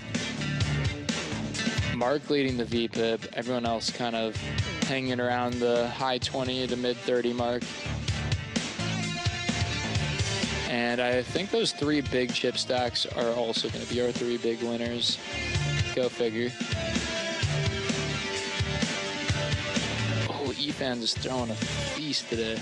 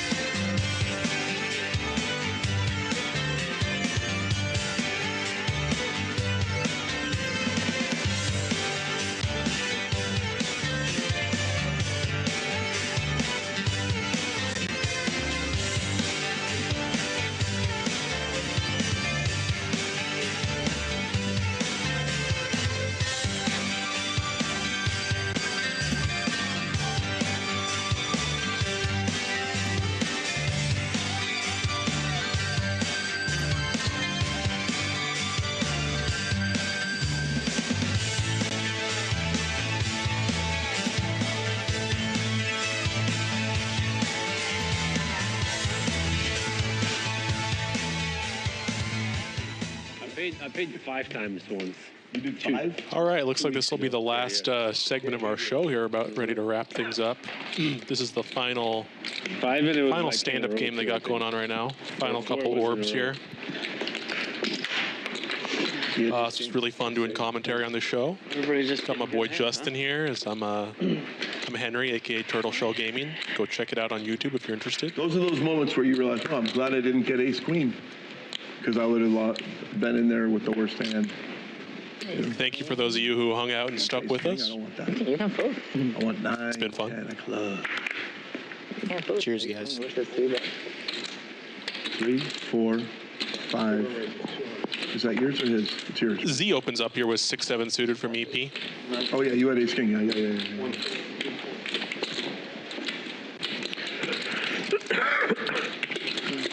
Marc fluts the hijack with king 8-0. I still have a hand, kind of. Huh? Like, just because trying to get rid of this, I don't. Sometimes I still have to kind of have. You gotta have a little bit of something. Jared flicks in with the queen 4. Flop triple Broadway here. Z completely whiffs. Jared open-ended. Marc with top pair here. No redraw. 800.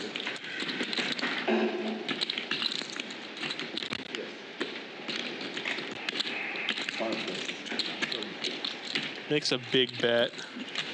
That is going to take it down a lot. It cleans up some equity against Jared, who had an open-ender, putting in the big bet. Did he want to be Z with a pretty good give-up as the initial raiser on the triple Broadway board. We see a lot of people overstabbing those flops, but yeah, good restraint, not running into Marc's top pair. Ditter. Yeah, I think you always got to be careful about the sizing you pick there on those type of boards, because you don't want to get into a situation where you're betting and then when you get called, it's only 1,200, I guess. You're sort of against the range that kind of cooks you. So, I think it's. I don't mind it with the stand-up game, especially. I think you're definitely are incentivized to take it down a little bit more. Just without the button coming in. Additionally, people are going to call you a little bit wider, so you can get away with doing some pretty greedy sizes and maybe get peeled a little bit wider when stand-up's on. Sure. Oh, good. Look at this. Yeah, they both are going. Yeah, this is the best variation. That's why I folded it. We got rag ace versus rag ace. I mean, me too, but. Yeah. One suited and flopping best. Yeah, Marc versus James, single raise pot here.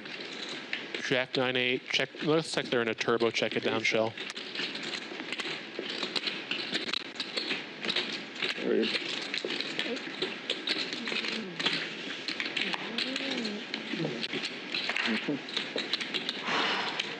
Okay, it's still 4 nip buttons left. 4 left in the stand-up game. Could see some battling as we get closer to paying out that bounty. Looking like Phil, Kenny, Jared, and Z still have a button, so could see some bloodshed. Thanks for the bridge. Doesn't it feel good not to have the dumb button right now? It's like all this chaos and they're all like this and that. You're just sitting there waiting for a good hand.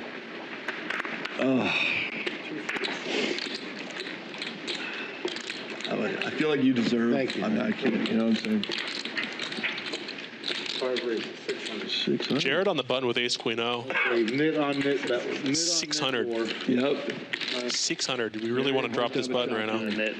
He does have a nit. But Arthur in the straddle with these players both have the button. They want to 3-bet. They want to take it down.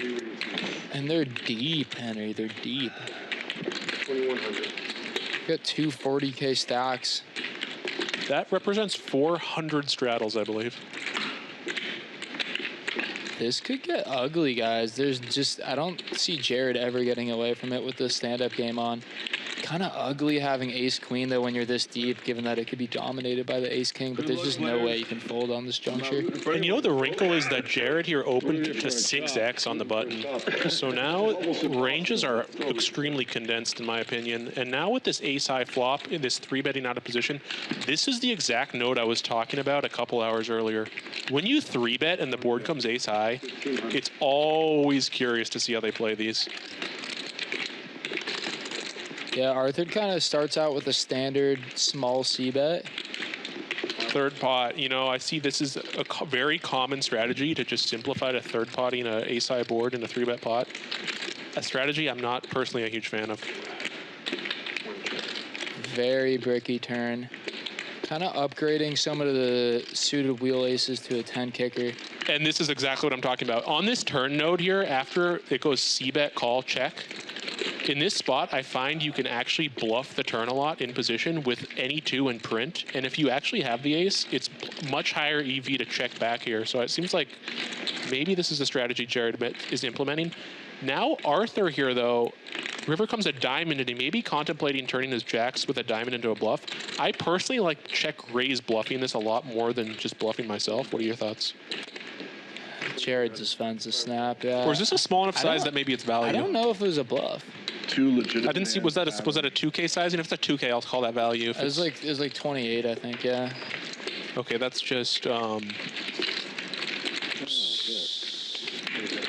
Garrett, you're going for a super big win tonight, huh? Yeah, I think Arthur may just be recognizing that the ranges are fairly wide here, and potentially he's targeting some 10x from Jared, just expecting to get heroed off a lot more often. But I think just checking down, even though you might lose some value from 10x a little bit of the time, probably has more credence than betting and getting snapped by an ace or a flush. But and then, like you said, going for, if you are going to bluff your hand, the check raise is going to get a lot more fold equity than leading out. Yeah, I actually really like the check raise there, because I think you do win a lot in the check line, and if they do decide that they did check back an ace and then bet it on the river, there's a good chance they might find the bet fold with the ace there on the end. Yeah. Right.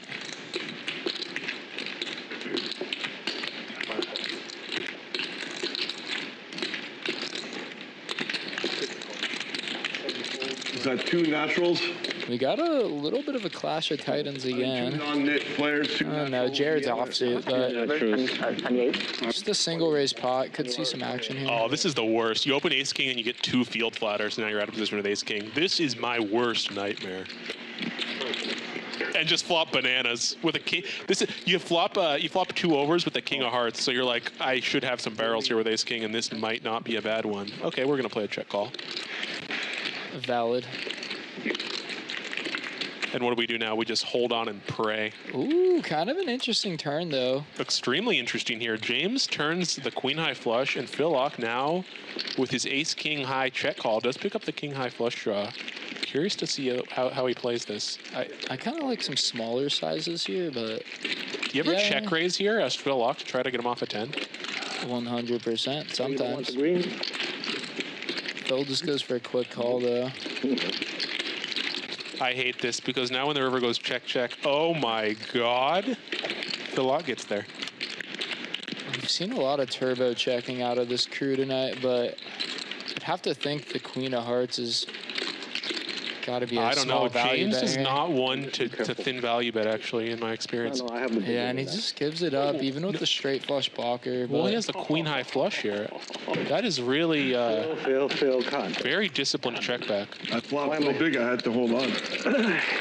Yeah, I think it's valid. It's, yeah, we've seen a lot of passivity from this table. I personally like a bet there, not only for value, but also I think you gain some EV just from, like, if Phil's going to go bananas with some bluff, trying to get his butt in.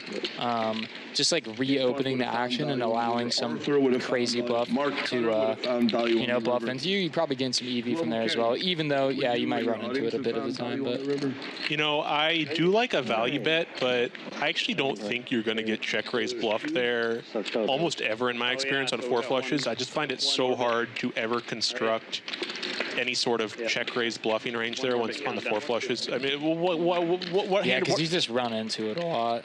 Yeah, what kind of hand would you even be thinking about? I don't know. I do think a value bet though is probably in order there at some frequency. Left, so they only get 1 order. Yeah, I think more what I'm saying is during the stand-up game, people will try and win the button out of desperation by any means, and sometimes they'll feel like those 4 flush boards are overfolded. So, you know, it's a possibility, but you're right. Actually, not always going to happen. And then I start telling you. Oh, sorry. I didn't realize you have a hit. Right. And we got some real hands here. Looks like we had a raise from pocket fives, EP from James, Zahari flat in the button, Marc 3-betting the small blind, and Kenny cold 4ing ace queen O in the straddle. I like the cold 4-bet from Kenny. I would have bet the river. And now Marc calls the cold 4-bet out of position here with queen jack suited. This is going to be a tough hand to navigate. When you flop the jack here in a 4-bet pot, might have a king or this was a hard one to get away from. Come river, I pay you off. I try to hit ace or king. And he flops best and definitely not going anywhere on this flop. Back up happy with it. You got to give Global Kenny here full combos of ace king and probably range betting that flop. Actually wanted a 5 of heart. It will be a straight flush. 5 of hearts would have been good.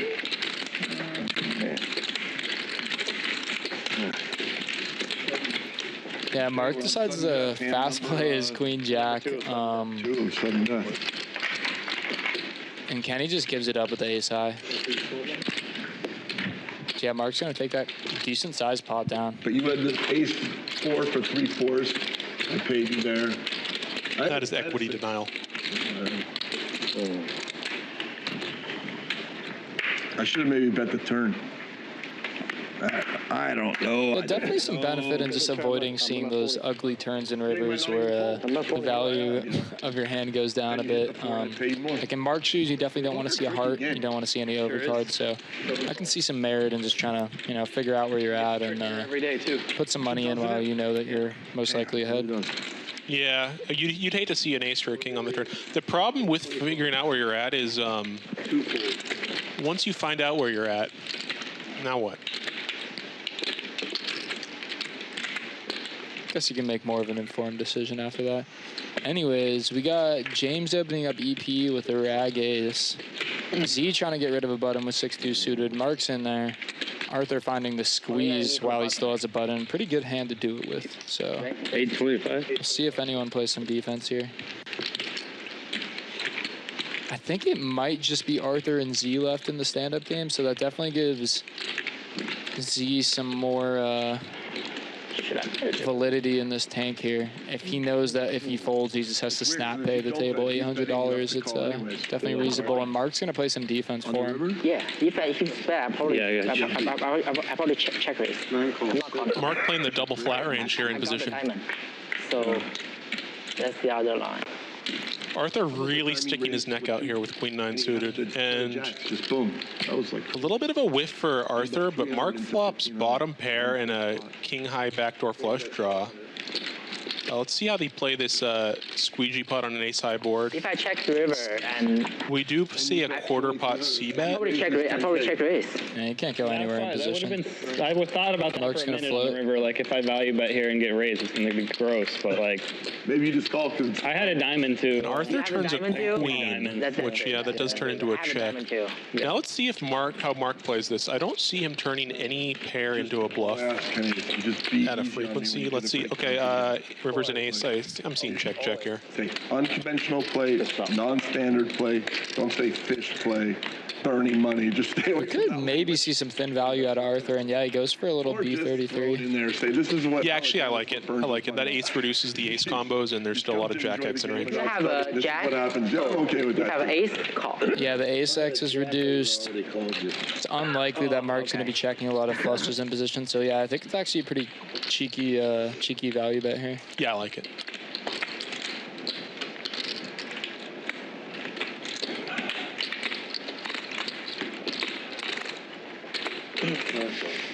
I didn't like. Try.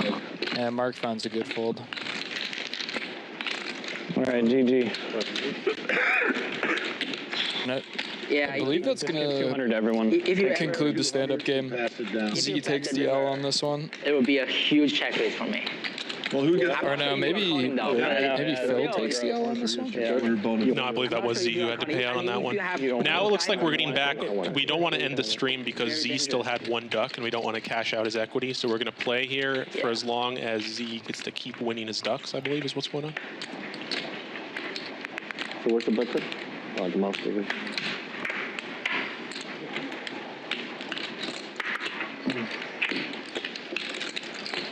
raise 150. 6 fold. And Z can end the stream at any time by simply folding. But no, Jared opens to 150. Z smoothies the ace queen O. Marc makes a very small 3-bet here with king queen suited in the cutoff. It's hard to get aces. Arthur cold calls on the button. And now, is this a layup 4-bet for Jared? What are your thoughts? I mean, a layup fold. I mean, there's a lot of dead money, but I figure that although Marc could be squeezing a little wider, Arthur probably has a pretty robust cold calling range. So I think giving up like the dominated king and jack is completely fine. And Jared choose suited, I think you're in there. Nonetheless, Z hits the double flat, flops a gutter and 2 overs.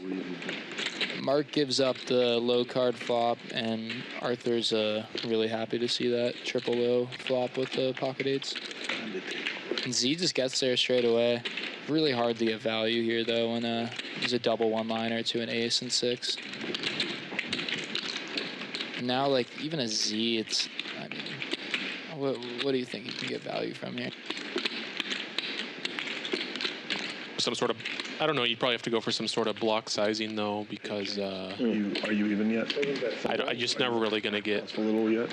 I just think it's the best, most efficient way to play the hand. I'm not like beating anything. I vote. To run out, I'm not like beating. Yeah, he does have the duck, so maybe, you know, he could get away with getting a little bit more of a greedy size, but I definitely think that on those like one-liner and 4 flush textures, the smaller sizes are more effective. We're going from that. And a nice fold out of Arthur. 3 one time and now on 2. Jared looked at the hand, right? Double duck in play now? Yeah, double ducks for Z. Could be looking for a little bounty play here before the game wraps up. 2 duck alert, Jared. Okay, looks like this is the last hand either way. Poor Jared. Z wins. He's liable. He cashes out, and we all go home. I don't know how it goes, I guess. I think you paid the big wins. I think he is liable for a duck. He's liable for a duck. It's part of the duck game is to know when to time your brakes. Wait, is that him? Jared, quick. Everyone, here. You almost blew your duck. You almost blew through. You almost and your big blind. Yeah, we can't let Jared off the hook that easy. Get him back in there. Find you? Oh, was I? I Yeah. didn't realize I had to pee really bad. You were liable. Who had 2 ducks?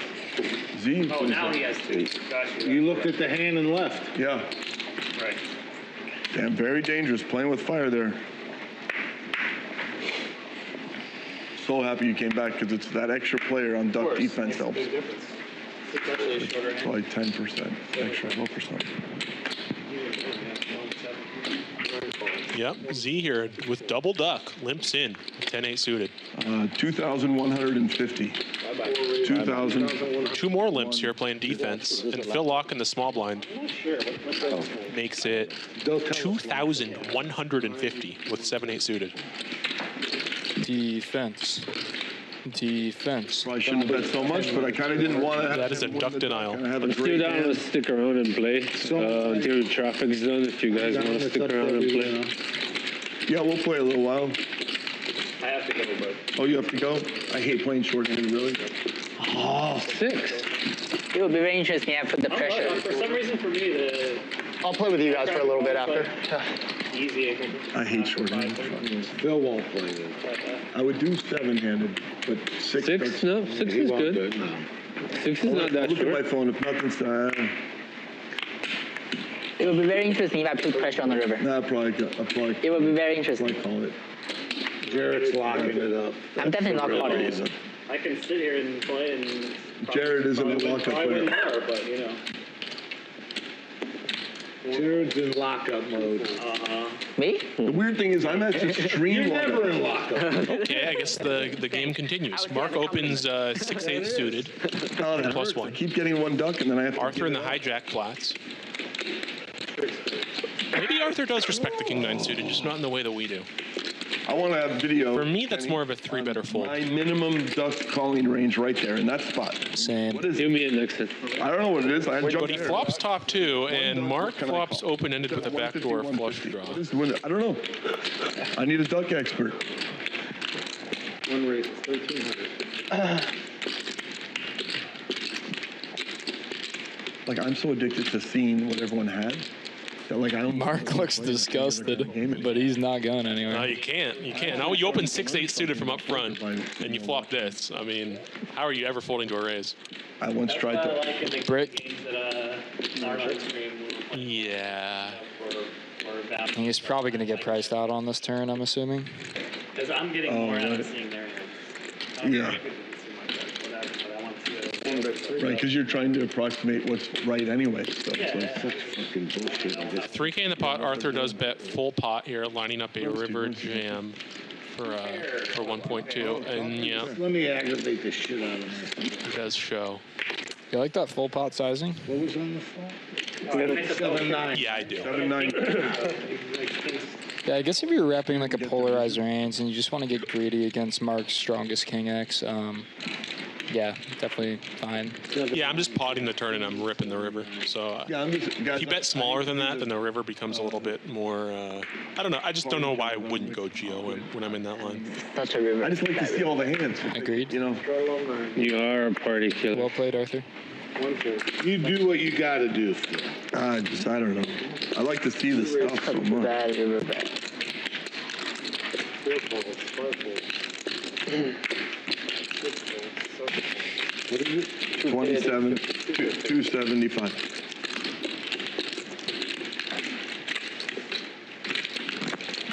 Kenny with pocket Forsleys or something. Phil calling with the 8-9 suited in position. And Mark's in there with the suited 1-gapper. And if I know anything about poker, Kenny's going to bet this hand, and he's going to win. Oh! Maybe one of those delayed aggression lines again that he likes to take. Either that or you don't know anything about poker. What's the time now? Sorry? What's the time now? I don't know what. You know, those triple Broadways just typically favor the PFR, but yeah, he's going for this delayed C-bet, and it seems like Kenny likes to use these flop checks in order to get information about his opponent's ranges and then use delayed aggression in his favor. And it seems like it's been working out for him so far. So. Did you rob me? Yeah, you know, I'm wondering if he's implementing a range check on the flop. I know some people do that multi-way. Could you chop this? It seems like he's betting a lot more with his value on the flop, though, and then doing these like delayed aggression lines with his bluffs. So could be a bit of an exploit I would be looking out for if I was him, but you know, obviously his opponents aren't studying and seeing his cards every hand like we are right now. So Global Kenny, we could. You noticing that pattern as well, though? I have been noticing a lot of double barrel bluffs. I haven't really been noticing where the value goes. I don't think he has been getting dealt much value actually, but I didn't hit a flush draw. True. I think he's had some like top pairs a decent amount though, and it seems like he's betting those a little more. And his draws. I think it's more just like the weak, frail bluffs that don't really have a lot going for him. Maybe he's playing more of a range check with those kind of hands, and then deciding if he wants to be aggressive after he gets more information from his opponents on the turn. James, you get him too. Kenny with another mystery hand. Jared calling in position. A lot of like lack of aggression with these suited connectors from most of the players, but I think when you're playing with an Annie, it's definitely fine to construct a lot of flats in position with these kind of holdings.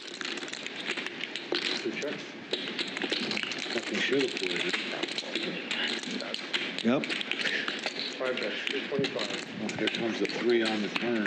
Oh, Jared, you did it. You did the duck defense. Oh, flushy, flush. Jared taking it down.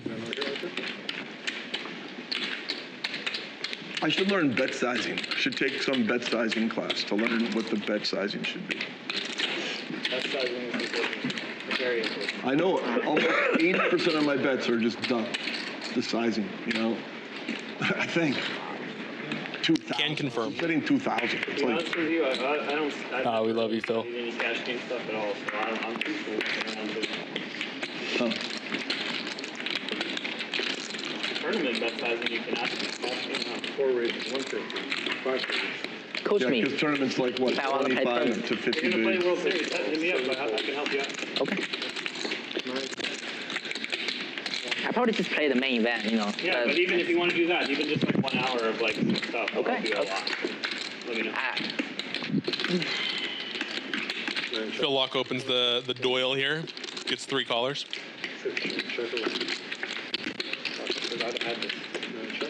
And let's go ahead and just turbo check it down. Interesting turn though. He's James turns the backdoor flush draw and 450.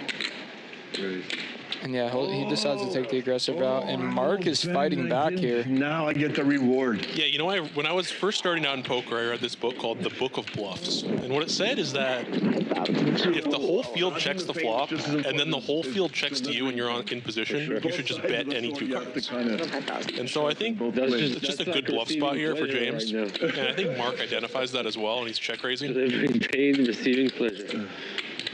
Agreed. Yeah, it's kind of interesting because he has a pair on the board. So if James is bluffing, you could just call and then bluff catch the river and make more chips that way. But he's doing kind of this like min-raise, mergey styled bluff. I had a pair, Marc. I folded a pair. Where he just like has a lot of raw equity, but James just folds the flush draw in position to a min click, which is pretty interesting. I hit a flush. You had diamonds? It's wild. No, spades. Are you ever folding that? You're gonna have spades, right? No, those are pot odds are good and you're in position, so I would like to call to see if I hit my flush.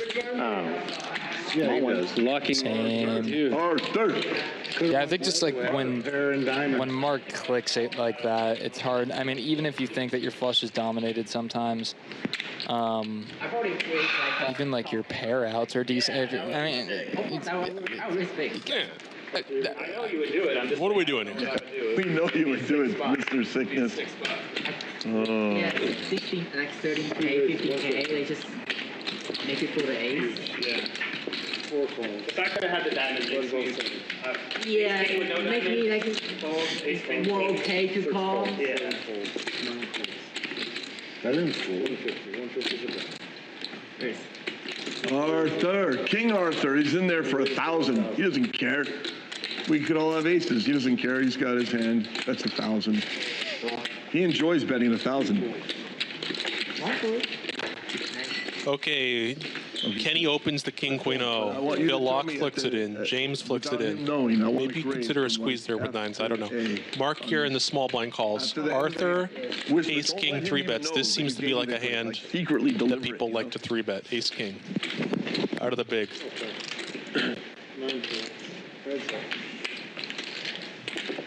Okay, I can't take it. And Let me get over there. definitely some of the field folded. I think.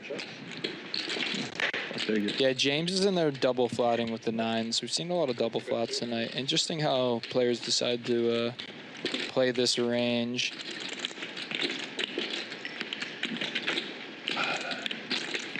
Do you remember that flop? The flop was 10-8-8 with 2 black 8s for the viewers. James has pocket 9s. Arthur has ace king. And I think James donks for 800. No. Arthur c-bet half pot, and James called in position. Arthur's out of position here. No, Arthur checked, and James bet 800. No. Check call. Maybe he's crafting up a cheeky little check raise here. I don't know how you want to construct that, because even if you do have an overpair at this stack depth, it's not like you have aces and you just want to stack off with the 8 paired on this board. So yeah, I think you pretty much only really want to have check calls here. And your check raise would be constructed around like 8x plus.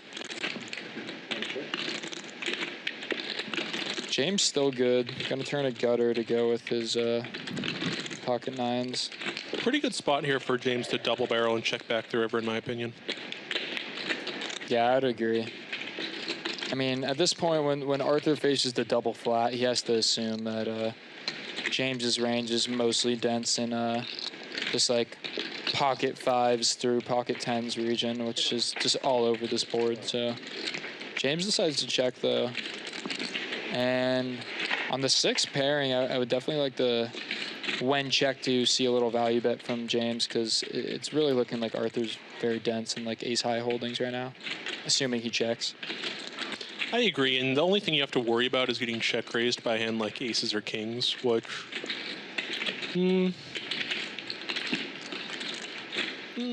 what would you expect? Would you expect Arthur here to play aces and kings this way and then check raise the river? I think once James checks back the turn, Arthur does kind of have the green light to go for thin value with, you know, an overpair.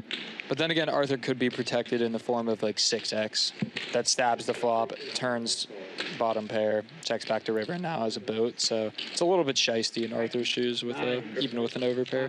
How much is that? 1800. 28. Sure, and there's got to be a frequency of Arthur just betting the river with aces or kings anyways. Yeah, and James just goes B40 and Arthur like turbo snap. So yeah, good value bet by him. 1800. I don't think he said it. I don't think when he threw it out, you just snapped. No. Yeah, He said 6 Did he? 1800. Yeah, you said that to the booth, to the front. So that's why. I know, but at the end of the I'll day, pay though, but it's just. you have to pay because whatever he bets, what he bets. Yeah, but like, but it's that's just- It's not my fault, right? No, it's not. I didn't do it. If it's 1900, I'm gonna think. What a value bet. I would be nervous to value bet. Looks like James put out 2,800, and then someone somewhere announced 1,800. So Arthur was under the impression that he called 1,800, but now he has to pay 2,800. He said it was 1,000, and you call, you still have to pay the 10K because it's whatever you bet. 10K words visually looks I know, but I'm just different. saying, like, But like, However, he did put 2,800 in chips in the middle before anything was said, so that will be the bet. Yeah, a little bit of a misunderstanding there, but these guys are all buddies and friendly tables, so I'm sure they'll work it out. Chip counts looking similar to usual. James running it up a bit after that hand.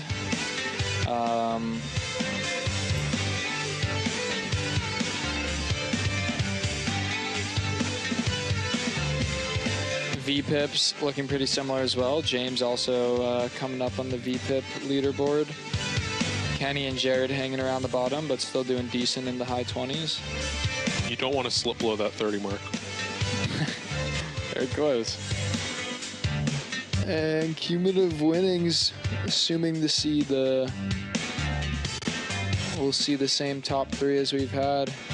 Yeah, Arthur slipping down a little bit after this hand, and James coming a bit up, but yeah, Jared having a phenomenal day. Everyone else, aside from Efan, a relatively small loser for the game.